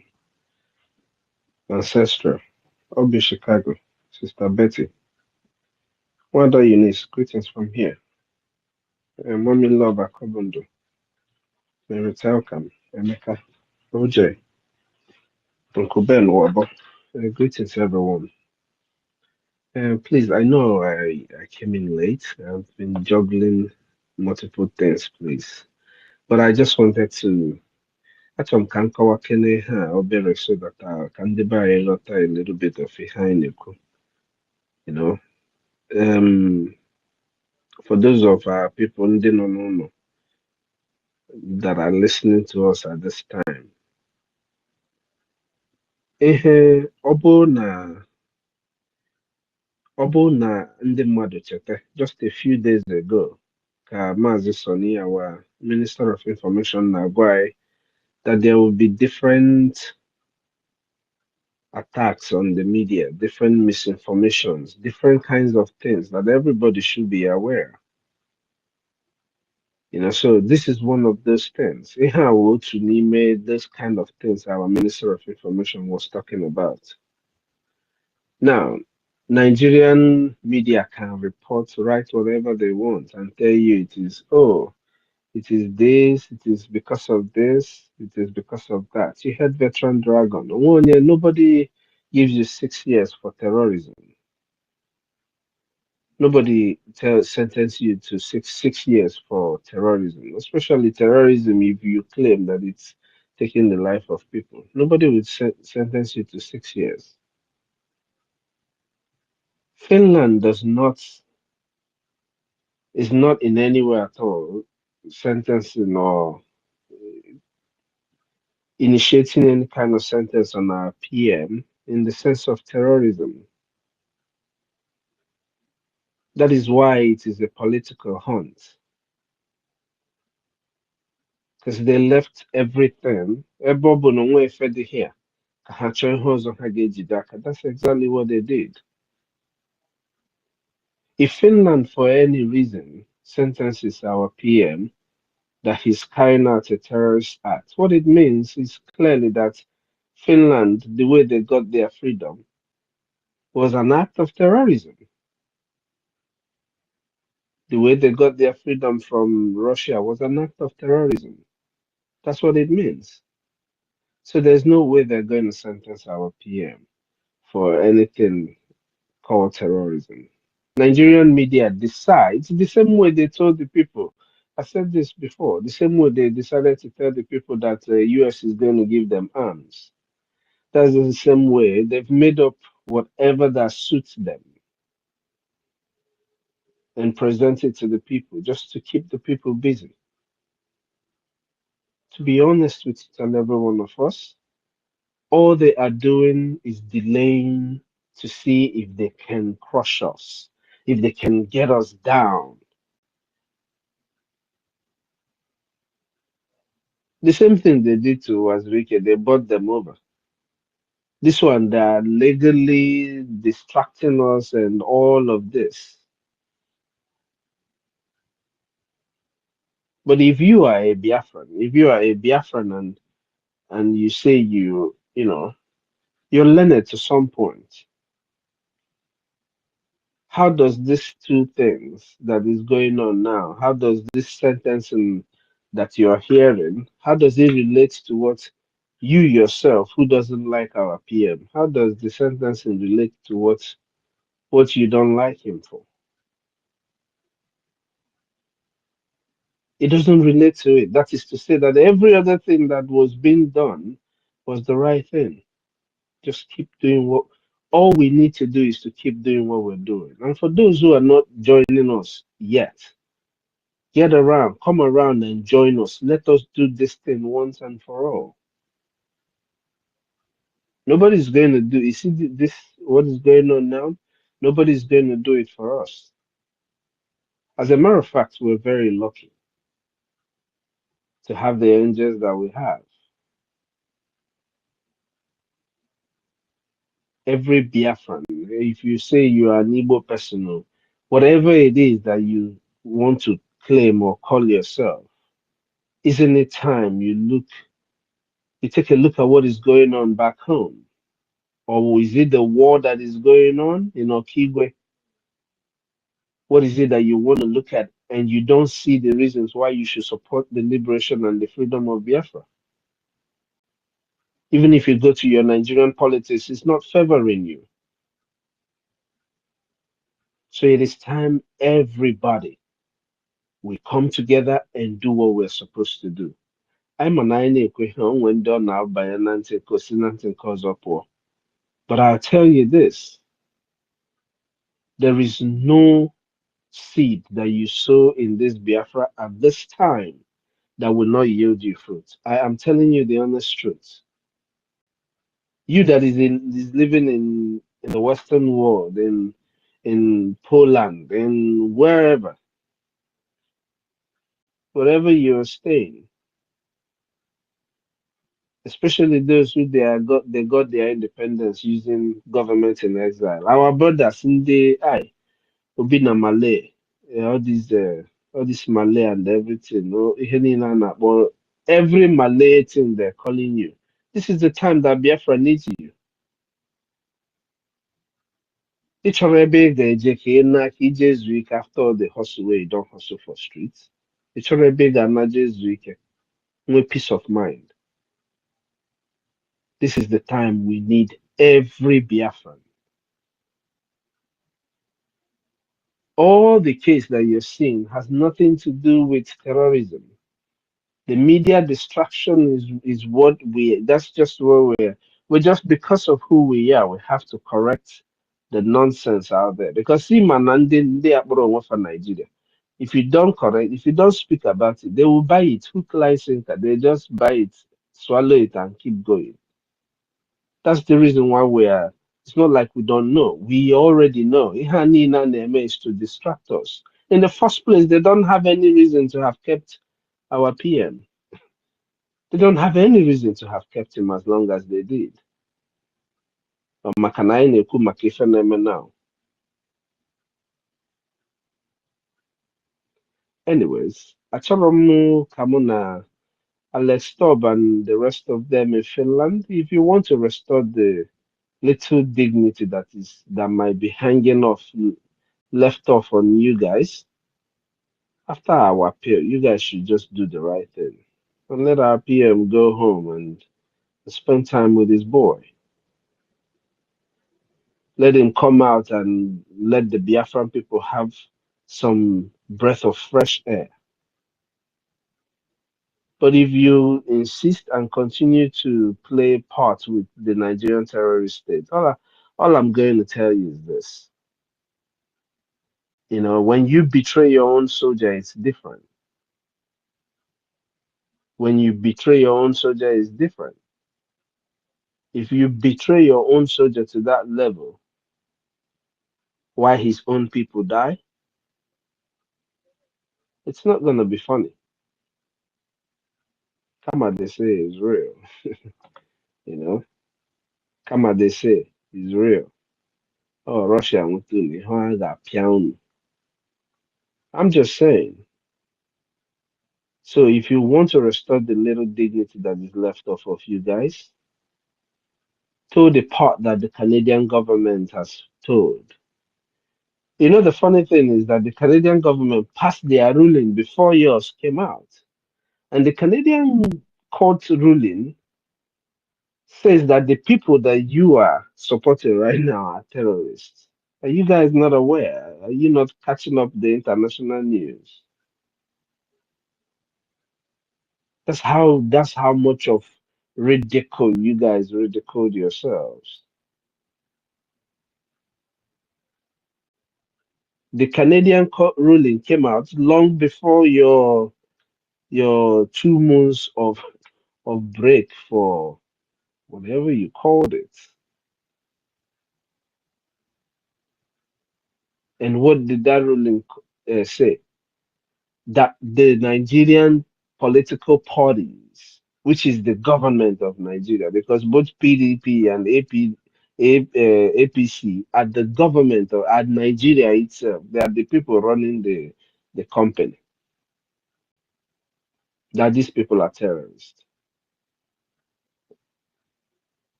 But instead of letting our PM go, knowing fully well, yes, you didn't convict him of terrorism, but knowing fully well that you don't have anything to hold this man, knowing fully well that this man is doing the right thing, you went ahead to cook up something because you feel you are your own independent nation. Just do the right thing. Let our PM go. We'll do our own part. Play your part. Let our PM go. It is left for Biafrans. Biafrans. Some people are waiting for, after PM, Onyendu. Let me tell you, Onyendu and PM, they don't have, their cases does not have anything. It's not the same at all. Onyendu was kidnapped. As a matter of fact, Onyendu's cases, Onyendu doesn't have a case.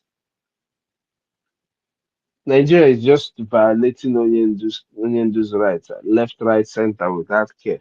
Even though the so-called United Nations gave them, was it 6 months? They gave them 6 months to release Onyendu, and the United Nations has not said a word.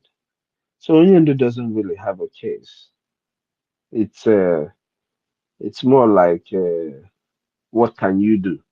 So if you're an Igbo person, if you're a Biafran, that of Onyendu is what can you do? The day you guys realize the only thing you can do to free Onyendu is your support for Biafra. Because Biafra, Onyendu said it, he's coming out with Biafra. Biafra is the only thing that will guarantee the safety of Onyendu. It's time everybody put our hands together. If you don't trust us so much to be a patriotic Biafran, if you think that way, I can only henna, I can call Yatu, no worry. Kaina call Yatu, I give us your IOU loan. It is going to help us a great deal to do what we have to do. As you're giving us IOU loan, invite your friends too to give us IOU loan. Because it's not just about one person, it's about the collective effort of everyone. It's the collectiveness that is going to make it what it is. Because all the very, very important. No, you want to know na block. Forget all of that. Aposia block hapụsịa blọk ọkwa onye dị ndụ na-akpụ ọbụ onye dị ndụ na-akpụ blọk onye dị ndụ na-arụ ụlọ ebi ya ịrụsịa dị yourself, they will come and use bulldozer and bring it down. Nothing is going to happen. They've done it. They've been doing it. They can even come and burn it down. So whatever thing you're doing, it's time you break. Let us ka anyị zọta ndụ. Ndụ bụ isi. Ka anyị zọta ndụ. Anyị zọta ndụ ihe ndị ọzọ niile, we will get it. That money that you're trying to use and do all that project, give it to us in IOU loan. Obugodu no Neje, get in contact with us, give it to us in IOU loan. That money will save life and will still do your project more than you would ever even imagine. Beacon, all the very, very important. If I need an with our leaders today, will stop. Once we do once we do our own part, all these things, all this nonsense, disrespect will stop. I can assure you that. Darling, everyone, may God bless us all. Thank you very much, our COS. Please, everybody in the speaker, please, if you can manage 1 minute, it will be okay for us. Please. I will wake up. I only have 2 hours to sleep before I wake up to my duty. So I would like to round up. It's after 2 p.m. already here. Let us use 1 minute. Ancestra, when you were requesting, it was late, but it was our co-host that brought you up. Please use 1 minute and speak to Biafran. After that, Mazin, so you take over the mic. Ancestra, you can open your mic and use 1 minute, please.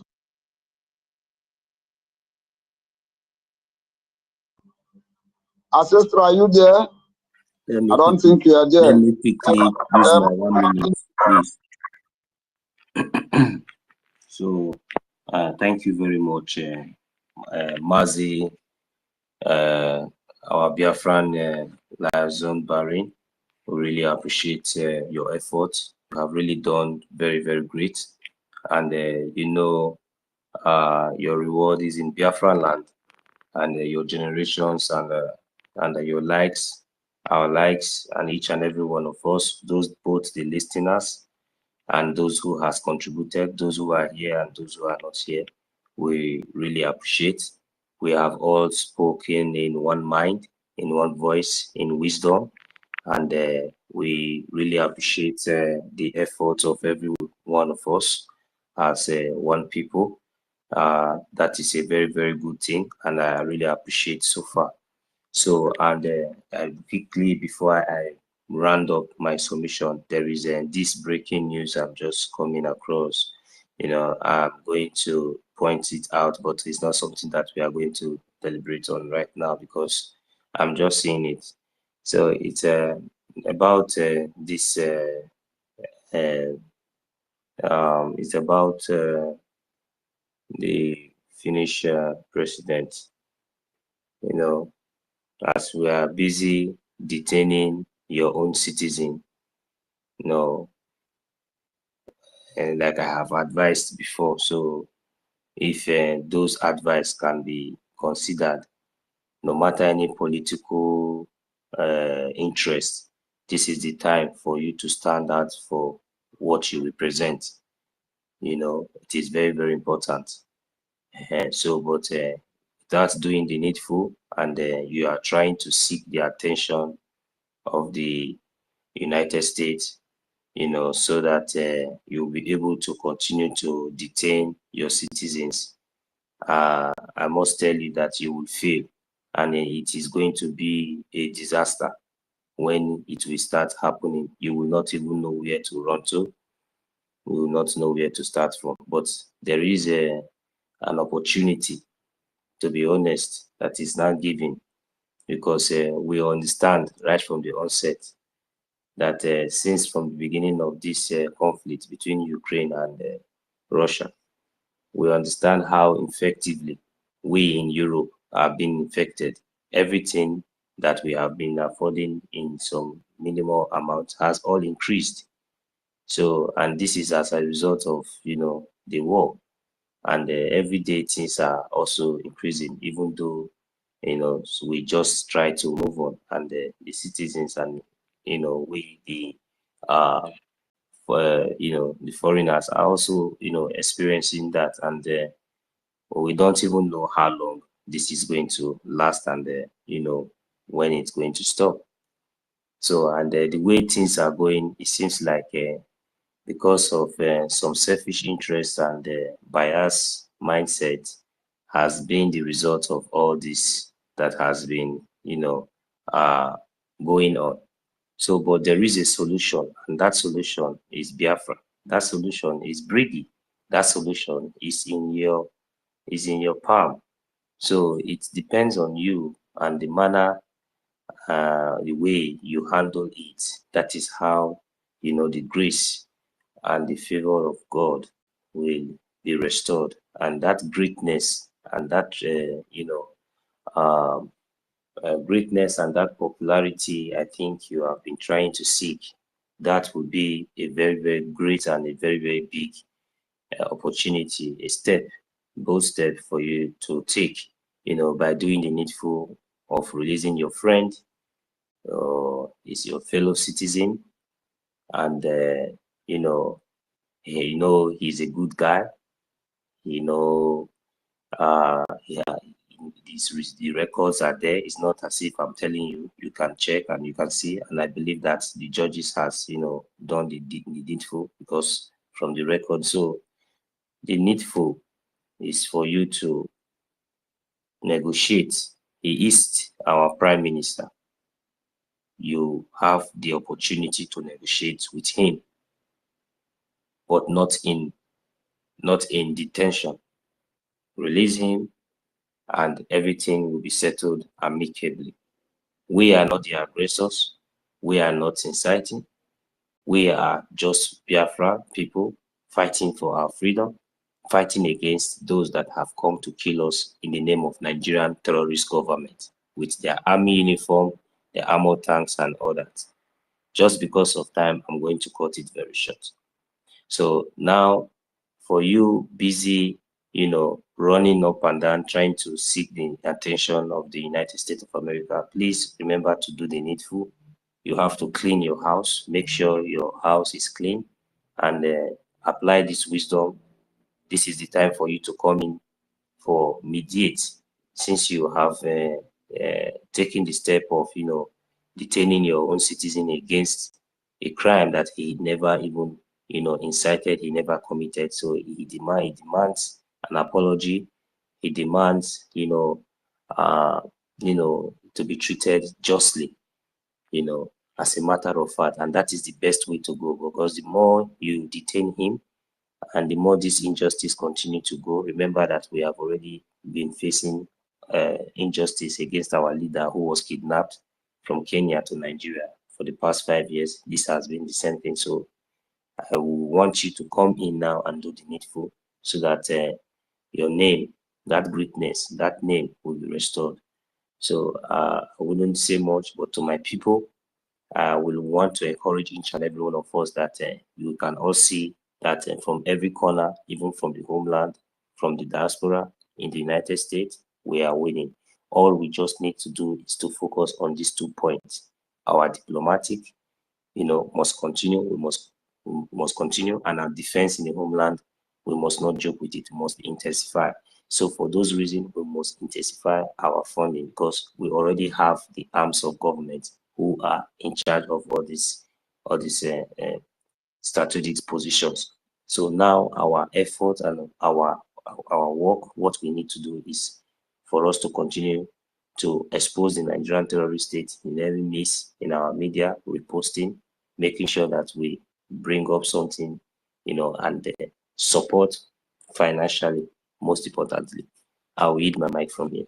May Chukwuka bless each and every one of us. Thank you. Thank you very much. Mazi Veteran Dragon, use your 1 minute, please. Make it 1 minute.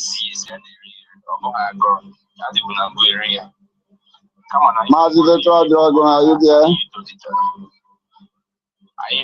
He's not there. Biafra and beyond, please, can you use 1 minute, please? Let us just quickly round up.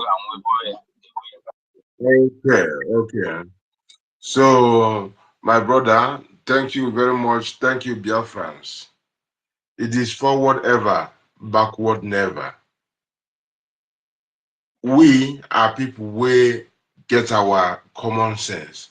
See, say, everything that our PM has been doing is intact, in line with UN Charter, African Charter.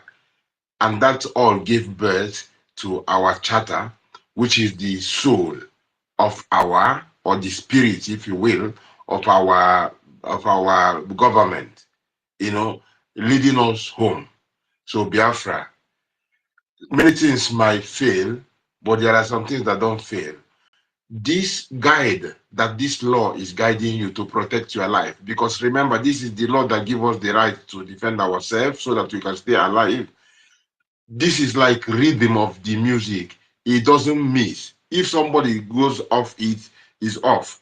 So, but being with the rhythm is like being with that law, which is the spirit, the meaning of governance and our government. So this is where we should increase all what we do to support our APM. Blessed love, Biafrans. Thank you very much. The fire keeps burning. Yeah, follow Biafrans. I must thank everybody for gathering, for joining us in this space. Even up to now, people are still requesting. I just wish there is a time, or there is somebody I can just hand over this thing and sleep a little. But anyway, we are going to continue tomorrow. I just want every Biafran to know that the race we are running upon, there is a lot of rewards. There is a lot of things. We are not. It's just not. It's not a race that You are running to win a medal. This is a race that you are running to win everlasting benefits. A benefit that you will gain and you will enjoy. Even you will left it over to your children. There is a lot of benefit to what we are doing. So you must keep on doing what you are doing.